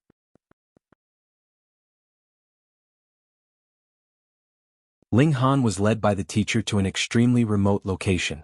There were only a bare few courtyards here and they were all in shambles. The wild grass by the side of the pathway had already reached the height of his waist, so it was likely that no one had lived here for a very long time. Ping, ping, ping, the teacher stepped forward to knock on the door. After quite some time, a voice finally came from within and said, "Who is it?" "Old Mo, it's me," the teacher said. From the looks of it, the two of them were quite familiar with each other. The door opened and out walked a medium-sized man. He should have been less than 40 years old, but his whole face was covered with a beard and he looked extremely disheveled as he had not trimmed it in any way, it simply grew as it liked. Thus, appearance-wise he appeared like a man who was in his 60s or 70s. "What is it? If there's nothing important, I have to go practice my sword techniques," the man said. He was obviously a Mogao. "I'm here to deliver a student to you." The teacher pointed at Ling Han and said, "His name is Ling Han. All right, I've delivered him successfully to you, so I'll take my leave." It was as if a fire had been lit under his behind. He immediately ran off, terrified that he would encounter Wu Songlin. In that case he'd really be trapped between a rock and a hard place. Ling Han stared at Emogao and Emogao also stared back at Ling Han. For a moment, neither of them opened their mouths to speak. After a while, Emogao finally nodded and said, "Since I'm a teacher here, I can't really decline an assignment given to me by the academy. In the future you can just follow me to practice sword techniques." "All right." Ling Han was indifferent. "The few courtyards nearby are all empty. Just pick any which one to stay in." Emogao turned back round and returned to where he had come from. "I'll just leave this door open and you can come in whenever you like. But it is strictly forbidden to disturb me when I'm practicing my sword techniques." Ling Han shrugged and together with Hunyou, went off in search of an appropriate place of accommodation. The courtyards here were all in shambles with dust coating every surface. He chose a slightly better courtyard and began a cleaning campaign. The courtyard had to be habitable, right? Hunyou too tried to give a hand, but naturally she was more of a hindrance than of help. With a flop, bits of dust flew all around in the air and her small face was transformed into the face of a little florid cat, causing Ling Han to laugh loudly in spite of himself. After busying themselves for over half a day, they had at least managed to completely tidy up a single room. Ling Han did not go immediately to seek out Lu Yutong, and trusted that she would take good care of Ling Zixian. "Anyone here?" A voice was heard from the doorway. Ling Han walked over to take a look, and there stood a young boy in his teens who was pushing a small cart. There was a sack of rice, some meat and vegetables on the cart. "Meat, meat, meat." Hunyou's eyes had immediately lit up. She took a leap and pounced over, scaring the young boy so much that he had fallen onto his behind on the ground. He was here to deliver the food rations. It looked like Ling Han would be preparing his own meals in the future. Ling Han smiled, walked over and pulled the young boy up. He asked, "How many days is this food for?" 10 days, the young boy said. "After 10 days I'll come back to deliver some more food." Ling Han shook his head and said, "This is not enough, there's only enough here for a single day." 1 day. The young boy was shocked, and his eyes swept over Ling Han in doubt. No matter how it was, he really could not see how it was possible that Ling Han would have such a huge appetite. "Never mind, just deliver the food here. Money's no issue," Ling Han said, smiling. "The academy does not have any regulations on the daily amount of food, but are you guys sure you can finish eating so much?" The young boy was in disbelief. Ling Han did not bother to explain himself. In truth, the one with such a huge appetite was not himself, but Hunyou. The young boy unloaded the food from the cart and pushing the cart, he departed. Hunyou immediately started to jump around Ling Han, looking very impatient. "Don't rush, it's not even night yet," Ling Han said with a laugh. Hunyou was instantly displeased and pouted, baring her teeth at Ling Han. Ling Han laughed loudly and said, "I won't be cooking today. We'll go and walk around the city. We'll have to buy new blankets and other essentials, as well as prepare a few more changes of clothing. After we're done shopping we can go eat." "Meat, meat, meat, meat." Hearing the word eat, the little girl immediately began to jump around again, her earlier displeasure completely gone. Ling Han brought the little girl and went out. He had already applied for permission from Lian Guangzhou so that the girl could stay with him here. Otherwise, if she had to stay outside the academy grounds, Ling Han really had no idea who would be capable of caring for her. He held on to Hunyou's hand and walked to allow the girl to get used to walking with 2 legs, and not keep thinking about walking around on all fours. Come see, Zhu Wujiu is challenging Nangong Ji. They hadn't even left the grounds of the academy before hearing this announcement from a student who appeared to be extremely excited.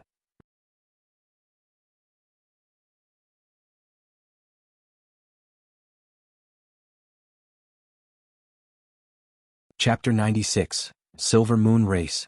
Ling Han could not help feeling moved and followed at the heels of the advancing crowd.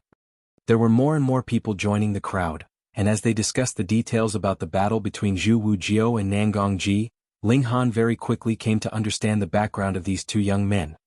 Zhu Wujiu and Nangong Ji were both ordinary disciples of Huyang Academy, but Nangong Ji was ranked in the top 10 strongest ordinary disciples, and was an elite martial artist that was qualified enough to issue a challenge to the true disciples in a bid to join their ranks. Zhu Wujiu was slightly inferior to him, but ability-wise he was definitely ranked within the top 20 ordinary disciples, so he was really not that bad. Why is Zhu Wujiu still so dead set on fighting with Nangong Ji? There's nothing to be done about it. Who asked elder brother disciple Nangong to sacrifice elder sister disciple Han Wan to save his own life during their previous practical training trip? You've got to understand, elder sister disciple Han Wan was Zhu Wujiu's lover, so how could he not go crazy? I heard that elder sister disciple Han Wan actually died because of elder brother disciple Nangong. She had been injured by his sword, and that was why she had fallen behind and was forced into a life-and-death battle with the silvery light beast. That's how elder brother disciple Nangong managed to buy the time to flee with his life. Shu, how could you so openly speak of such things? Be careful that Nangong Ji won't make trouble for you later. He's the 5th young master of the Nangong clan, and his 3rd elder brother, Nangong Xing, is even a true disciple with the cultivation level of the 3rd layer of gushing spring tier. But Zhu Wujiu is indeed faithful. He obviously knows that the Nangong clan is not to be trifled with, yet he would still challenge Nangong Ji to a duel every year. Just last year he was so heavily injured that he had almost lost his life. Never thought that he'd issue a challenge again this year. It's a pity that Zhu Wujiu is really not that talented. He only has an Earth-grade low-level spirit base and he comes from a poor family, so he can't obtain any additional resources for his development. The gap between him and Nangong Ji would only become wider and wider. When Ling Han heard the people around him discussing the history between Zhu Wujiu and Nangong Ji, he could not help but feel slightly curious about this Zhu Wujiu. The crowd soon arrived at the martial training court of the academy, and they could see there was someone standing within, so the others very naturally did not step into the court. Sparring was an allowed practice of Huyang Academy, and as long as both sides of the battle agreed, they'd be able to carry out their battle in the martial training court. The doctrine was to be as merciful as possible, but even if the fighters did not manage to restrain themselves in time, they wouldn't be punished too harshly. After all, weapons were blind. However, if anyone dared to deliberately injure their opponent, the academy would hand out a very severe punishment. For example, if one of the fighters had already admitted defeat or fallen unconscious or had otherwise completely lost the ability to defend themselves yet their opponent continued to attack them, this would be considered a breach of the rules that'd be met with a severe punishment. Ling Han looked at the man that was standing in the martial training court. He seemed to be about 25 or 26 years old. He was a tall man who bore a long sword on his back. He could not really be considered handsome, but his gaze was very intimidating. Usually, others probably dared not look him directly in the eye. Why isn't Nangong Ji here yet? He's the one being challenged, so of course he has to put on some appropriate airs. I say, how many times has Zhu Wujiu challenged Nangong Ji already? This should be the 5th time, right? That means that 4 years have passed. This guy's perseverance is really a scary thing. With each battle, he would be severely injured and close to death, yet he would still grit his teeth and survive regardless, making others can't help but admire his determination. While waiting, the crowd continued to talk among themselves. They were all expressing sympathy and admiration for Zhu Wujiu. The corners of Ling Han's lips turned up slightly into a grin as he thought, I never thought that I'd be able to encounter someone with a special constitution. His body is surrounded by ripples of faint silvery light, plus the others said that he did not die even after receiving a critical injury 4 times. Instead, he very quickly recovered. This person must be a member of the Silver Moon race. The Silver Moon race was born with the Silver Moon Constitution. This was a constitution that had powerful abilities of recovery, and their bodies themselves could be considered a divine healing pill. As a result, the numbers of this race were pitifully low. They had been hunted down and killed by others, concocted into alchemical pills. I had originally thought that after 10,000 years had passed, this race would have gone extinct. I never thought that I'd be able to encounter one of its members today. Fine, for the sake of the Silver Moon King, I'll give him a helping hand. 10,000 years ago, Ling Han entered the territory of the Silver Moon race to collect some medicinal ingredients. He was very cordially received by the leader of the Silver Moon race of the time, the Silver Moon King. Unfortunately, not long after that, the Silver Moon race was wiped out. Ling Han's cultivation level at that time was still too low, so there was nothing he could do to help. Later on, when he had joined the ranks of Heaven-tier cultivators, the culprits responsible for the obliteration of the Silver Moon race had all died of old age. This was one of Ling Han's regrets. Ha, Zhu Wujiu, how many times must you fail before you understand that you will never be a match for me? Meanwhile, a young man strode into the martial training court, a powerful aura emanating from his person. 9th layer of element gathering tier, and he was at the peak period. If he did not have such ability, how else could he have managed to secure his place among the top 10 strongest ordinary disciples? Compared to him, Zhu Wujiu was very much inferior, with a cultivation level of only the 7th layer of element gathering tier. Yet everyone knew that cultivation level did not represent one's battle prowess.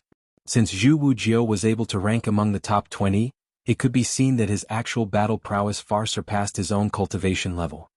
Speak less nonsense, make your move. Zhu Wujiu immediately drew out his sword and made a gesture with it. Nangongji's face was filled with arrogance. He too made a gesture, and this signified that both fighters had agreed to begin this battle. Zhu Wujiu rushed forwards, and as his sword swept in an arch, cold light danced about. Nangongji was completely indifferent to this. He was an elite in the top 10, and compared to him, what could a mere Zhu Wujiu count as? Ding ding ding ding. The two fighters were quickly embroiled in a fierce exchange of blows. Nangongji was very obviously having the upper hand in this battle. He looked very relaxed, and even managed to mock and ridicule his opponent as the battle went on to attack Zhu Wujiu's morale. However, in truth, in his heart concealed a deep dread towards Zhu Wujiu. In the previous 4 battles he had acted to kill Zhu Wujiu. Though the latter would not die immediately, if the injury dragged on for another 2 or 3 days, he'd definitely die. And based on Zhu Wujiu's family background, there was no way he'd be able to afford high-grade healing pills to heal his injuries.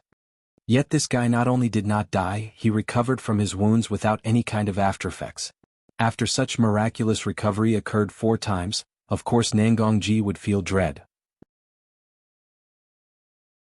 He knew his own guilt, and Zhu Wujiu was the only person that had relations with Han Wan, so as long as Zhu Wujiu was still alive, he would continue to be uneasy. This may lead to the day of his breakthrough to gushing spring tear coming so slowly it would seem like forever. As a result, he intended to be absolutely merciless today. He definitely had to kill Zhu Wujiu right on the spot today. Defeating and killing were 2 completely different issues. The difficulty level was completely different. Thus, if he wanted to kill Zhu Wujiu, then he needed to create an opportunity wherein he could kill Zhu Wujiu in a single strike. After the battle, he'd be able to shift the blame away from himself by saying he had not managed to restrain himself in time. The 2 fighters continued to battle for a while, and Nangongji, with his much more superior ability, finally found an excellent opportunity. He stabbed with his sword, creating 3 flashes of cold light which headed directly for Zhu Wujiu's heart. This was not sword chi. He had just stabbed so quickly that he had created 2 afterimages. Earth-grade high-level martial arts technique, Shadow Dance Sword Arts. He spent all the academic points that he had saved up for this martial arts technique, just to prepare for today so that he could kill Zhu Wujiu. Die. He spat out in his mind as he used the strongest move of the Shadow Dance Sword Arts to form a merciless attack. Zhu Wujiu brandished his sword as well, and actually formed 2 flashes of cold light. Could it be that he was also using an extremely swift sword technique? No. Sword chi. The spectators all gasped in shock. This was sword chi, proof of a ruler. Po. 2 spurts of blood appeared at the same time.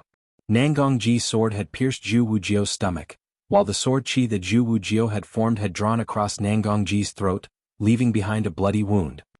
A cold light appeared in Nangongji's eyes.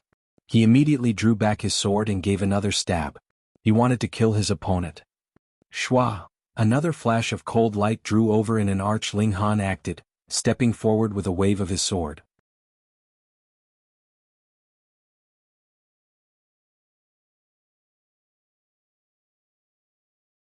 Chapter 97, Imparting. With a ding, Nangongji was forced back by this strike. He glared furiously at Ling Han and said, "Who are you to dare to meddle in my affairs? Don't you know that interfering in a battle is a very serious offense?" Ling Han smiled softly and said, "He can no longer continue the battle, so this battle is already over. However, if you would like to have a spar with me, I don't mind teaching you a lesson." Nangongji glared angrily. Zhu Wujiao had actually managed to form a flash of sword qi, and now possessed the preliminary qualifications to step into the ranks of rulers. Zhu Wujiao may one day become a huge problem for him, and he had originally intended to finish him off completely today. He had never thought that their battle would be interrupted with Ling Han's interference. "Brat, those who meddle too much in the affairs of others never have a good ending," he threatened. Now it was no longer possible for him to kill Zhu Wujiao on the spot, so his heart was filled with furious rage. "You either battle with me now or get lost. Don't babble so much," Ling Han said disdainfully. Nangongji looked very angered, yet in the end, he left in great strides with a wave of his hands.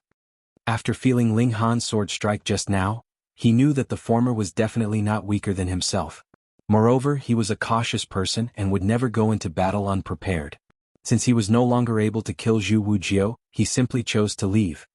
However, judging from his character, this matter would not simply end like this. He would first investigate Ling Han's background thoroughly, and then decide what was to be done. Who's this guy actually daring to oppose Nangongji? Should be one of the new students this year, right? From the looks of his aura, he only seems to be in the 5th layer of element gathering tier, yet he actually managed to scare off Nangongji. It's really strange. However, the Nangong clan is not to be trifled with, and there's also Nangong Xing, who is a true disciple of the academy. Forget it, we'd better not get too close to him, or we'd be inviting trouble to ourselves. The spectators discussed spiritedly, and very quickly departed from the martial training court. Zhu Wujiao slowly and painstakingly got up. The special constitution of the Silver Moon race was indeed impressive. He had recovered considerably after this short period of rest, even after receiving such a serious injury. Of course, this rate of recovery could not be compared to the healing effects of the indestructible Heaven Scroll. Firstly, the indestructible Heaven Scroll was too high level, and secondly, Zhu Wujiao himself was still too weak, and was unable to make full use of his special constitution's potential. "Why did you help me?" Zhu Wujiao spoke. "Aren't you afraid of getting in trouble with the Nangong clan? Can't it be that I helped you because I couldn't stand the injustice happening in front of me?" Ling Han said with a smile. "I don't believe that there are still such naive people in this world." Zhu Wujiao shook his head. "But I live in poverty and you won't be able to get much from me, so I advise you not to waste your energy." Then, Ling Han thought for a moment, "Become my subordinate. For the aid you've provided me today, I will definitely pay you back for your kindness another day." Zhu Wujiao turned around to leave, obviously unwilling to accept the offer of becoming Ling Han's subordinate. Those who managed to get into Huyang Academy were all geniuses, so how could they be willing to be under the command of someone else? Ling Han did not chase after him. Instead, he said calmly, "You don't want your revenge anymore?" Zhu Wujiao's steps suddenly paused and he slowed down. "I can teach you," Ling Han continued. "Within half a year, I will definitely be able to help you surpass Nangongji and take your revenge with your own hands." Zhu Wujiao suddenly turned back round and said, "Really? You've already said that you live in poverty. What would I get from lying to you?" Ling Han said with a smile. Zhu Wujiao hesitated for a moment and said, "All right, I agree to become your follower. If you are not able to help me surpass Nangongji within half a year, then this will be my payback for your help earlier. If you are able to, then my life will belong to you." This guy really was a loyal person. Still, becoming Ling Han's subordinate was in actual fact not a bad thing to happen to him. Instead, this was an opportunity of epic proportions. If it was not for the fact that Ling Han had shared an amicable friendship with the Silver Moon King years ago, he'd definitely not be wasting so much of his effort. And? Ling Han nodded and said, I'll impart to you a cultivation technique, and in the future, you have to switch to practicing this cultivation technique. He lowered his voice and imparted a cultivation technique to Zhu Wujiao. It was called the Silver Moon Arts. That's right, this cultivation technique was created specifically for the Silver Moon race. Years ago, after the Silver Moon race had been wiped out, Ling Han, after achieving a high cultivation level, had once journeyed all over in search of the survivors of the Silver Moon race. He didn't find anyone, but he did find this most precious cultivation technique of the Silver Moon race, the Silver Moon Arts. He had an excellent memory. At the time, he had only flipped through the pages once and managed to memorize the entirety of it. Otherwise, he would not have been able to take it out now. The Silver Moon Arts, when used by a member of the Silver Moon race such as Zhu Wujiao, would fully display the might of his special constitution. At least, it would allow him to increase his battle prowess by 1 star. Moreover, the Silver Moon Arts was an Earth-grade high-level technique, so it would be enough to help Zhu Wujiao very quickly catch up to Nangongji in cultivation level. Silver Moon Constitution and Sword Qi. If these two strengths added together still did not allow Zhu Wujiao to emerge victorious over Nangongji, then he was really too useless. Zhu Wujiao did not know that this was an Earth-grade high-level cultivation technique, nor did he know that it would help him make full use of the benefits of his special constitution. After asking about Ling Han's name and address, he left in a daze. After all, he was still injured, so he did need to recover. Mate. Hunyo tugged on Ling Han's sleeve in displeasure. All right, let's go have some meat, Ling Han said with a laugh. Ling Han. Brother Ling. Ling Han heard someone shout his name from a distance, and when he looked over, it was 4 of his old friends from Diyuan City: Qi Yongyi, Jin Wuji, Bailey Tingyun, and Li Dongyu. Brother Ling came really late. Today you must punish yourself with drinking 3 cups of wine, Bailey Tingyun said. How could 3 cups be enough? There should be at least 10 cups. Li Dongyu joined in on the banter. Mate. Hunyo jumped up and down. Ling Han laughed loudly and said, let's go, I'll treat you guys to a meal today, and if you're not drunk by the end of it, you can't leave. Nobody's leaving if they're not drunk. Qi Yongyi and the others laughed. The group of 5 adults plus 1 child exited the academy, found a restaurant and began their drinking spree. Yet Qi Yongyi and the others very quickly discovered gloomily that when a dish was served and there was meat in it, it would be instantly devoured by Hunyunit, even leaving any scraps behind. They then entered into the fierce battle for food, but if you were talking about eating, who would be able to snatch food faster than Hunyo? The little girl didn't even use chopsticks, and after using her bare hands to hold onto the food, how could the others find the desire to eat? This girl's stomach is a bottomless pit, right? Qi Yongyi and the others were all very curious, but not even Qi Yongyi recognized that the little girl in front of him was the one from the wrestling ring. After all, at that time, Hunyo was very disheveled and completely filthy, unlike how she was now. And now, while she was still very wild, she looked very pretty and dainty like a little porcelain doll. I am really envious of Brother Ling. You're already a true disciple from the moment you enroll in the academy, and can get your hands on uncountable resources for cultivation, Li Dongyu said ruefully. Qi Yongyi nodded and said, there is really too much of a gap between true disciples and ordinary disciples. The gap between myself and Feng Yan hadn't really been very big, but now, AI.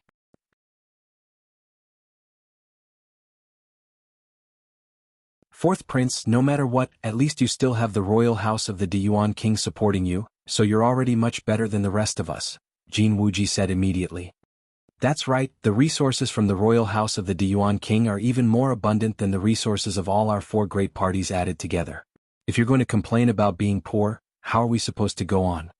Bailey Tingyun called out. Ling Han, I heard you have some grudges with Feng Luo. He's also entered the academy now, so you have to be careful. He might ask Feng Yan to deal with you, Qi Yongyi said all of a sudden.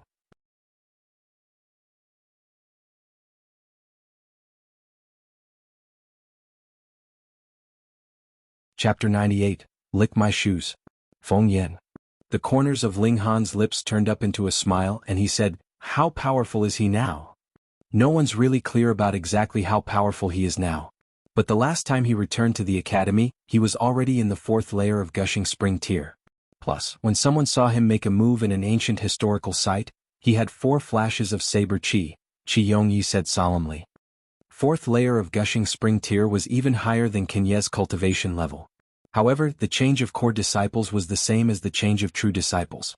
It could only happen at the end of every year, whereupon challenges would be issued to determine who would be replaced and who would remain. Feng Yin most likely had just broken through. Moreover, cultivation level did not represent one's battle prowess. Kanye's battle prowess was at 7 stars, so Feng Yin had not issued challenges to Kanyi, Zhao Huan, or Qi Feng Yin last month. Oh, right before I came, I received the news that the Spiritual Treasures Pavilion will be holding an auction tonight. Anyone interested to go take a look? Wuxia asked all of a sudden. Spiritual Treasures Pavilion? Ling Han asked curiously. That's an auction house of the Imperial City. The boss is enshrouded in mystery. According to rumors, nobody knows who he is, not even if the boss is a man or a woman, nor whether he or she is old or young. However, he or she must definitely come from a very important background, because no one has ever dared to make trouble at Spiritual Treasures Pavilion, Wuxia explained. It's not that nobody dared to make trouble, it's that those who have made trouble before have all died. Thus, nobody dares to make trouble anymore, Qi Yongyi said. He could be considered as a member of the royal family, and so knew more than Wuxia. Interesting, then let's go have a look, Ling Han said with a smile. If he could obtain a few of the other necessary drugs to concoct the Restore Spirit Pill at this auction house, then it wouldn't be too long before he could heal Ling Dongxing's spirit base. After he breaks through to Gushing Spring Tier, he'd be able to train his divine sense. The stronger his divine sense was, the higher the grade of alchemical pills he could concoct. But the temperature of the flames he could produce was still a problem, for the temperature could only be increased by advancing in cultivation level. No matter how skilled he was at controlling the heat of the flames, there was always a maximum limit to the temperature of the flame. Father's lifespan is limited, so this cannot be delayed for too long, he thought. Either I find someone to help me concoct the pill, or I fuse my flames with the strange fires of heaven and earth. With the help of the strange fires, the temperature of the flames can be increased. However, the strange fires are much too rare. Even in my last life I had never found a strange fire. But 10,000 years have passed, so perhaps my luck will change. The strange fires were a type of spiritual fire formed naturally by the environment. Should a martial artist refine a strange fire, he'd be able to increase his cultivation level, or form a special physical constitution. For alchemists, if they were able to fuse their flames with a strange fire, they'd be able to increase their alchemy skill. Years ago there had been a relatively unknown alchemist who had happened to fuse his flames with one of the strange fires, and eventually became a world-famous grandmaster alchemist. If Ling Han wanted to concoct the Restore Spirit Pill within a short period of time, then fusing his flames with a strange fire seemed to be his only option. The greatest alchemist in Rain Country was only at Black Grade high level, and was absolutely not qualified enough to concoct an Earth Grade alchemical pill.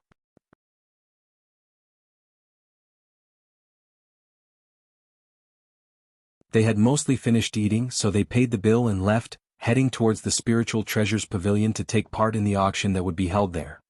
Because it was not too far away, they did not hail down a carriage and instead simply went there on foot. About 20 minutes later, they had finally arrived at the Spiritual Treasures Pavilion. This was a place that was specifically meant for the sale of treasures. What would be considered a treasure?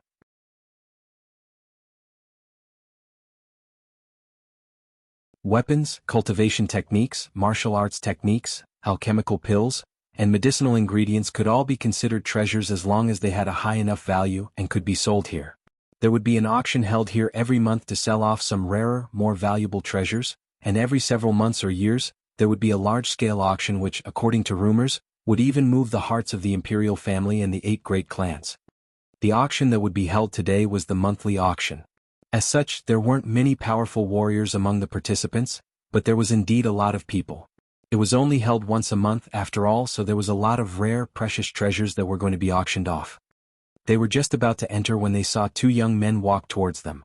These 2 young men were walking quite closely together, and from the looks of it, they had a very close relationship. It's you." When one of them saw Ling Han, his expression turned cold. He pointed a finger at Ling Han and said, "Ha, you stupid brat, you never thought this would happen, right? I still managed to enter into Huyang Academy and I've even broken through to Element Gathering Tier." It was really too much of a coincidence. This guy was Feng Luo, but the fact that he had actually broken through to Element Gathering Tier was a bit unexpected. Based on his natural talent, he should not have been able to break through to Element Gathering Tier so quickly. However, in Ling Han's eyes he was only a minor character, thus Ling Han did not take him to heart. He merely said calmly, "Remove your finger. If not, I do not mind breaking it for you." Feng Luo's face instantly looked enraged, but when he recalled Ling Han's battle prowess, he could not help fear creeping into his heart and withdrew his finger. Yet his mouth continued to say, "So what if you snatched away my place of enrollment into the academy? My brother still managed to help me enter the academy. Ling Han, let me tell you, don't think you can enjoy your days in the future. I will definitely destroy you." Feng Yin really did have his Weisto actually managed to procure a place of enrollment into Huyang Academy for his brother. Most likely he was the same as Ling Dongxing and made some kind of deal with the academy. Otherwise, no matter how much of a genius you were, it was impossible for the academy to place so much importance on you that they'd freely gift you a place of enrollment into the academy. Ling Han laughed in spite of himself and said, "Idiots who dare to threaten me this way have never had good endings." "What big talk?" the young man beside Feng Luo said. His face was filled with arrogance exceeding even Feng Luo's, his nostrils raised so high they were about to point skywards. "I have seen quite a number of arrogant people in this imperial city, but someone like you, TSK, this is the first time." "Hehe Ling Han, do you know who this is?" Feng Luo asked proudly and pointing at his companion said, "This is Wei He Lu, young Master Wei. A rising star of the Huyang Academy, who would one day definitely become a black-grade alchemist." "So that is Wei He Lu." Jin Wuji gasped in surprise. "Is he very strong?" Bailey Tingyun asked, "But he's only in the first layer of element gathering tier, right?" The first layer of element gathering tier, even if he was a freak like Ling Han, it was absolutely useless. Against an opponent of the 9th layer of element gathering tier, the only result would be being single-handedly dominated by his much stronger opponent. Bailey Tingyun had just entered the Huyang Academy, so he did not know that there was an alchemy department and was unable to make head or tail of Jin Wuji's reaction. He is extremely talented in the field of alchemy, and is already a yellow-grade high-level alchemist.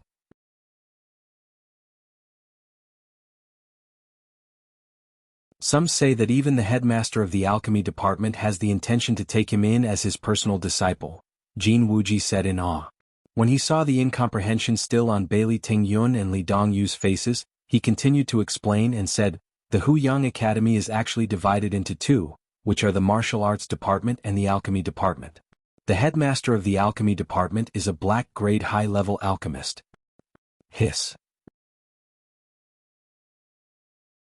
At this moment, Bailey Tingyun and Li Dongyu took a sharp breath as they finally came to understand the background of Wei He Lu. Black-grade high-level alchemist, even if Zhu He Xian and Zhang Weishan saw him, they would still have to treat him with utmost respect and address him as Grandmaster. Ha ha ha ha. Wei He Lu laughed loudly. He hadn't said anything just now to give them a chance to understand fully his background, which would allow him to show off to the greatest level. He regarded them with disdain and said, "I don't care what kind of grudges you guys have with young Master Luo, but since I have seen it today, then I'll act as the mediator." He paused for a moment, then said to Ling Han in a deep voice, "Kneel down and lick young Master Luo's shoes clean." Feng Luo was extremely proud of himself. Today with Wei He Li's support, if Ling Han did not submit, that would mean opposing Wei He Lu. Who was Wei He Lu? He was a yellow-grade high-level alchemist, and could even possibly be taken by Wu Songlin as disciple, with endless future prospects ahead of him. Anyone with a working brain would definitely not dare to go against Wei He Lu. Today he would be getting his payback with interest.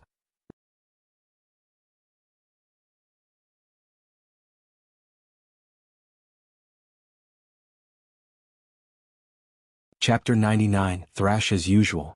Qi Yongyi and the others looked absolutely furious at this. Asking him to kneel down and lick another's shoes, what kind of great humiliation was that? If this Wei He Lu was in Gushing Spring Tier or a black-grade alchemist, then perhaps he would be qualified to make such unreasonable demands. But he was only a yellow-grade low-level alchemist, a martial artist at the mere level of first layer of element gathering tier. How did he get the confidence to talk so big? The people who were born in the Imperial City truly acted like they were superior to anyone and everyone else. "You've gone too far." Jin Wuji shouted immediately, "Wei He Lu, you're only a mere yellow-grade low-level alchemist now, don't you think you're talking too big? You dare to go against me?" Wei He Lu smiled coldly, looking extremely confident in himself. Indeed, he was only a yellow-grade low-level alchemist now, but his future prospects were limitless. Otherwise, why would Feng Luo go out of his way to deliberately befriend him? Of course, the reason why he had befriended Feng Luo was also because of Feng Yan.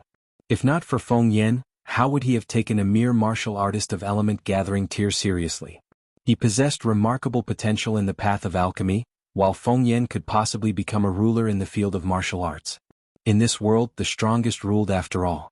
No matter how awesome an alchemist grew to be, he would still need the help of a powerful warrior proficient in martial arts.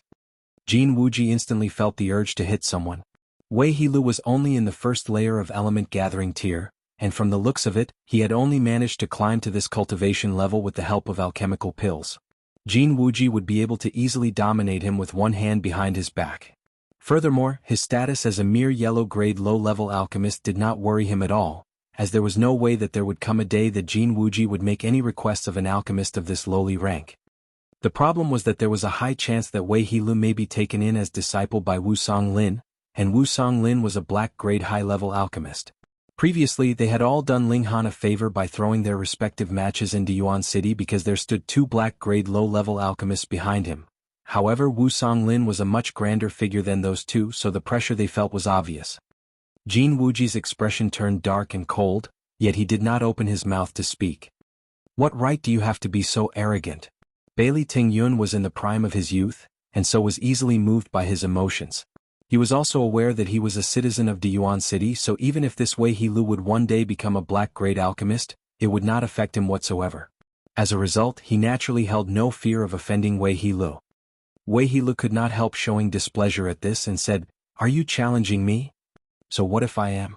Do you dare to battle with me?" Bailey Tingyun said arrogantly. "Young Master Wei." It was at this moment that another three young men joined them. These three newcomers all had a powerful aura radiating from them. They had all reached the 9th layer of element gathering tier. "So it's you guys," Wei Heelu spared a glance at them and a faint perfunctory smile appeared on his face. "Young Master Wei, have you encountered some kind of trouble?" one of them said with a smile. The speaker was dressed in green battle robes and was quite tall. Wei Heelu revealed a disdainful smile, pointed at Bailey Tingyun and said, "This guy says he wants to challenge me. Ha ha, where did this idiot come from to actually dare to challenge young Master Wei?" The green-clad man laughed loudly. He crooked a finger in Bailey Tingyun's direction and said, Come. I shall be your opponent." How could Bailey Tingyun not react to such provocation? He was just about to agree when Qi Yongyi held him back and said, "When Hai Xing, when did you become so immature? An elite ranked among the top 100 actually intends to bully a junior that had just barely enrolled in the academy. So it's the King of Eternal Night."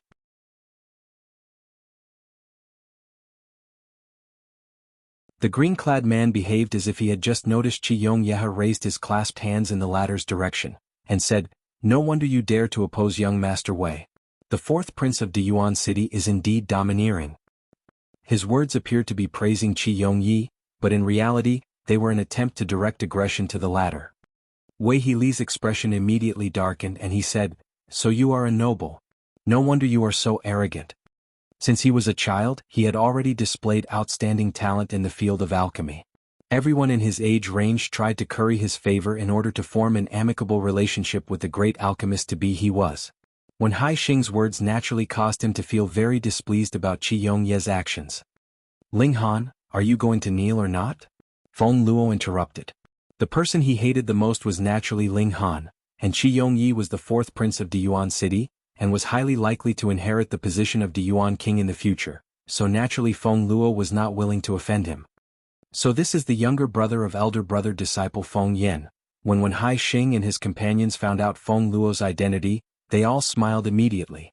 Though they themselves looked down upon Feng Luo, they dared not show any disdain towards him in public. Feng Yan was too strong, and according to rumors had the ability to challenge and join the ranks of the core disciples. One of them immediately looked towards Ling Han and said, "Brat I Xinyu Xian am just going to say this now. If you are unable to make younger brother disciple Feng Luo satisfied, then you will only be sent back to the academy on a stretcher." "I Mi Zhongguang am the same," the third person said. Feng Luo was extremely proud. He laughed loudly and said, "Ling Han, do you still dare to be so unreasonable with me? Who do you think you are to dare to put on airs in front of me? You've humiliated me repeatedly. Who do you think I am? One single finger of mine is more precious than the whole you by 10,000-fold. Wei He Lu and the others smiled coldly. A mere foreign new student would naturally not be taken seriously by them. The only people they would have misgivings about going against were only the direct heirs of the 8 great clans. Outside the entrance, the 4 guards of the Spiritual Treasures Pavilion looked on with indifference. As long as no one was making trouble in the Spiritual Treasures Pavilion, then even if the sky collapsed they would not interfere. Kneel? Feng Luo roared loudly. Kneel your sister. Ling Han reached out with his hand, which sped towards Feng Luo. How dare you? When Hai Xing, Mi Zhongguang and Xin Yuxian all acted at the same time. They were all in the 9th layer of element gathering tier, and were extremely strong. None of them was inferior to Qi Yongyi. The simultaneous movement of all 3 was terrifyingly powerful. Get out of my way. Ling Han, using the exiting cloud steps, actually managed to squeeze past the restraining movements of all 3 of them. When Hai Xing and the others were all shocked. They'd noticed that Ling Han was only in the 5th layer of element gathering tier, and so completely did not take him seriously. Who would have thought that Ling Han was actually so fast and had such a weird way of moving? As a result, they had not used their full power, allowing Ling Han to easily break through their siege. Ling Han had already appeared in front of Feng Luo, and his extended hand was already reaching towards the ladder. You dare. Wei He Lu slanted his body to one side to stand in front of Feng Luo. He was well aware that he was a yellow-grade low-level alchemist, and was possibly the future disciple of the headmaster of the alchemy department. So no matter how bold Ling Han was, he knew that Ling Han would not dare to touch a single hair on his head.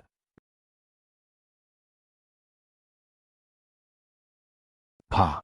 However, his thoughts had just barely formed when a forceful slap from Ling Han smacked him out of the way. Damn, this guy really dared to hit him. Another slap from Ling Han caused Feng Luo to fall to the ground. Without waiting for him to get up, one of Ling Han's feet stepped very firmly on Feng Luo's face. Bastard, you actually dare to step on me? You are definitely tired of living. My brother will definitely kill you. Definitely.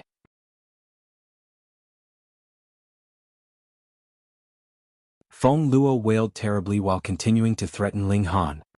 Indeed, only a profligate, spoiled young master like him dared to issue such threats in public.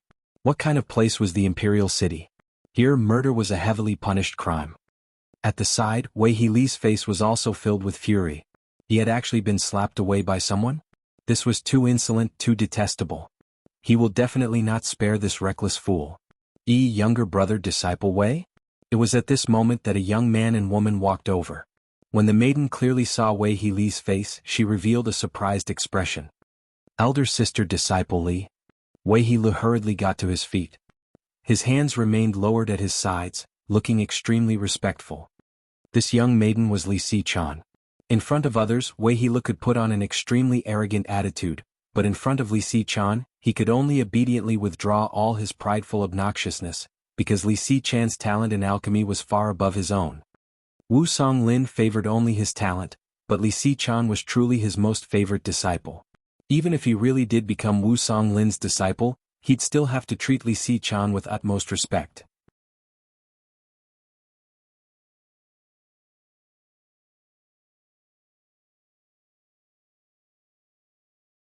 Chapter 100, Intimidated.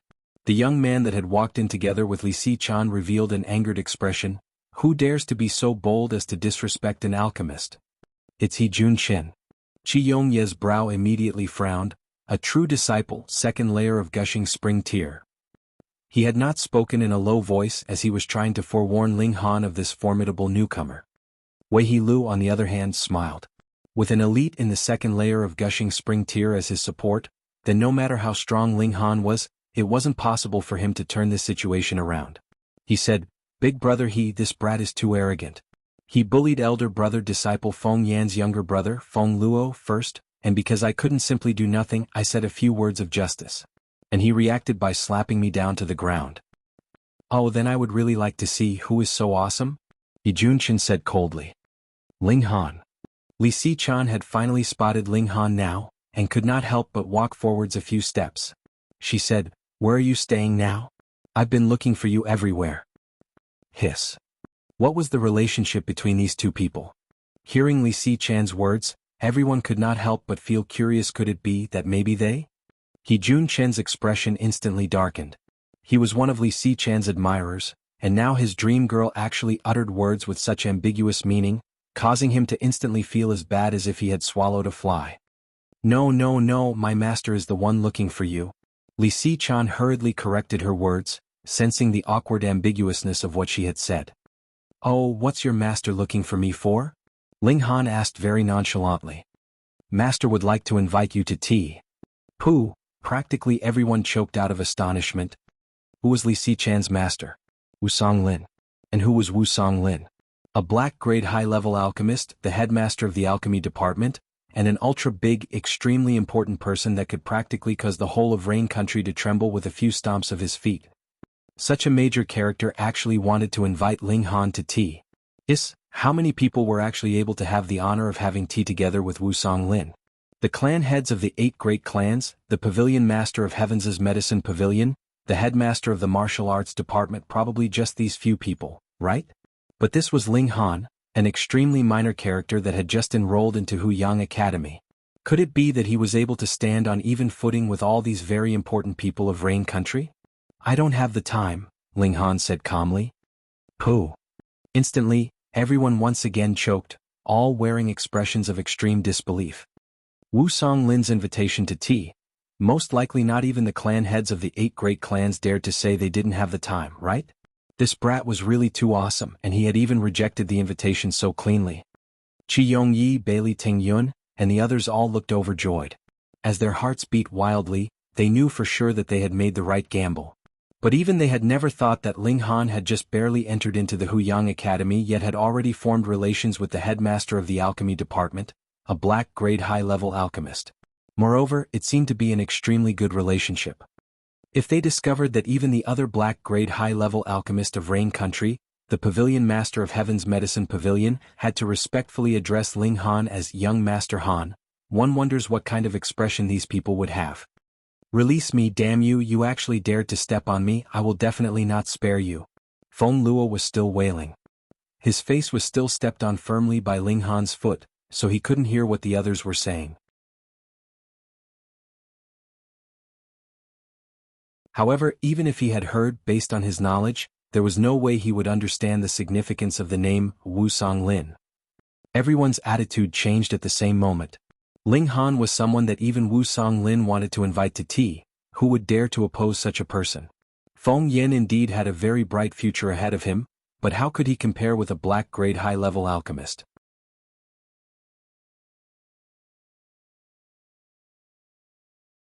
Wei He-lu was even less of a consideration in their minds. The current him wasn't even Wu Songlin's personal disciple yet. Apologies for our prior offense. Please bear with us, younger brother disciple Ling. We would definitely visit you to make a formal apology on another day. When Hai Xing and his fellows said as they raised their clasped hands in Ling Han's direction in apology. In their hearts, they were already gritting their teeth with hatred towards Wei He-lu and Feng Luo. If it was not for the two of them, how could they have offended Ling Han? Ling Han only gave a casual wave of his hand. He had not taken these 3 young men seriously in the first place. When Hai Xing and his fellows were angered at first, but when they recalled that Ling Han was someone that Wu Songlin wanted to invite to tea, their anger instantly disappeared. If it was Wu Songlin who had treated them this way, would they dare to be angry? Of course not, and that's the end of it. On the other hand, Qi Yongyi and the others all looked extremely satisfied. You guys were so arrogant just now, and now you're cowering like dogs. They all crossed their arms in front of their chests and raised their heads high, looking very disdainful. When Hai Xing and his friends did not even dare to say anything. They hurriedly turned around and left, not even staying to participate in the auction. How would they still have the mood to? Rather, they were all thinking about how to gain Ling Han's forgiveness in the future. Wei He-li's expression changed multiple times as if he were a chameleon. In the end, he clenched his teeth, walked towards to Ling Han and said, Young Master Han, I was ignorant. I hope that you will generously forgive my misdemeanor this one time. Who are you? Ling Han asked serenely. Wei He-lu instantly felt like he wanted to bite someone, thinking, you didn't lose anything and I was the one who received a slap from you. And now I'm actively apologizing, so why are you still unwilling to let the matter drop? Younger brother disciple, do you have some kind of misunderstanding with Ling Han? Li Si-chan's expression immediately darkened as she watched this happen. She was very clear what kind of position Ling Han held in her master's heart. He was someone that her master would practically respect and revere as a grandmaster alchemist. And you idiot actually dare to come into conflict with Ling Han? That was really seeking your own demise. It's nothing much really. Just that Brother Ling and young Master Luo seemed to have some kind of misunderstanding between them. I wanted to help them mediate a bit, but who would have thought that both of them were a bit too quick-tempered, which led to a bit of a misunderstanding, Wei He said, playing down the matter. His cold eyes were fixed on Ling Han, but burning hatred for Ling Han had risen within his heart. However, he had regained his bearings from the earlier shock that he had experienced and did not believe that Wu Songlin would invite Ling Han to tea. Who were you trying to fool? Who was Wu Songlin? And who was Ling Han? Even the two of them knowing each other was practically an impossibility, what more drinking tea together. It must be that Li Si-chan was the one who had been looking for Ling Han, but because she was afraid of letting others know about that, she had pushed all the blame to Wu Songlin. What? Because who would dare to confirm this kind of matter with Wu Songlin? And that's the answer itself. He was indeed very respectful and reverent towards Li Si-chan, but because he felt as if he had now gotten hold of her weakness, he naturally felt very bold. Brother Wei, you've spoken too lightly, haven't you? Jianghu Ji said with a cold laugh. Just now, you had wanted Ling Han to kneel down to lick Feng Luo's shoes.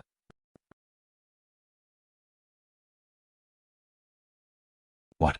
Li Si-chan's face instantly became as cold as ice, and when she looked at Wei He, it was as if she was looking at a dead man. She would definitely have to report this matter to Wu Songlin, and based on Wu Songlin's respect towards Ling Han, it was a huge question whether Wei He would even be allowed to remain at the alchemy department, what more to become Wu Songlin's personal disciple. Elder sister disciple Li, you mustn't just listen to their side of the story. Wei He had already made up his mind to continue his lies, so naturally he would not be making any concessions.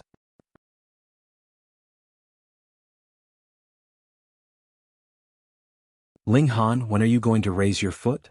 Feng Luo shouted gloomily, both enraged and embarrassed. You guys are really having fun talking, but he was still lying on the ground and there was still a foot stepping on his face.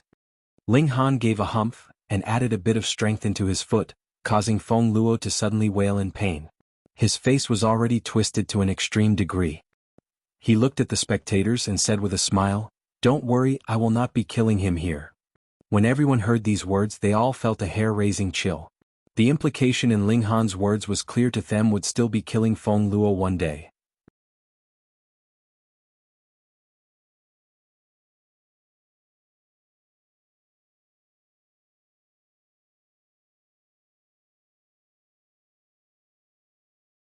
Chapter 101, Second Star Grass. Hunyou's eyes were staring fixedly at Feng Luo. She had sensed a very strong hatred towards Ling Han from this human, causing her killing intent to rise. She kept staring at Feng Luo's neck, thinking of taking a bite out of that neck and dealing with that human once and for all. Ling Han reached out and carried Hunyou and said, "He's too dirty." Hunyou was obviously reluctant, shrinking in Ling Han's hold. A powerful killing intent was still brimming in her eyes. "Pa!" Ling Han gave a stomp of his foot, and a sudden earth-shaking wail was heard from Feng Luo. His whole mouth was filled with blood. He opened his blood and spat out 10+ fragments of teeth. It looked like his entire mouth of teeth had been shattered with this powerful stomp of Ling Han. The agony caused Feng Luo to tear up and snivel. It was a pain that bore into his heart and went straight into his bones. But because Ling Han had finally raised his foot, he was able to painstakingly get to his feet. As his eyes swept over his surroundings, he felt that all the people here looked detestable to him. Indeed, they all watched as his whole mouthful of teeth had been shattered by a stomp of Ling Han's foot and did not even help one bit. Damn them. They deserved to die.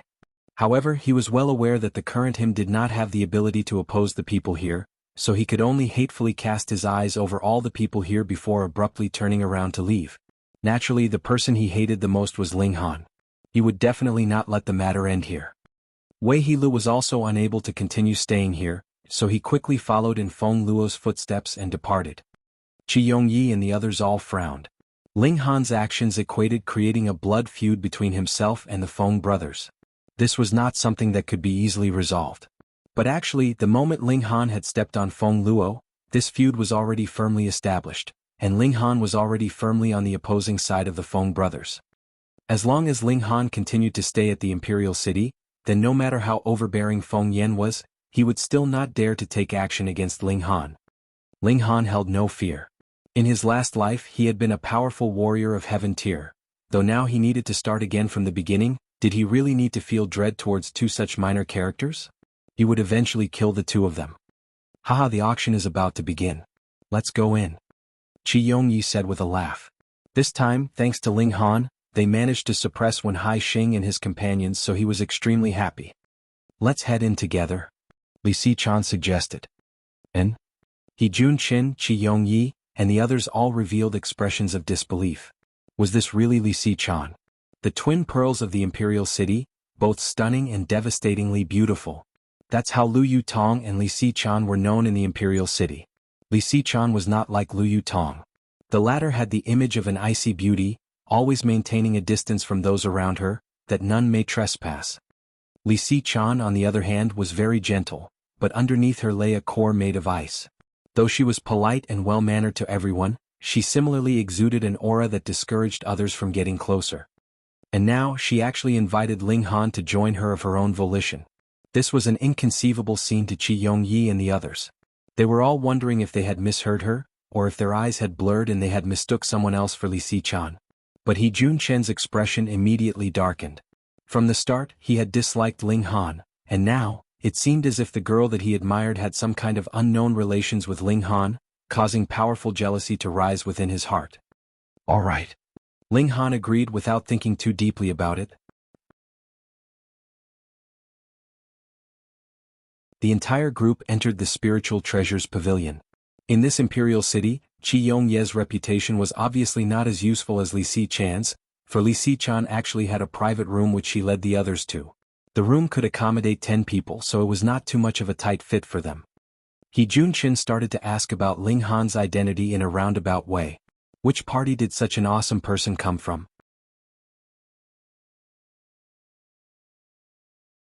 But when he found out that Ling Han actually came from Grey Cloud Town, a town under the jurisdiction of Diyuan City, he was instantly stunned. How could that be? A major, important character like Wu Songlin actually wanted to invite Ling Han to tea? He could not understand it. He really could not understand it.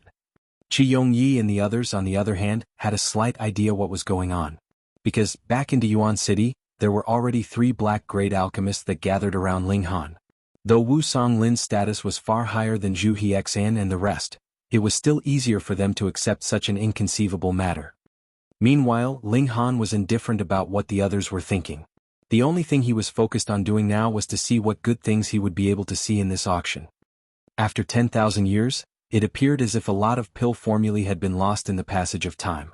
For example, a treasure like the dark moon grass was actually reduced to being used to concoct the purple origin pill. Then, chances were that there would appear spiritual medicines that were extremely valuable, yet used very wastefully. Mere moments later, the auction began. Because the auction today was only the small-scale auction that would be held every month, while there were many participants, not many of them could actually pay large sums of money for the items on auction. As a result, the prices of the items on auction all fell into a reasonable range. Meanwhile, Ling Han was extremely astonished, because some of what he saw as extremely low-grade alchemical pills could actually be sold at exorbitant prices. These people were filthy rich but very foolish. He was secretly pondering that it was perhaps time for him to concoct some alchemical pills. Though there were still monetary notes of about 100,000+ in his pockets, looking at the generous way the people here were throwing around their money recklessly, a mere 100,000+ silver coins really could not buy much. I don't know how many alchemists are present here today, but the upcoming merchandise is truly a valuable medicinal ingredient. The auctioneer performed with full effort on the stage. He gave a wave of his hand, and a beautiful female attendant walked onto the stage carrying a tray. There were 3 herbs on the tray, and if one paid close attention, they were actually glittering like stars. Second star grass. Someone immediately called out. Second star grass is actually on auction. This is indeed a valuable treasure for alchemists, but for martial artists, this second star grass does not have much value. The auctioneer cleared his throat and said, "That's right. This is indeed the second star grass which can be used to concoct the refreshing pill. I believe that most would know of the usefulness of the refreshing pill. It can refresh an individual's state of mind. For a martial artist, this indeed does not have much value, but for an alchemist, its value is beyond measure. For a martial artist, when their spirit was exhausted, they would not be able to continue moving their origin power and cultivate. Thus, the value of the refreshing pill for a martial artist was only extending the time he could cultivate every day to be a little longer, but who would have so many refreshing pills to squander? Even if he had 10, that only meant that he'd be able to cultivate longer for 10 days, and what use was that? But it was a completely different matter for an alchemist. Controlling flames was something that exhausted one's mental energy to a great degree, but some alchemical pills needed a very, very long time to be concocted, and if the alchemist's mental energy ran out midway and he did not have enough spiritual energy left, then what was to be done? It was in such moments that the refreshing pill would come into play. It would replenish the spiritual and mental energy of the alchemist, and he'd be able to successfully concoct an alchemical pill that he had initially been unable to concoct. Thus, Li Xichan's eyes immediately lit up. What alchemist dared to say that their spiritual energy was abundant enough to the point that they could concoct every single type of alchemical pill?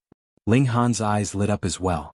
At the same time, he felt an irrepressible urge to swear. That was second star grass, and it could be used to concoct the second star pill.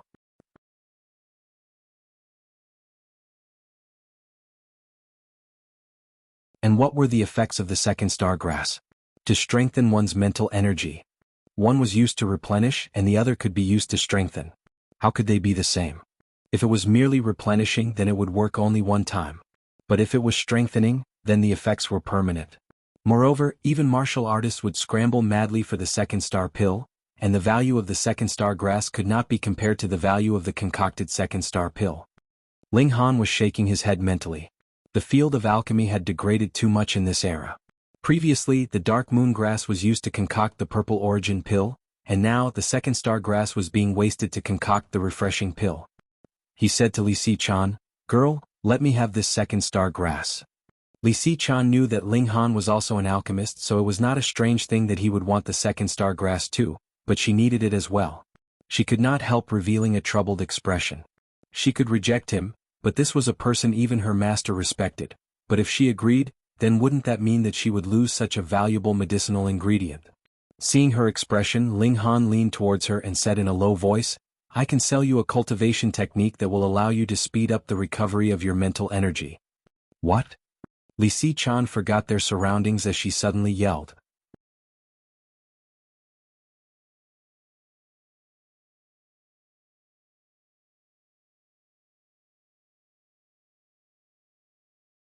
Chapter 102, Major Origin Spirit Replenishing Technique. It was common sense that aside from taking medicine, time was the only way to slowly recover one's spiritual energy. And now, Ling Han actually said that he wanted to sell her a cultivation technique that would boost the recovery of spiritual energy.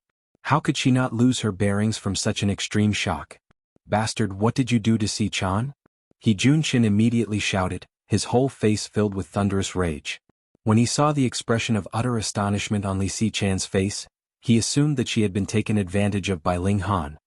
He had a crush on Li Xichan, and when he had seen the previous intimate interactions between Ling Han and Li Xichan, he was already extremely displeased. Now he naturally could no longer restrain his resentment.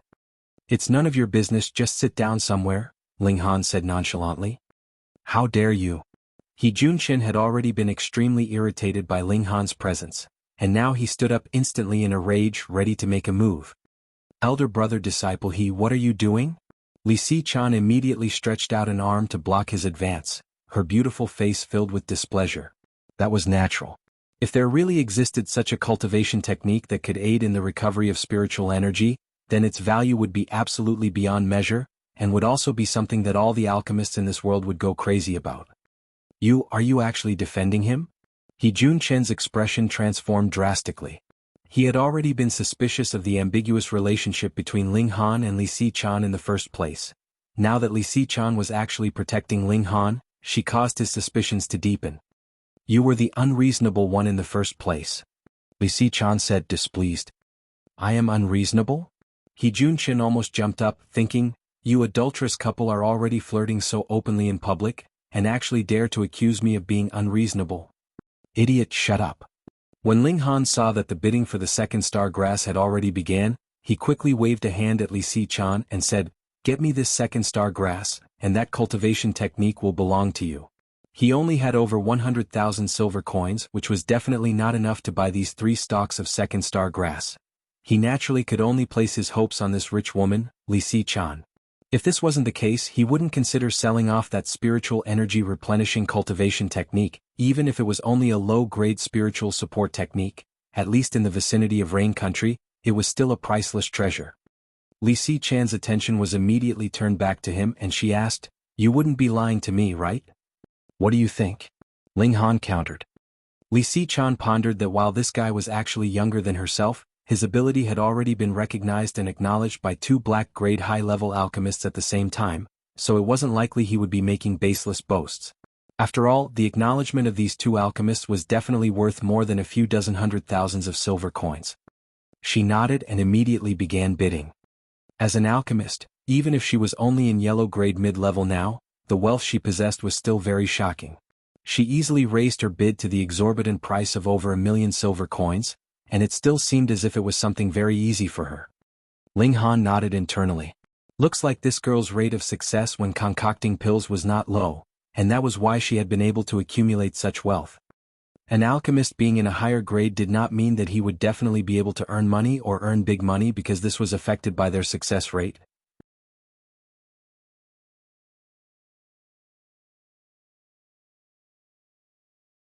For example, let's say that the medicinal ingredients cost 1,000,000 silver coins, and theoretically, 30 alchemical pills could be concocted from this amount of ingredients. The total worth of these 30 pills would be 9,000,000 coins, so with a 100% successful concoction rate, an alchemist would be able to earn 8,000,000 coins, and that was a profit of 8 times his costs. But if the alchemist's success rate was only 10%, then the 3 alchemical pills that were concocted would be sold for only 900,000 silver coins. Not only would the alchemist not profit, he would have lost 100,000 coins. The higher the grade of the alchemical pill, the lower the rate of successful concoction, so don't think that alchemy was a profession that earned big money. Whether or not it would be profitable would still depend on the alchemist. The amount of money earned would differ with different alchemists. For example, the 3-fire guide that Ling Han had invented in his last life was able to greatly increase the rate of success, and brought a revolution to the field of alchemy. It also earned Ling Han the revered name of Alchemy Emperor. While Li Si-chan was only a yellow-grade mid-level alchemist, if her rate of success was extremely high, she too would be able to earn a lot of money. Of course, the higher the grade of alchemical pill, the more money could be earned with a high success rate. For example, when Ling Han in his last life had concocted some earth-grade alchemical pills, then no matter how much money you offered, you still would not be able to buy any. You had to trade either natural treasures, high-grade cultivation techniques, or martial techniques in exchange for a few earth-grade alchemical pills. While he was in his pensive thought, Li Si-chan had already successfully obtained the 3 stalks of second star grass, paying the high price of 1,200,000 silver coins. After all, there weren't many alchemists here, and even if there were, they were obviously not as wealthy as Li Si-chan. Ling Han smiled widely. If it had been his last life, it would not be possible to purchase such a priceless item with worthless crap like gold and silver coins. Spending a mere 1,000,000+ silver coins, he managed to get it. This was an extremely great profit. Very quickly, the staff of Spiritual Treasures Pavilion had delivered the 3 stalks of second star grass over to them. "When you give me that cultivation technique, I'll give you the second star grass," Li Si-chan said. The corners of Ling Han's lips twitched and he said, "Do you think I would renege on a promise to a little girl like you? Don't act so old and mature, you're 1 year younger than me," Li Si-chan pointed out. She was actually really scared that Ling Han would act shamelessly and take advantage of his younger age to trick her out of her money. After all, this was the money that she had earned through her own hard effort. "Fine then, let's return to the academy immediately." Ling Han could barely wait to concoct the second star pill. The sooner he took the pill, the sooner his spiritual energy would be increased, and he would be able to cultivate for a slightly longer period of time every day. Accumulating this extra bit of time over a long period of time would eventually lead to a very significant increase of his cultivation. All right. Li Si-chan nodded. She wanted to get her hands on a cultivation technique like this as soon as possible too. Ling Han carried Hunyeo and the group of 3 departed. Chi Yong-yi and the others snickered in unison, revealing knowing expressions. Only He Junshen's expression darkened like water. He had already developed a powerful killing intent for Ling Han. After all, Li Si-chan was not only one of the twin stunning pearls of the imperial city, she herself was a very impressive alchemist, possessing a future with unlimited possibilities. If he was able to marry such a woman, then whether it was for himself or for the clan behind him, this would be a colossal gain. This was his woman, and he would mercilessly kill all who threatened his position as her man. Ling Han and Li Si-chan soon returned to the academy. When they arrived at the place Ling Han was staying at, he told Hunyo to play by herself while he began to impart a spiritual energy replenishing cultivation technique to Li Si-chan. The name of this technique was Major Origin Spirit Replenishing Technique. This was not Ling Han's own invention. Instead, it was an extremely common spiritual support technique in the field of alchemy from his last life.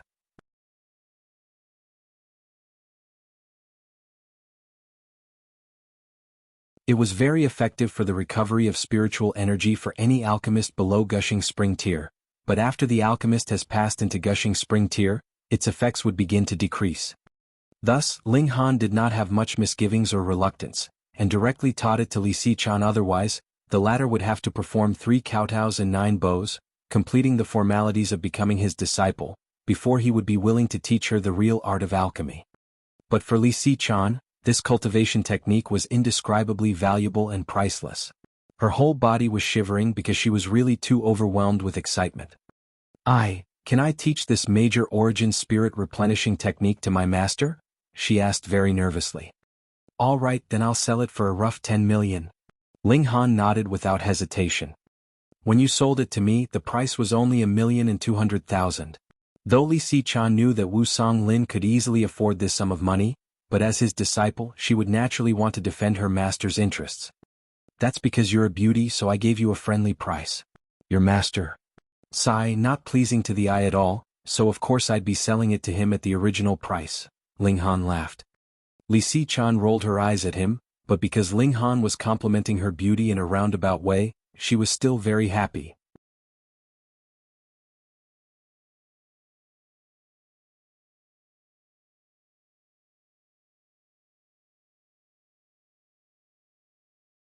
Chapter 103, Sword Heart.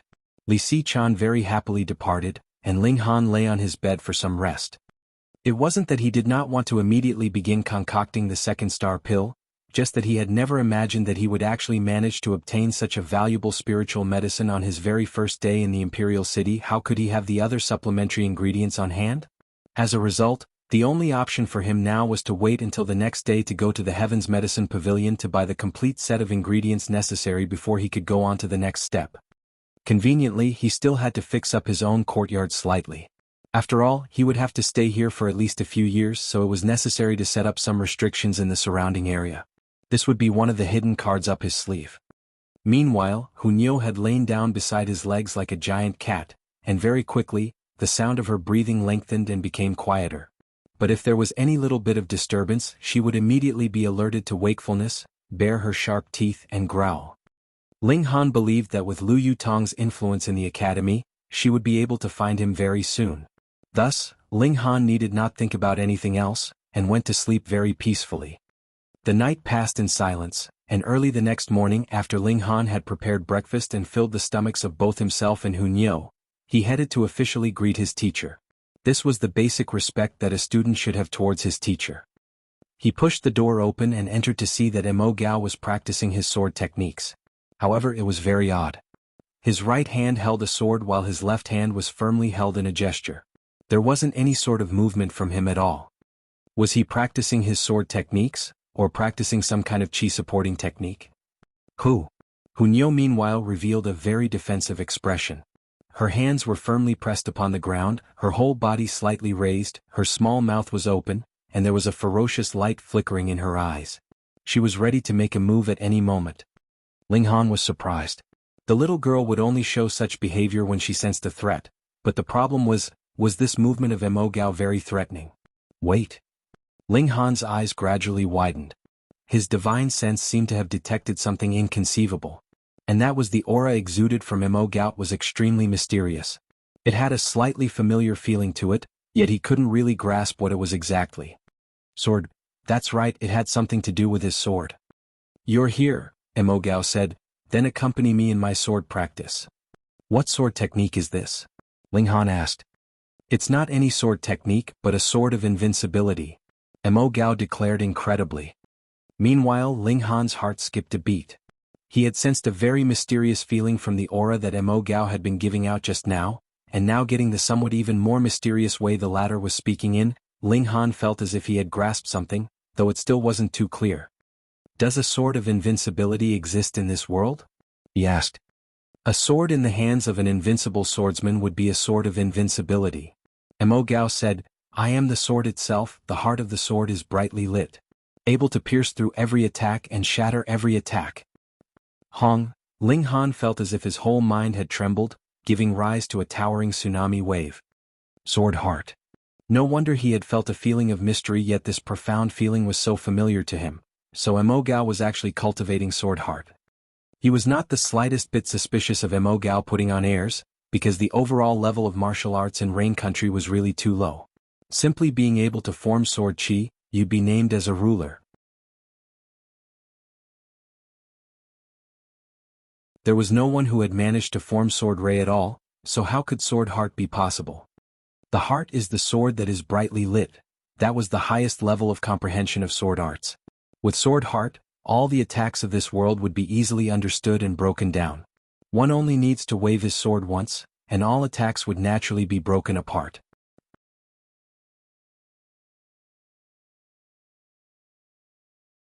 Who would ever have thought that a swordsman at the mere level of the 9th layer of element gathering tier would be able to somewhat touch the level of sword heart? No wonder that Emogao, an obvious genius in his youth otherwise, he wouldn't have managed to enroll into Huyang Academy in the first place, had all of a sudden gone mad. In truth, he hadn't gone mad at all, it was just that he had already began to cultivate sword heart at that time. However, it was immeasurably difficult to grasp sword heart. As a result, his cultivation had stagnated for these 10+ years, because he had concentrated all his efforts on comprehending sword heart. A somber respect came to life in Ling Han. This was sword heart. Even in his last life, there were not many elite swordsmen that had managed to successfully form it. But as long as one succeeded in forming sword heart, not only would he be invincible among all those in the same cultivation level, he'd also be able to disregard the colossal gulf of differing cultivation levels to kill a powerful enemy at a higher tier. It was incomparably feared. He clasped his hands together and said, Please share your wisdom, teacher. Emogao was a bit surprised. Aside from himself, everyone else in the academy thought that he was off his rocker. Even he himself, in these 10+ years, would occasionally doubt if he had made a wrong turn in life, and whether he really would be able to create a sword of invincibility. And this young man, without any bit of hesitation, was actually willing to join him in sword practice. What deep trust this unfamiliar young man had towards him. When he thought this, Emogao actually felt a little touched. He, a solo swordsman with the sword as his only companion, completely isolated himself from everyone else. In the blink of an eye, 10+ years had already passed. He had spent it on sword practice, and even more sword practice. And now, a young man actually held such admiration and trust for him, causing him to suddenly become excited. This was a good student, he definitely had to teach this student well. Emogao was thinking thus in his heart and began to talk non-stop. The art of the sword is like a person of noble character, magnanimous and devoid of even a single bit of vile character. This was the understanding that he had come to through these 10+ years of extreme focus and hard practice. He didn't even care if Ling Han could understand or not, and simply recited all of whatever he knew and had grasped. Yet Ling Han was becoming more and more astonished. Although his cultivation level had dropped, his comprehension was still the one of that powerful warrior of heaven tier that he had been, so naturally he could understand all of what Emogao was saying. And it was exactly because he could understand everything that he was astonished beyond measure. Emogao's understanding of the sword had already completely surpassed his cultivation level. Even if he had yet to reach the level of, the heart of the sword is brightly lit, he was just a mere step away from grasping sword heart.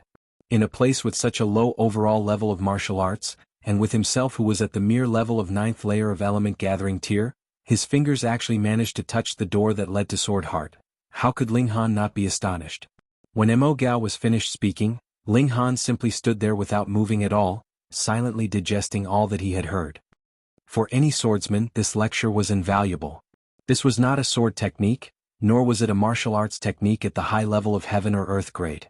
It was only a lecture of an individual's understanding of the art of the sword. Yet it was an explanation that was very close to the core of the art, directly touching the base. Of course, even if a swordsman had managed to form sword heart, the level every individual swordsman could grasp would differ, because sword heart was based on the individual swordsman's understanding of the art of the sword. But listening to such a lecture was too great a help for Ling Han, who had, at the moment, only formed 5 flashes of sword chi. It was as if there was a path of gold laid out in front of him, guiding his advance forwards. Hunyo instantly looked bored. Her hands held onto her ears and she appeared very sleepy. Hey. Ling Han suddenly leaped up, the sword hanging at his waist leaving its sheath. He quickly turned around on the spot and brandished his sword in a wave. 5 flashes of sword chi danced unhindered. Shwa shwa shwa, cold light flashed and flickered. But moments later, another needle-sharp flash of sword chi was actually formed, and joined the previous 5 flashes of sword chi. The 6th flash of sword chi. This flash of sword chi quickly grew, becoming longer and wider, and finally looked no different from the other 5 flashes of sword chi. Many thanks, teacher. Ling Han raised his clasped hands towards Mo Gao and offered his thanks. This was not as simple as only having formed a flash of sword chi. He would be able to benefit from Mo Gao's lecture throughout his whole life. If he managed to grasp sword heart in this lifetime, then Mo Gao's lecture would at least have helped him save half the time he needed to be able to reach that step. He had never thought this would happen. The only reason why he had come to Huyang Academy was to make Ling Dongxing happy, yet he would actually have such an unexpected gain. He's earned big.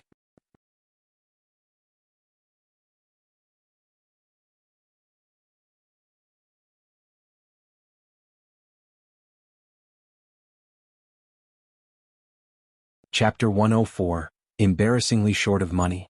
Mo Gao was also astonished. In his opinion, any student that would have been shoved to him must have come into the academy through a back door. There was not much future in developing such a student, and that was why he would be wasting his time with Mo Gao. Just now he had spoken for so long and so much. Rather than saying that he was teaching Ling Han, it was more appropriate to say that he had all of these words stuffed inside him for too long, so he desperately wanted to share them with someone else. He did not consider at all whether Ling Han could understand what he was saying or not. He had never thought that Ling Han would really have understood his lecture. Moreover, after digesting the information he had blurted out, Ling Han very quickly managed to form a new flash of sword chi. If it was only a single flash of sword chi, he could still accept it. The problem was that Ling Han had already possessed 5 flashes of sword chi in the first place. 5 flashes of sword chi, what kind of concept was that? 3 flashes of sword chi and you would be able to claim the name of ruler. 5 flashes and that was a minor achievement. This was definitely a genius, and it was very likely that he had surpassed all those of the same age in Rain Country. But how could such a genius be shoved onto him to be taught? Mo Gao really couldn't understand. However, when his thoughts took a different turn, he became extremely delighted. Because Ling Han was now his student, and the higher the achievements his student managed to attain in the future, the prouder he would become. Teacher, there are some parts one didn't really understand, Ling Han questioned Mo Gao after he had withdrawn his sword. With regards to the level of understanding of martial arts, he was more than qualified to be the Grandmaster of the Grandmaster of Mo Gao. But if it was only looking at the comprehension of the art of the sword, Mo Gao was above him. The reasons were simple. Firstly, Mo Gao had immersed himself in the art of the sword for 10+ years, and secondly, he was indeed a genius swordsman. Whatever you don't understand, just say it, Mo Gao immediately said. It had been more than 10 years, when had he ever been asked questions by a student? Ling Han raised some of his doubts, and Mo Gao immediately gave him a lecture based on his own understanding. Through this process he also obtained a great enlightenment for himself. One has to know that though Ling Han himself had not spent much time on the art of the sword, his knowledge as a former warrior of heaven tier was still there, so the questions he asked were all core questions. Mo Gao continuously made sounds like, yeah, and, oh, his eyes becoming brighter and brighter. His expression was one of both delight and frustration, seemingly unable to contain his present joy. Unknowingly the time had arrived at noontime. Mo Gao gave a long sigh and said, "Your talent in the art of the sword is higher than mine. I do not have the face to become your teacher. Let's just do it this way, the both of us will treat each other as friends of the same generation, and have frequent discussions with each other. Ling Han shook his head and said, in the art of the sword, Teacher Mo indeed has the qualifications to become my teacher. Even if I surpass Teacher Mo in the art of the sword someday, I will never forget the favor Teacher Mo has done by teaching me today. Mo Gao was deeply moved. He would actually encounter such an exceptionally talented student. It was a pity that he was not qualified enough to take Ling Han as disciple. Their teacher-student relationship too was only formed because of the academy. Oh. Hunyo said pitifully, tugging on Ling Han's sleeve. All right, let's go eat. Ling Han bade Mo Gao goodbye and left the academy. He then found a random restaurant, ordered some main dishes of meat and fish, and began feasting together with Hunyo.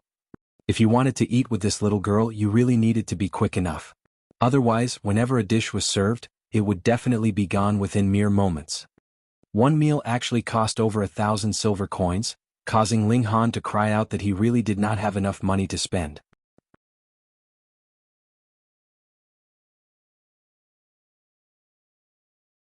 This was because the prices in the imperial city were very high, and this little girl really had too big an appetite. He really needed to concoct some alchemical pills to earn money. Otherwise, it'd be a problem just feeding Hunyo, what more to buy resources for his own cultivation. There was nothing to be done about it. He had just arrived at the imperial city yesterday, so there was 1,000 things for him to do. He would have to start everything all over again. Ling Han held onto Hunyo's tiny hand, and asked around the people on the streets. This way he soon found Heaven's Medicine Pavilion. It really did deserve the name of the Heaven's Medicine Pavilion of the imperial city. Merely the flight of 1,000 steps leading to the entrance was impressive enough to provoke gasps of amazement. The steps were as wide as 100 meters, slanting all the way upwards. There was an extremely glamorous, luxurious giant hall to be seen at the high level of 300 meters upwards. Ling Han and Hunyo climbed the stairs and entered the Heaven's Medicine Pavilion. Once they entered, they saw a sweet-looking female attendant responsible for sales walking forward to greet them, saying, "Honorable customer, how do you do? I am Xiaoying. May I know what kind of alchemical pills you require?" "I don't need any alchemical pills. I only need some ingredients," Ling Han said with a smile. "May I know what ingredients you require?" Xiaoying asked again. Ling Han recited the list of ingredients he required. Xiaoying had obviously been trained for a very long time. While she memorized the names and amounts of the ingredients, she even informed him of the prices of the individual ingredients. "Honored customer, your bill comes to a total of 320,000 silver coins," Xiaoying said with a slight smile. Heaven's Medicine Pavilion needed to depend on the sale of completed pills to earn money. In case of ingredients, unless they were especially valuable, for example like the second star grass, their price would only be a bit higher than their cost. Thus, even if this was a huge purchase, the profit made by the Heaven's Medicine Pavilion was really not much. As a result, the amount of commission she could earn would naturally not be much either. 320,000. Ling Han sighed. He only had about 100,000+ on hand. This was far from the amount that was necessary. But he wanted to concoct the second star pill as soon as possible, so he said, "Please inform Fu Yuansheng for me. Just tell him that Ling Han is looking for him." Fu Yuansheng? The pavilion master. Xiaoying was stunned for a moment before suddenly realizing. Immediately, she was so shocked that she had even begun to stutter. What kind of remote existence was the pavilion master? Aside from the Rain Emperor, there was no one who possessed a higher status than their pavilion master. Even the clan heads of the 8 great clans were only able to stand on equal footing with the pavilion master. And now, a young man actually said he wanted to see the pavilion master. This was naturally troubling to her. There was no reason for her to inform the pavilion master of this at all. "It's all right. You only need to tell him that I am Ling Han, and I believe Fu Yuansheng should even reward you," Ling Han said with a smile. That was natural. He, the Alchemy Emperor, was here personally. Fu Yuansheng would definitely be overjoyed. How would Xiaoying dare to believe that? No matter how she looked, Ling Han looked to be only a young man of about 17 or 18 years old, so how could he possibly know the pavilion master? Even if the clan heads of the 8 great clans were here, whether or not the pavilion master would agree to meet with them depended on his mood. But in the training that she had received, the most important thing was not to offend any customers.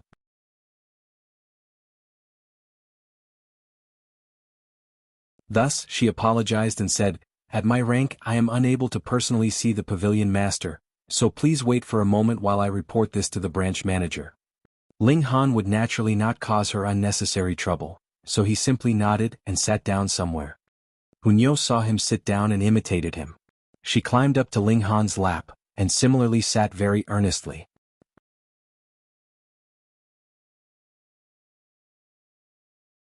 After a while, they saw Xiaoying walked behind a man who appeared to be in his 40s, and the pair was heading towards them.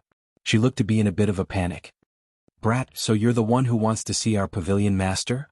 This middle-aged man looked at Ling Han disdainfully. He had heard what Xiaoying had to say. In his opinion, Ling Han must have been embarrassingly short of money, which was why he had deliberately said he knew the pavilion master, thinking of using this way to bargain for a cheaper price. He was really too naive. Ling Han's brow frowned and he said, "You should speak more politely. If you have no money, then don't pretend to be so capable." The middle-aged man humphed, laughed loudly and said, "If you really do know the pavilion master, then I will eat this whole table."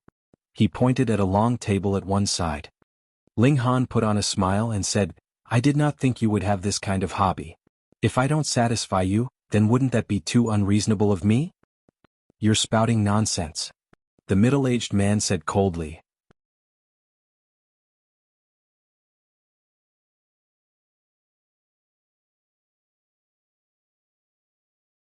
Chapter 105, Conceding Defeat.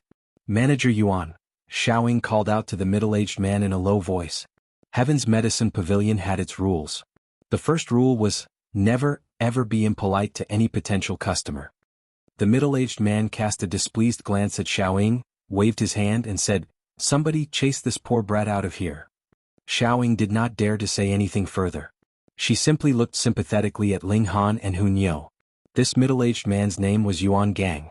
He had previously only been an odd jobs worker here, but unexpectedly, a few months ago, his younger brother advanced to become a yellow-grade mid-level alchemist, causing Yuan Gang's own position to rise, allowing him to obtain the position of a minor manager. Because he had struggled at the lowest level for a long time, now that he was in a high position, Yuan Gang had become extremely arrogant, always thinking of new ways to show off his present superiority. Ling Han was extremely unfortunate he just so happened to be this guy's target. Two sturdy, well-built men walked over and stood behind Ling Han. One of the pair spoke, "Honored customer, please come with us." Ling Han have a sigh. Did he really have to use force? Ling Han. Ling Han. It was at this very moment that a sweet voice was heard from behind him. Ling Han turned around to see that the speaker was actually Qi Zhantai. Why was the seventh princess of the royal house of the Deyuan king here? When he took a closer look, it seemed that both Zhu Hexian and Zhang Weishan were here too. In that case, it was only natural that the girl was here too. "Yo, never thought that a poor brat like you would have such a pretty wife." Yuan Gang gave an envious look, then said to Ling Han, "Poor brat, lend me your wife for me to play with for a single night, and I could give you a 20% discount?" "Ah." "Pa." His face suddenly suffered a slap, his feet stumbled and he directly fell onto the floor. The one who had slapped him was of course Ling Han. "Bastard, you actually dared to hit me." Yuan Gang got up to his feet in a single movement, his face filled with thunderous rage. "So what? Can't you be hit?" Zhang Weishan walked over with a cold smile. "And who are you?" Yuan Gang did not even think, and immediately raised his finger to point directly at Zhang Weishan's face. "Wah what?" He gasped in shock. There was astonishingly a silver badge hanging on this newcomer's breast. Perhaps there would still be some people who may not recognize this, but definitely not him, an experienced senior, who had been working at this Heaven's Medicine Pavilion doing odd jobs for over 10+ years. A black-grade low-level alchemist. "Yes, sir." He hurriedly bent his knees in a bow, an obeisant expression on his face. The only reason he was in the position of minor manager was because of his younger brother, yet his younger brother was only a yellow-grade mid-level alchemist. Compared with this esteemed black-grade low-level alchemist in front of him, the latter was on a complete different level. "Master, this guy was very bad," Qi Zhantai said immediately. "Pooh." Yuan Gang instantly choked. This beauty was actually the disciple of a black-grade alchemist, and he had actually dared to flirt with her. Wasn't that practically seeking his own demise? He scowled miserably and said, "This young miss, apologies for my smelly mouth, only knowing how to speak nonsense. Deserves to be hit. deserves to be hit. He began to slap himself repeatedly with a pa sound. Young friend Ling. Young friend Ling. Zhu Hiexan had also walked over, and together with Zhang Weishan, they raised their clasped hands in Ling Han's direction in greeting. Grandmaster Zhu. Yuan Gang had only at this moment spotted Zhu Hiexan, and was so scared at this point that his whole face had turned pale.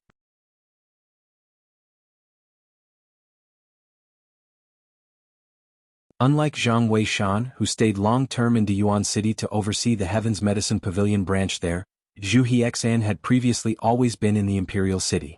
How could Yuan Gang not recognize him? Yet these two black-grade alchemists actually performed such a respectful greeting to Ling Han. How could this not scare him witless? The two of you are here just in time. Help me call over Fu Yuan Sheng. Ling Han said with a smile.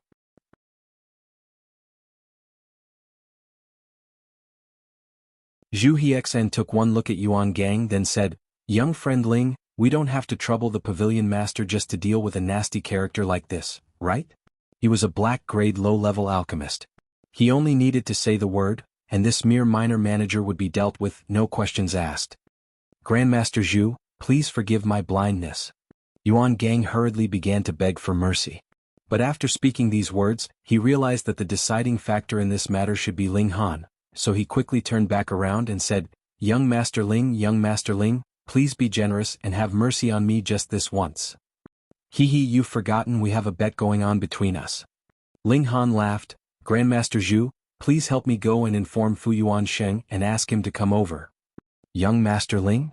Zhu Hiexan stepped forwards and said in a low voice, You know Grandmaster Fu? Yes, I do. Help me call him over. I have something to discuss with him. Ling Han nodded. Then I shall immediately go call him for you, Zhu Hiexan said quickly, turned around and left to do what he said. Within moments, Zhu Hiexan and Fu Yuan Sheng were walking quickly over towards them. Naturally, Fu Yuan Sheng was walking in front, while Zhu Hiexan followed behind. Haha, young Master Ling has arrived. Yet I did not come out to receive you personally, please forgive my slight. Fu Yuan Sheng said hurriedly. Yuan Gang's face had paled to a whole new level. So it was not just Zhu Hiexan that revered Ling Han so much, even Fu Yuan Sheng treated him with such respect. Who was this brat? He was a little too awesome, wasn't he? Ling Han smiled at Fu Yuan Sheng, then looked over at Yuan Gang and said, This bet should be counted as my win, right? Of course it's your win, young Master Ling. Yuan Gang took advantage of the change of topic and immediately said in a flattering tone. Ling Han nodded and said, All right, then you can start eating. Ah. Yuan Gang found himself suddenly tongue-tied. What is it? Do you need me to add some seasonings and cook it for you? All right, so do you want it braised or steamed? Ling Han said with a smile. Young Master Ling is really such a joker, Yuan Gang laughed awkwardly. I may joke around with my friends, but you are not my friend, Ling Han said calmly. What is going on? Fu Yuan Sheng interrupted, his tone already filled with strong displeasure. He and Wu Songlin had just benefited from Ling Han's teachings the day before, which allowed the two of them to see a flicker of hope to break through to become Earth-grade alchemists. For the two of them, Ling Han could even be considered as half their master.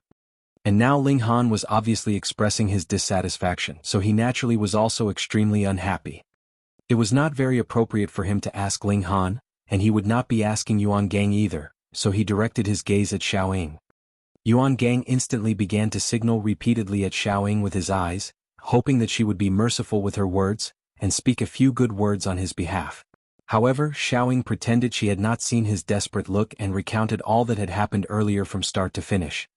Fu Yuan Sheng was instantly enraged and pointing at Yuan Gang's nose he said, How dare you? So you are already in the position that you can speak for me? Since it was your own words, then go ahead and eat. Yuan Gang's face twitched uncontrollably. This time, it was the command of the pavilion master of Rain Country's Heaven's Medicine Pavilion. Even the Rain Emperor himself would have to give him some face.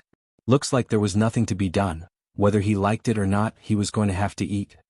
But still, how was he supposed to force himself to eat a table? He found his resolve and with a paw ripped off a table leg, put it in his mouth and began to chew. Kacha kacha.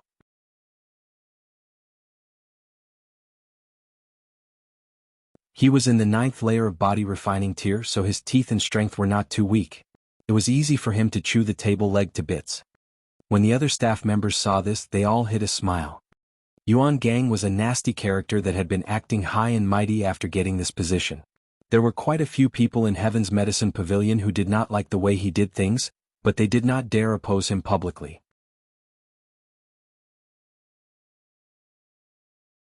They were naturally happy to watch the show of him struggling to stuff the table leg down his throat. Ling Han, on the other hand, was not interested in watching the magnificent feat of Yuan Gang eating the whole table. He said to Fu Yuansheng, "You should just fire this kind of person. This young girl is quite able, so just let her take over the vacant position." "I shall listen to young Master Ling's arrangements," Fu Yuansheng said very humbly. Xiaoying instantly looked overjoyed, and when she looked at Ling Han, her eyes were filled with gratitude.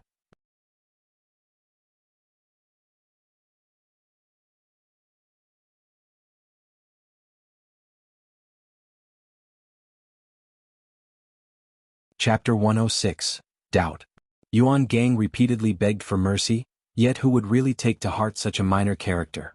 In the end, he could only leave in defeat. The other members of the staff all wanted to break into applause out of happiness. This Yuan Gang was a vile character who had just gotten a bit of success recently, yet was arrogant without limits. They all felt that he deserved this kind of ending.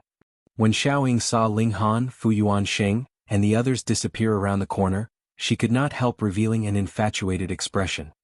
A young girl like her naturally did not lack a romantic imagination.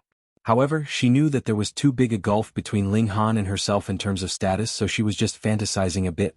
Her heart was filled with gratitude, because she had received a personal acknowledgement from Fu Yuansheng. Her position in this Heaven's Medicine Pavilion would be unshakable. For Ling Han, this was only a very small matter, and when he arrived at Fu Yuansheng's study, he had completely put the earlier incident out of his mind. He did not want to waste any time, and so voiced out his intention to borrow some ingredients from Fu Yuansheng. Fu Yuansheng nodded and waved his hand. Of course, him waving his hand did not mean that he was refusing Ling Han's request, but that the medicinal ingredients would be a gift to Ling Han instead of a loan. What a joke! This was a Grandmaster alchemist.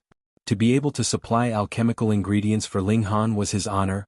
What need was there for Ling Han to pay them back? Ling Han did not act modest and said, "How about this? I will concoct an alchemical pill here, and you all can observe the way I do it." He had decided to enact a specific alchemist skill. This was far from the level of the three-fire guide, but would be indescribably valuable to Fu Yuansheng and the others. Good.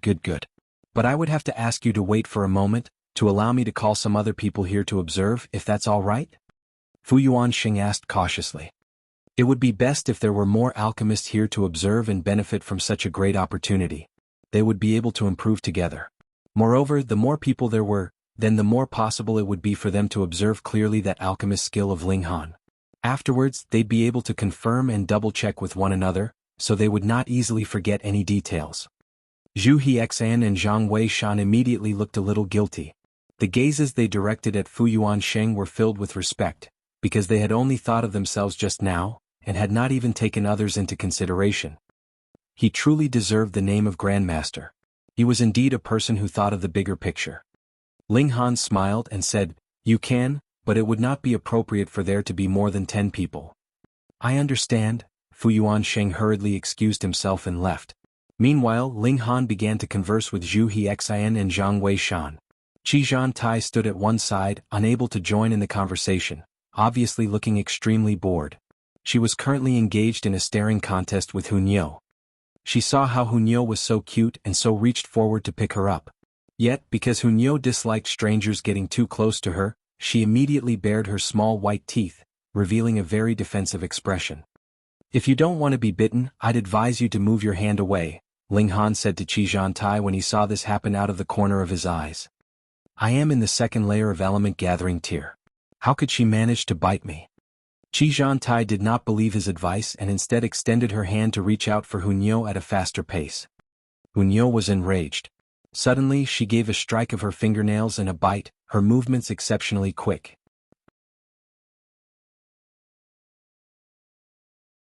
Ah! Qi Zhantai hurriedly withdrew her hand, yet there had already appeared a bite mark on her fair, delicate hand. The pain almost caused her to tear up. Ling Han picked Hunyo up to prevent her from taking advantage and pushing on with her attack. He laughed and said, even I have been bitten before. You, at the level of the second layer of element gathering tier, are really not that much. He turned back round and said to Hunyo, "This is a friend, don't bite her again."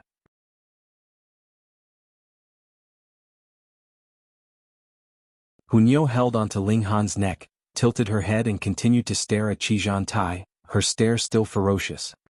Zhu Hexian and Zhang Weishan could not help but ask about Hunyo's origins. When they found out the whole story they were truly amazed, and felt that this little girl was indeed extremely fortunate. Even after dropping into a tiger's lair, she had still managed to survive to such an age. While they were talking, Fu Yuanshen had led 7 people in all of different ages. The oldest of them looked to be in his 70s, and the youngest was at least in his 40s. All of them had at least 1 silver badge hanging on their chests, and some even had 2. This meant they were all either black grade low-level or black grade mid-level alchemists. "This is young Master Han, and we shall observe young Master Han concoct an alchemical pill later," Fu Yuanxing said. Hearing him say this, all 7 of the newcomers looked extremely surprised. Who were they? They were all black grade alchemists, and in Rain Country they could be considered very important people with extremely high social status. If you were talking about concocting alchemical pills, they were naturally the ones who would be doing the teaching. What need was there for them to observe another person concocting pills? If the person they would be observing was either Fu Yuansheng or Wu Songling, that would be fine. As the only 2 black grade high-level alchemists in Rain Country, these 2 men have naturally won the reverence and respect of all alchemists. But now, Fu Yuanxing actually wanted them to observe a young man concoct an alchemical pill. How could they accept that? Alchemists, belonging to an extremely rare and extremely important profession, caused everyone in this field to be extremely proud, and the higher their grade, the prouder they were. Immediately there were a few of the alchemists who looked insulted and angered, but because of Fu Yuanxing's status, they did not lose their temper. Among them, one of the alchemists in his 40s could not hold himself back and said, "Pavilion Master, you're joking with us, right? You actually want us to observe a little guy concocting an alchemical pill?" He had something else that he had held himself back from saying. "This brat couldn't be your illegitimate son, right? To command so many of us to come here to instruct him?" Fu Yuansheng looked furious. In his opinion, being able to observe Ling Han in the process of concocting an alchemical pill was a once-in-a-lifetime chance. Under normal circumstances, what alchemist would easily allow others to watch him concoct pills? Moreover, Ling Han had even said that he would be enacting an alchemist's skill for their observation. If it was not for his determination and desperate desire to develop and advance the field of alchemy in Rain Country, then why else would he have called others here to observe? He Lin apologized to young Master Han. He said immediately in a deep voice. "What?" That alchemist by the name of He Lin raised a brow, looking extremely disbelieving. "I am a black grade low-level alchemist. My status is so high and revered, yet you actually want me to apologize to a young boy like this? Pavilion Master, are you intending to use your public office to avenge private wrongs?" "How dare you?" Zhu Hexian shouted instantly. His eyes were wide with rage and he looked extremely furious. Both Ling Han and Fu Yuansheng were people he respected very much. "Ha ha ha ha." He Lin laughed loudly with no hint of respect in his expression. He only gave a cold humph and said, "Some things are better left unsaid." He was indeed not afraid of Fu Yuansheng because his father, He Luo Yun, was also a black-grade high-level alchemist. Years ago He Luo Yun and Fu Yuansheng were already rivals. They would be competing over everything alchemy, martial arts. The 2 of them even fell in love with the same woman.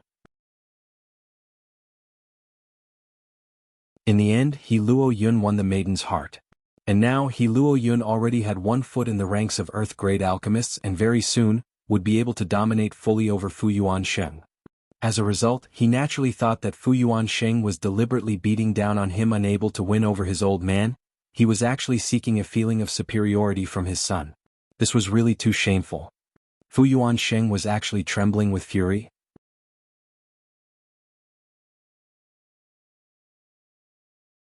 His well-meant intentions actually got such a payback.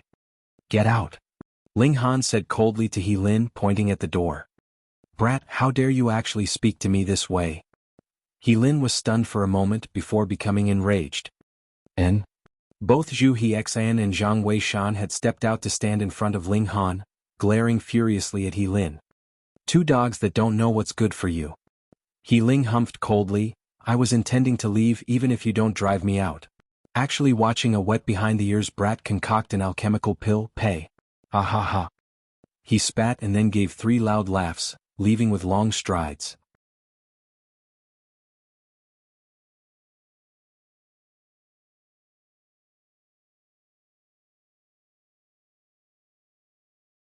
Chapter 107, Four Forms Seal. Fu Yuansheng's face flashed with different expressions very quickly. Finally, giving a long sigh, he said, "Though this man is a little arrogant, he does indeed have a talent in alchemy that corresponds with his level of arrogance. I had previously thought to gift him with a rare opportunity, yet never imagined that, AI." He raised his clasped hands in Ling Han's direction in apology and said, "Young Master Han, please don't take his actions to heart." Ling Han smiled softly and said, "It's fine." This time, because of Fu Yuansheng, he would not pursue the issue, but if He Lin dared to act so pompous in front of him again, he would definitely shatter all the teeth in the latter's mouth. Then let's begin. Fu Yuansheng had already brought all the medicinal ingredients Ling Han had requested for, and Ling Han had also taken out the second star grass. All the people here were black-grade alchemists, so how could they not recognize the second star grass? A few of them instantly looked resentful. They were actually called here to observe a young junior concoct the refreshing pill? This was practically an insult to them. Unfortunately, they did not have a father who was also a black-grade high-level alchemist. Thus, though they were slightly displeased with Fu Yuansheng's actions, they dared not express that displeasure. However, their faces had all turned a bit sour. When Zhu Hexian and Zhang Weishan saw the behavior of the others, both of them felt the urge to draw out their weapons to drive these people out. They actually dared to doubt young Master Han? At the same time, Zhang Weishan also felt a bit of shame, for he had also doubted Ling Han before. Ling Han did not bother himself with worrying over what the others were thinking. As the alchemy emperor, what need was there for him to obtain the respect of other alchemists? He grabbed the alchemy furnace and began to toss various medicinal ingredients into it. Does this brat actually know how to concoct alchemical pills? How can he simply toss in so many different ingredients all at once? That's right. The first step of the concoction process is purification, and different ingredients require different levels of heat to be purified. If they are all thrown in at once, the only result would be that all ingredients would be damaged. Forget it, just take it as wasting a bit of our time. A few of the alchemists present could not hold themselves back from mumbling complaints to each other quietly. It was not that they did not trust Fu Yuansheng, just that Ling Han was really too young. Moreover, in their eyes, his actions were simply too reckless. They were not the only ones feeling doubtful. Even Fu Yuansheng, Zhu Hexian, and Zhang Weishan were extremely surprised, for the purification of the medicinal ingredients was the first step to concocting an alchemical pill. It was also a very crucial step. Could it be that Ling Han would cause a mess up from the very first step? It was really too bad that Li Xichan was not present. She had previously watched the whole process of Ling Han concocting an alchemical pill from start to finish. Purification was only a piece of cake to him. After tossing in 7 different ingredients, Ling Han's hands trembled, and instantly flames gushed out. His figure began to circle around the furnace and struck the furnace with his palms repeatedly. Wung wung wung tong tong tong. From within the furnace, steam instantly gushed out. A herbal fragrance also began to spread out within the room. What? All of the alchemists in the room widened their eyes in shock at the exact same moment, expressions of absolute disbelief on their faces. They all looked as if they had just seen a ghostly apparition. "Master, what's wrong with all of you?" Qi Zhantai asked in confusion.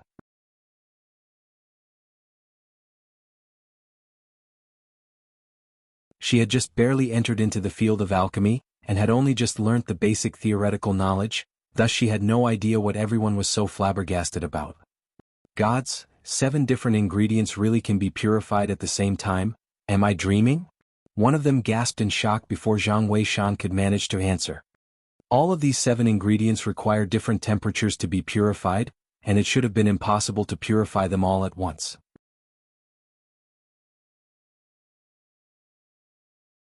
But this brat used a very intriguing technique.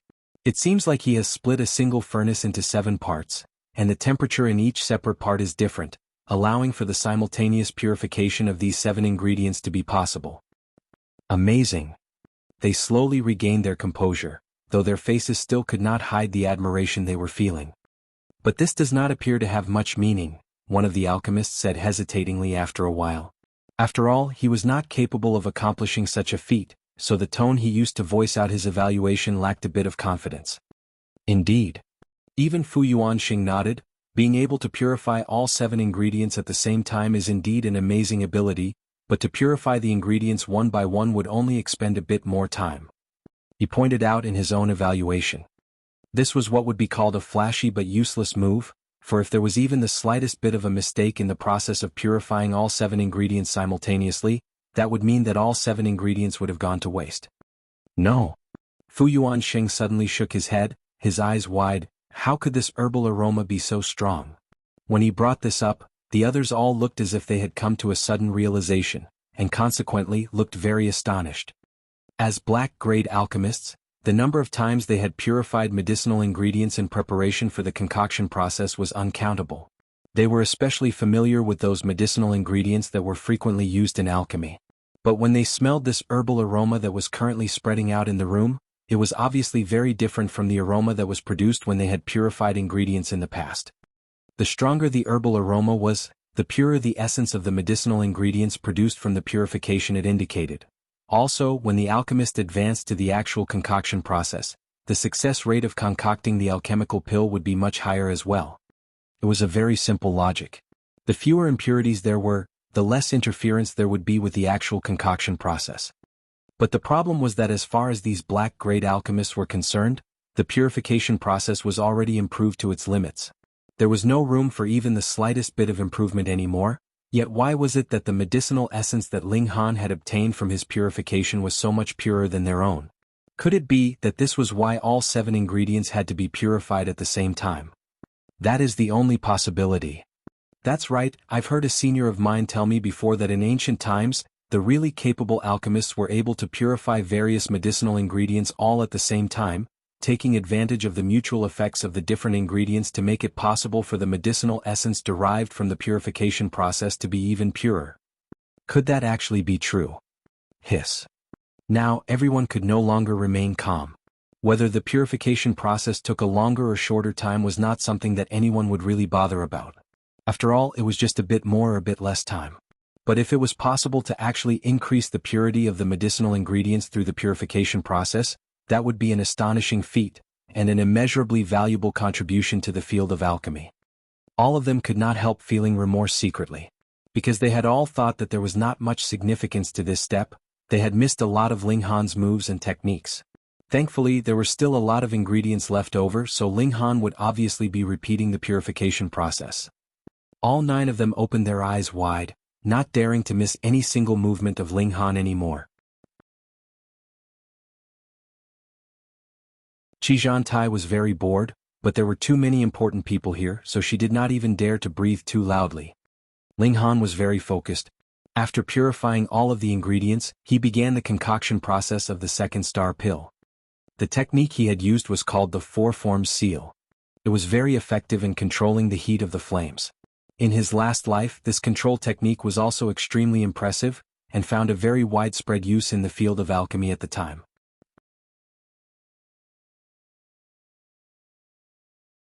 Because he himself had been an alchemist in his last life, Ling Han could not bear watching the field of alchemy degrade to such an extent. Thus, he did not mind imparting relevant knowledge of alchemy at appropriate times to improve the overall level of alchemy in this age. While he continued to concoct the alchemical pill, he also spoke about the key details and features of the 4 forms seal. All of the alchemists present, including Fu Yuanxing himself, behaved like they were absolute newbies to the art, listening attentively to his lecture with their faces filled with utter reverence. If this scene had been witnessed by others, they would definitely go crazy. It could be argued that all of the most capable alchemists of Rain Country were gathered here, yet they were all very seriously observing a young man concocting an alchemical pill. There was indeed no age limit to learning. Whoever's capable would be the teacher. When Ling Han had finished the process of concocting the second star pill, all of the 9 alchemists were deeply engrossed in comprehending and figuring out the workings of the 4 forms seal. They were all sitting cross-legged on the floor.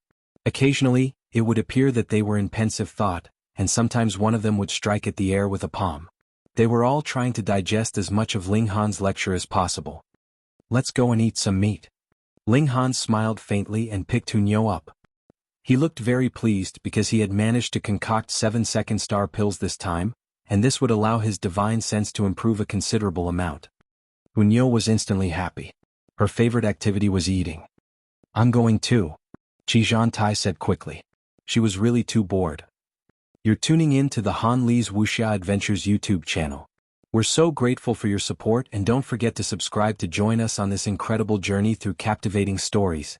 Your generosity through donations truly makes a world of difference, as it's the primary source of revenue that allows me to expand and enhance this channel for you. Thank you from the bottom of my heart for being a part of this adventure.